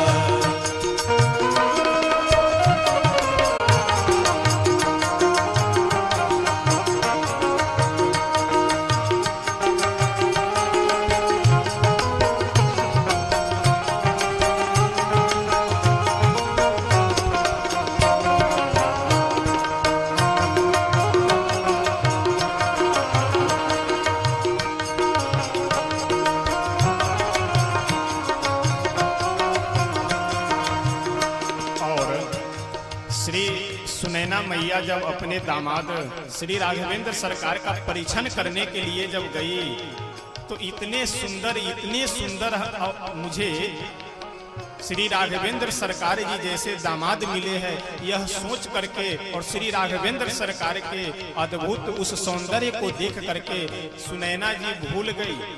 अब आरती का यह नियम है कि 3 बार या 5 बार 7 बार 11 बार घुमाया जाए, और सुनैना जी को होश ही नहीं रहा, वो घुमाए जा रहे जी 20 से ऊपर हो चुका है, अब रहने दीजिए। परीक्षण करे साजिशिया महतरिया, परीक्षण करे साजिशिया महतरिया, परीक्षण करे साजिशिया महतरिया, परीक्षण करे साजिशिया महतरिया। प्रेम मगन फिरी फिरिया है, देखो देखो सखिया, प्रेम मगन फिरी फिरिया है, देखो देखो सखिया। दुल्हाया दुल्हरिया, देखो देखो सखिया, दुल्हाया दुल्हरिया है, देखो देखो सखिया। दुल्हाया दुल्हरिया है, देखो देखो सखिया, दुल्हाया दुल्हरिया है, देखो देखो सखिया। देखो सखिया, देखो देखो सखिया, देखो देखो सखिया, देखो सखिया, देखो देखो सखिया, देखो देखो सखिया। दुल्हाई दुल्हरिया है, देखो देखो सखिया, दुल्हाया दुल्हरिया है, देखो देखो सखिया। दुल्हाई दुल्हरिया है, देखो देखो सखिया। दुल्हाया दुल्हरिया है, देखो देखो सखिया। श्री सीताराम नाम भगवान की जय हो। बड़े ही आनंद मंगल के साथ भगवान श्री सीताराम जी का जनकपुर में सुंदर विवाह संपन्न होता है। उसके बाद वहां से अयोध्या जी वापस आते हैं। प्रभु कुछ वर्ष निवास करने के बाद पुनः एक ऐसा प्रसंग बनाते हैं, ऐसा प्रकरण बनाते हैं कि जिसके परिणाम स्वरूप वन में जाना पड़ता है। वन में जा करके भरत जी से भी वहीं वन में भेंट होते हैं, क्योंकि भरत जी अपने ननिहाल चले गए हुए थे। उधर जानकी जी का हरण होता है, और इस तरह से हरण के बाद श्री राम रावण युद्ध हुआ। युद्ध होने के बाद प्रभु पुनः अयोध्या जी वापस चल करके आते हैं। इस प्रकार से पूरे मानस का गोस्वामी तुलसी बाबा बड़े ही सुंदर और आनंद पूर्वक वर्णन करते हैं। उसके बाद अंतिम उत्तर कांड में श्री काकभूषुंडी जी और गरुड़ जी का प्रसंग बड़ा ही सुंदर वर्णन करते हैं। श्री रामचरितमानस की कथा समाप्त। बस आधे मिनट में अभी तक लेकर के चल रहे थे, आधे मिनट में कथा पूरी विराम।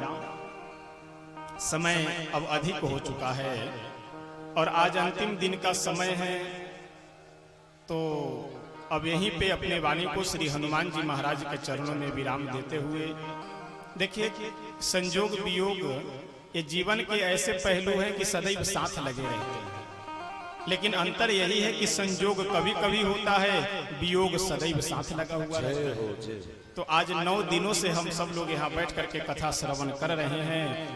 तो 9 दिनों में यदि हमसे बोलने में, कहने में कहीं कोई भूल चूक हुई हो तो उसके लिए क्षमा प्रार्थना करते हुए, और अंत में निवेदन यही करेंगे कि अयोध्या जी में आप सब जो भी आना चाहते हैं, चाहे रामनवमी में या जब कभी भी, तो अगर कहीं से जुड़े हुए हैं तो अच्छी बात है, आइए तो एक बार हमें भी सूचना वहां दीजिए तो दरस परस हो जाएगा। और नहीं तो आप अपने स्थान पे, जहां अपना स्थान है वहां आप आ सकते हैं, सादर आमंत्रित है। रामनवमी में मैं इसलिए मुख्य रूप से कहता हूं कि पूरे साल भर मैं कहीं बाहर में भले रहूं, लेकिन रामनवमी में यह निश्चित है कि अयोध्या जी रहना है। चाहे जो कुछ भी हो, चाहे जितना बड़ा कार्यक्रम हो, चाहे जो कुछ भी हो, सब छोड़ करके रामनवमी में अयोध्या जी रहना है। तो इसलिए रामनवमी में सादर आमंत्रित हैं। और 9 दिनों से हम सब लोग यहाँ पर श्री 108 श्री विष्णु महायज्ञ के अंतर्गत श्री राम कथा श्रवण करने के लिए कर रहे हैं यहाँ पे।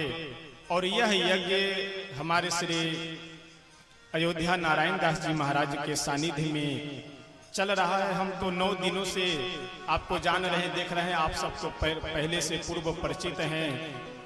और भी जो भी, अब नाम तो हम नहीं जानते हैं, लेकिन सब लोग जो भी इस यज्ञ में तन मन धन से लग करके समर्पित भाव से सेवा किए हैं यज्ञ को पूर्ण करने में, उन सभी के लिए और आप सब श्रोता जो 9 दिनों से सुन रहे हैं, आप सब के लिए देखिए आशीर्वाद मैं क्या दे सकता हूँ। जैसे आप वैसे मैं, जैसे आप साधारण एक मनुष्य हैं उसी तरह मैं भी साधारण हूँ। तो भगवान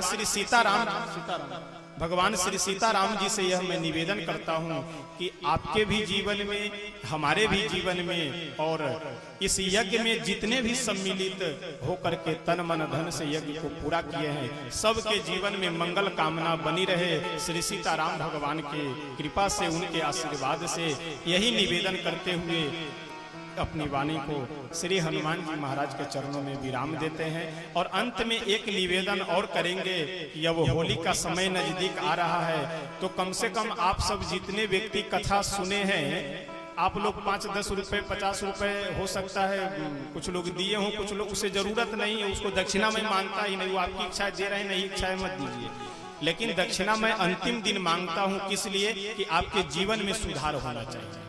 तो होली का समय आ रहा है, तो मैं दक्षिणा यही मांगूंगा कि अगर 9 दिन आप कथा सुने हैं और आपको अच्छा लगा है, आनंद आया है, तो दक्षिणा यही देनी है कि मांस मछली का उपयोग और दारू शराब का होली में इस बार नहीं करना है। और आगे भी अगर न कर पाइए तो नहीं कीजिए, लेकिन इस बार तो कम से कम कथा का असर रहे, यह निवेदन। आज एक कोई महिला आई हुई थी, अब इतनी रो रही थी कि हम आपको क्या बताएं, इसलिए कि उसके पति जो हैं वो शराब पी करके वैसे दिन रात पगलेटे जैसे घूमना भूत बना रहता है। तो आपके एक शराब पीने से, आपके एक कुसंग में रहने से परिवार में पत्नी बच्चे सबका जीवन नर्क हो जाता है। तो इसलिए कम से कम बहुत आप कमाइए नहीं, बहुत आप परिश्रम न करें, तो कम से कम ये दारू शराब से तो बच करके रहिए, यही निवेदन करते हुए और आप सबसे दक्षिणा मांगते हुए। और देखिए फिर कब संजोग बनता है, कब आपका हम सब का यहाँ मिलना होता है, श्री सीताराम भगवान के ऊपर में है। तब तक आइए एक होली एक पंक्ति बस गा दीजिए जो है, तब होली एक पंक्ति गा करके फिर हम लोग स्तुति करेंगे, उसके बाद फिर संकीर्तन आरती आदि करेंगे। होली एक हो रहा है, तो मंच पे जो लोग आने वाले हो तो इसी बीच में आ जाइए फिर, क्योंकि स्तुति वगैरह आप सब लोग उठेंगे नहीं, फिर जिनको आना हो वही आइए, फिर बैठ जाइए अपनी जगह पे। 10 मिनट और समय दे दीजिए, उसके बाद फिर आप लोगों को कष्ट नहीं होगा। देखिए होली का महीना है और हमारे भोले बाबा उस दिन कस के भांग का गोला खा लिए हैं। और होली के महीने में सबके मुंह पे अबीर गुलाल लगा हुआ है। माता गौरा भोलेनाथ को खोज रही है, गांव के लोगों से पूछ रही हैं, पूछा तारी कि केहू देखल हो, केहू देखल हो यार, केहू देखल हो यार, अरे केहू देखल हो यार, केहू देखल हो यार, हमरे पलम बौरहवा, केहू देखल हो यार, केहू देखल हो यार, हमरो बलम बौरहवा, केहू देखल हो यार, केहू देखल हो रे पलम बौरहवा, केहू देखल हो यार, केहू देखल हो यार, हमरो बलम बौरहवा, हमरे पलम बौरहवा के, हमरो बलम बौरहवा के, हमरे पलम। नीचे नीचे जाकर महाराज नीचे जाकर आप लोग मंच से उतरते मत लगाइए, मंच से उतरते जाइए आराम आराम से। मंच पे भीड़ नहीं लगाई, मंच से उतरते भी जाइए आराम आराम से। न मानिएगा, रुक जाइए 1 मिनट रुक जाइए।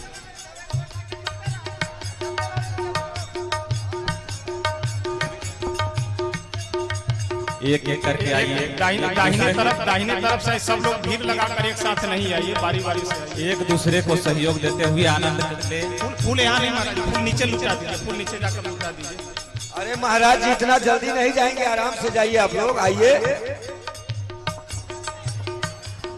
बगल बगल हो पीछे हो जाएंगे उधर निकलते निकालिए उस साइड में मंच पे उनको खड़े होकर नीचे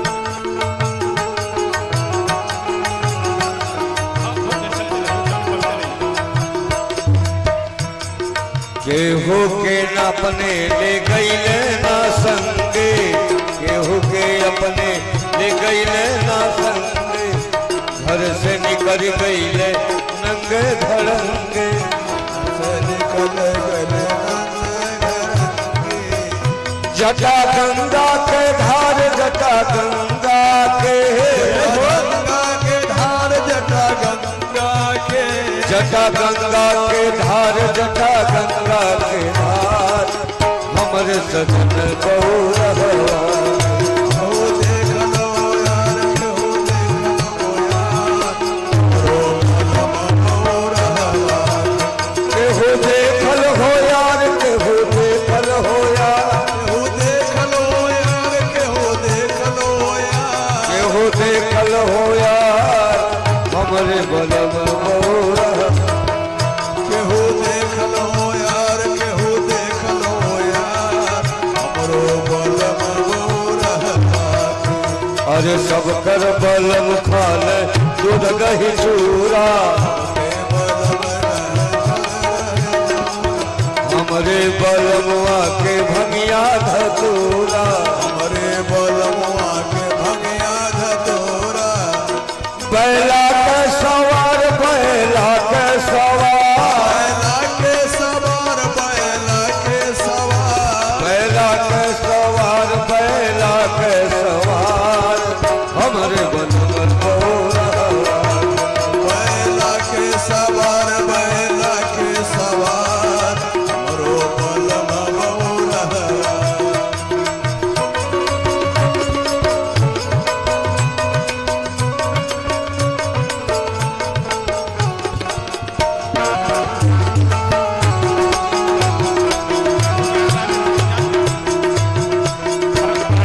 सबके बलम पहले सुनवा के गहना, सबके बलम बहने सोनमा के गहना, सबकर बलम पहले सुनवा के हरवा, सोनवा के हरवा हो सोनवा के हरवा, बिच्छू गोजर सोहे बलमो के गरवा, बलमो के गरवा हो बलमो के गरवा, सोहे सरपन के हार, सोहे सरपन के हार, सरपन के हार सोहे सरपन के हार, सोहे सपवा के हार, सोहे सपवा के हार, हमरे बलम गौरवा।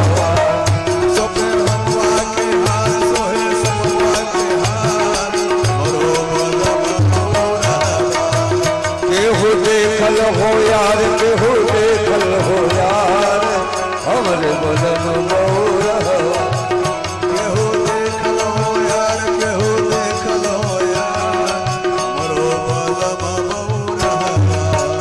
अरे होली खेले रघुबीरा वध में, होली खेले रघुबीरा, ओ होली खेले रघुबीरा अवध में, होली खेले रघुबीरा, होली खेले रघुबीरा हो, होली खेले रघुबीरा हो, होली खेले रघुबीरा वध में, होली खेले रघुबीरा।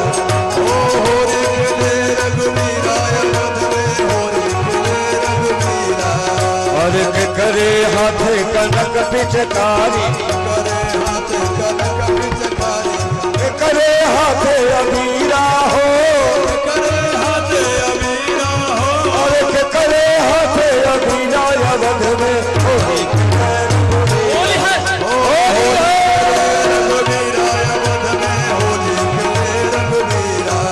अरे राम जी के हाथे कनक पिचकारी, राम जी के हाथ कनक पिचकारी, कनक पिचकारी, कनक पिचकारी, कनक पिचकारी, कनक पिचकारी। सिया जी के हाथे अबीरा हो, सिया जी के हाथ अबीरा हो, भला सिया जी के हाथे अबीरा हो, सिया जी के हाथ अबीरा हो, सिया जी के हाथे अबीरा वध में, होली खेले रघुबीरा।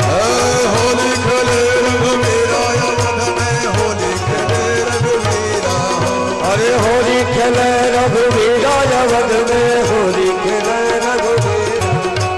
होरी खेले रघुवीरा अवध में होरी खेले रघुवीर। खेले मसाने में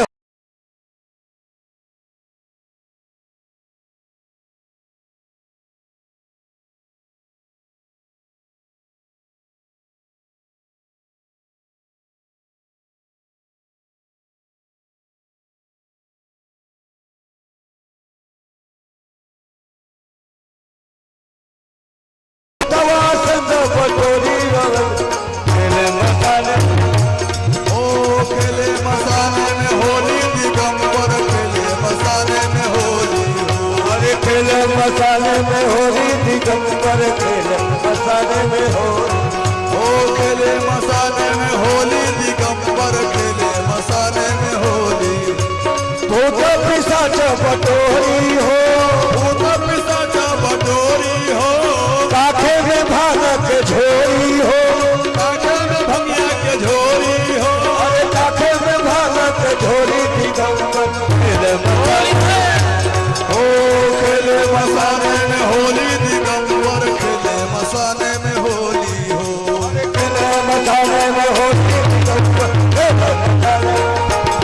ओ खेले मसाने में होली दिगंबर खेले मसाने में होली हो। अरे खेले मसाने में होली दिगंबर खेले मसाने में होली। ओ खेले मसाने में होली दिगंबर खेले मसाने में होली हो। श्री सीताराम नाम भगवान की जय हो।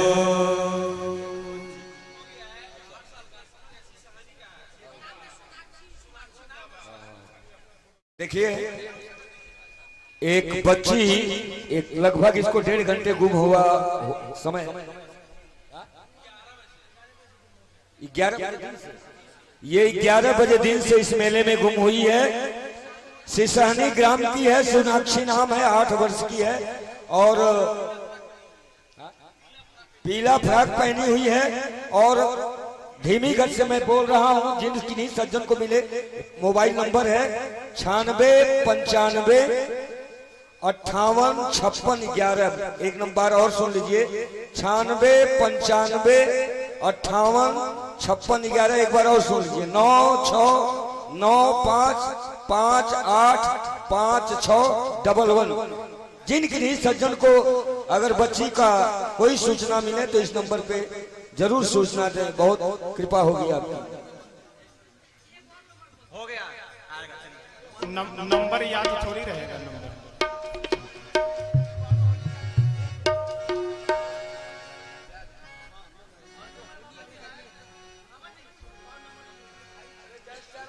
अरे नंबर याद थोड़ी रहे। दोबारा अनाउंसमेंट करवा देंगे। अभी 5 मिनट रुक जाइए, बैठे तब तक। अभी 5 मिनट में सुनेली प्रभु जी आज आई है हो। सिया करेली सिंगार सुनली प्रभु जी आज।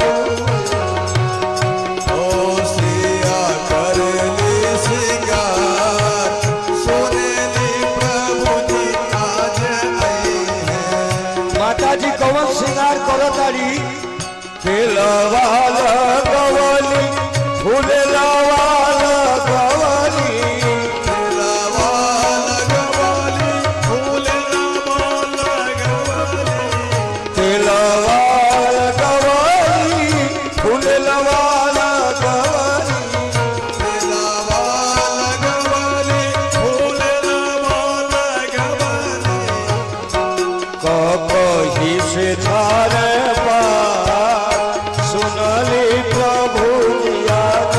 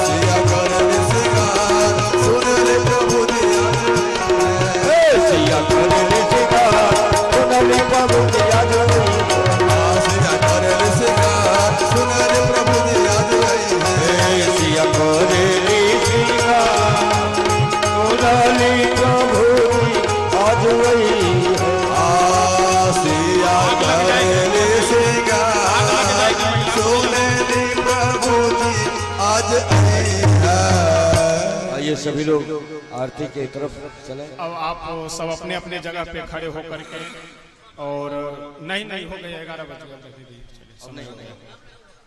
आइए प्रेम से भगवान से स्तुति करते हैं, उसके बाद फिर संकीर्तन करेंगे।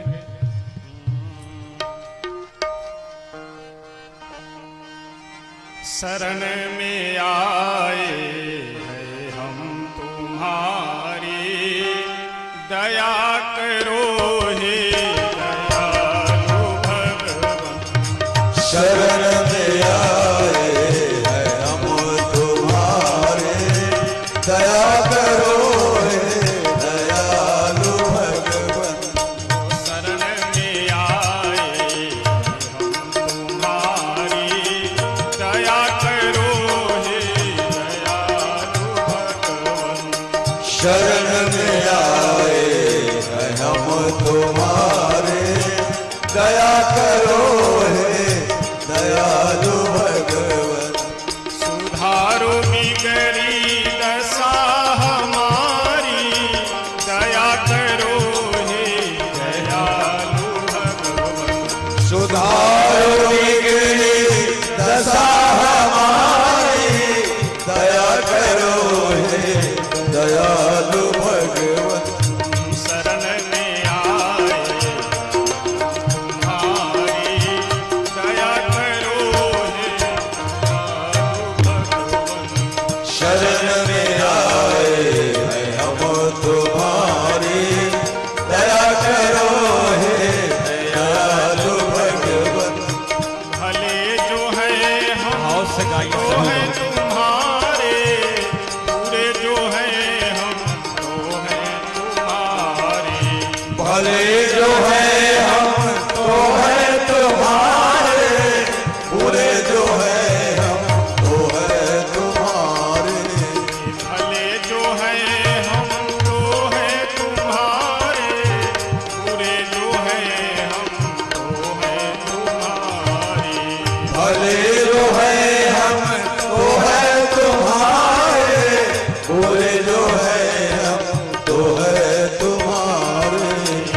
तुम्हारे होकर तुम्हारी, दया करो हे दयालु भगवान। तुम्हारे हो के मैं दुखारी, दया करो हे दयालु भगवान। शरण में आए तुम्हारी, दया करो हे दयालु भगवान। शरण में आए हैं हम तुम्हारे, दया करो हे दयालु भगवान। हरे राम राम राम सीता राम हरे राम राम राम सीता राम राम राम। हरे राम राम सीता हरे राम राम राम सीता राम राम। हरे राम सीता राम राम राम। हरे राम राम राम सीता राम राम राम।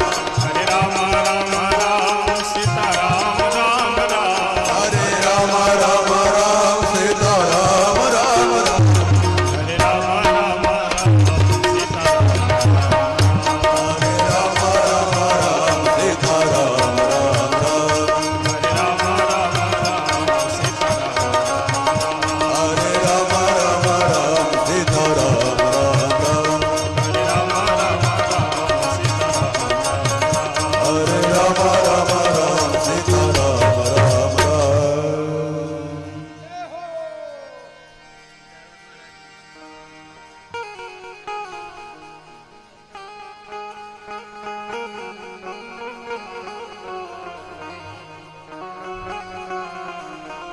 सभी लोग प्रेम सहित आरती गाएंगे। अरे उतारो ए सखी, हो उतारो हे सखी, दुल्हा राम जी के आरती उतारो ए सखी।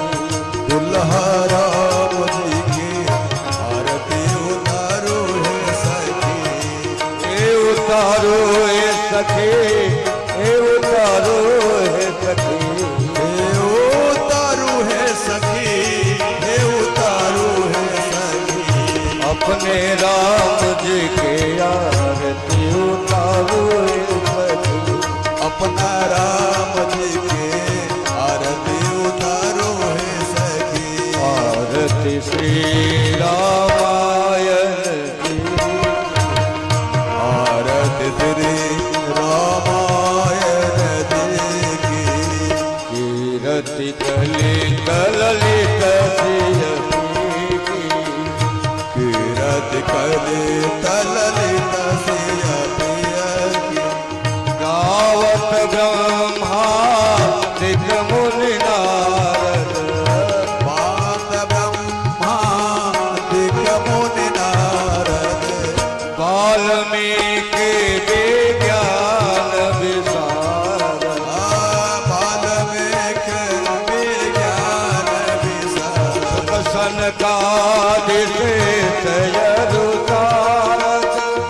बरनि पवन सुत कीरति लेके।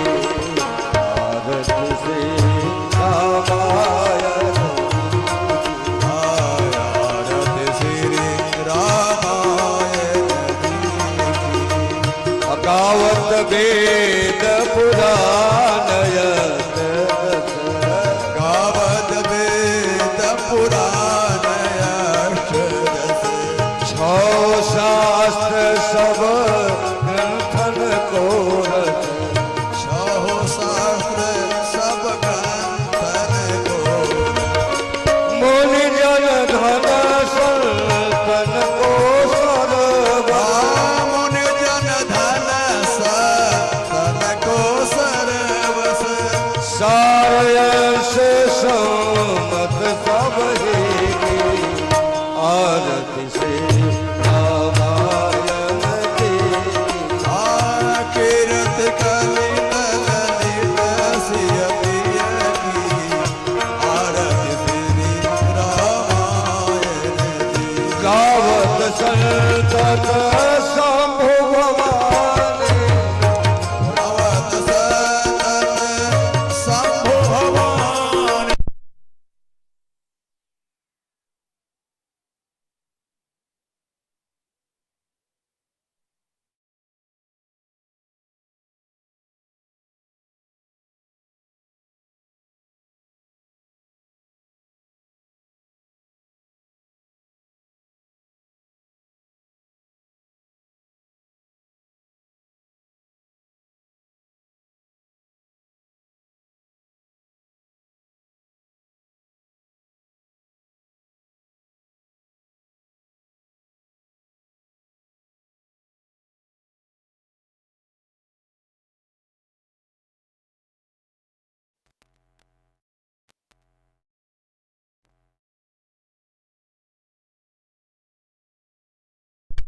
कलि बलहरण विषय रस देखे। सुवल सिंगार मोद जवते के। काली मनहरणी विषय रस पीती। सुभग सिंगार मुक्त ज्योति। कलि बलहरण विषय रस देखे। सुभग सिंगार मोद जवते के। चलन रोग भोरे अमी। दलन रोग भव मोरी अमी की। तात मात सब विधि तुलसी के। तात मात सब विधि तुलसी के। आरती श्री रामायण जी। कीरत कले गीत सियती की। आरती श्री रामायण जी। उतारो सखे उतारो सखे। हे उतारो है सखी। हे उतारो है सखी। राजा राम जी के आरती उतारो सखे। राजा राम जी के आरती उतारो है सखी। ओ अपने व्यास जी के आरती उतारो सखे। अपने व्यास जी के आरती उतारो है सखी। और गौरव करुणावतारम संसार सारम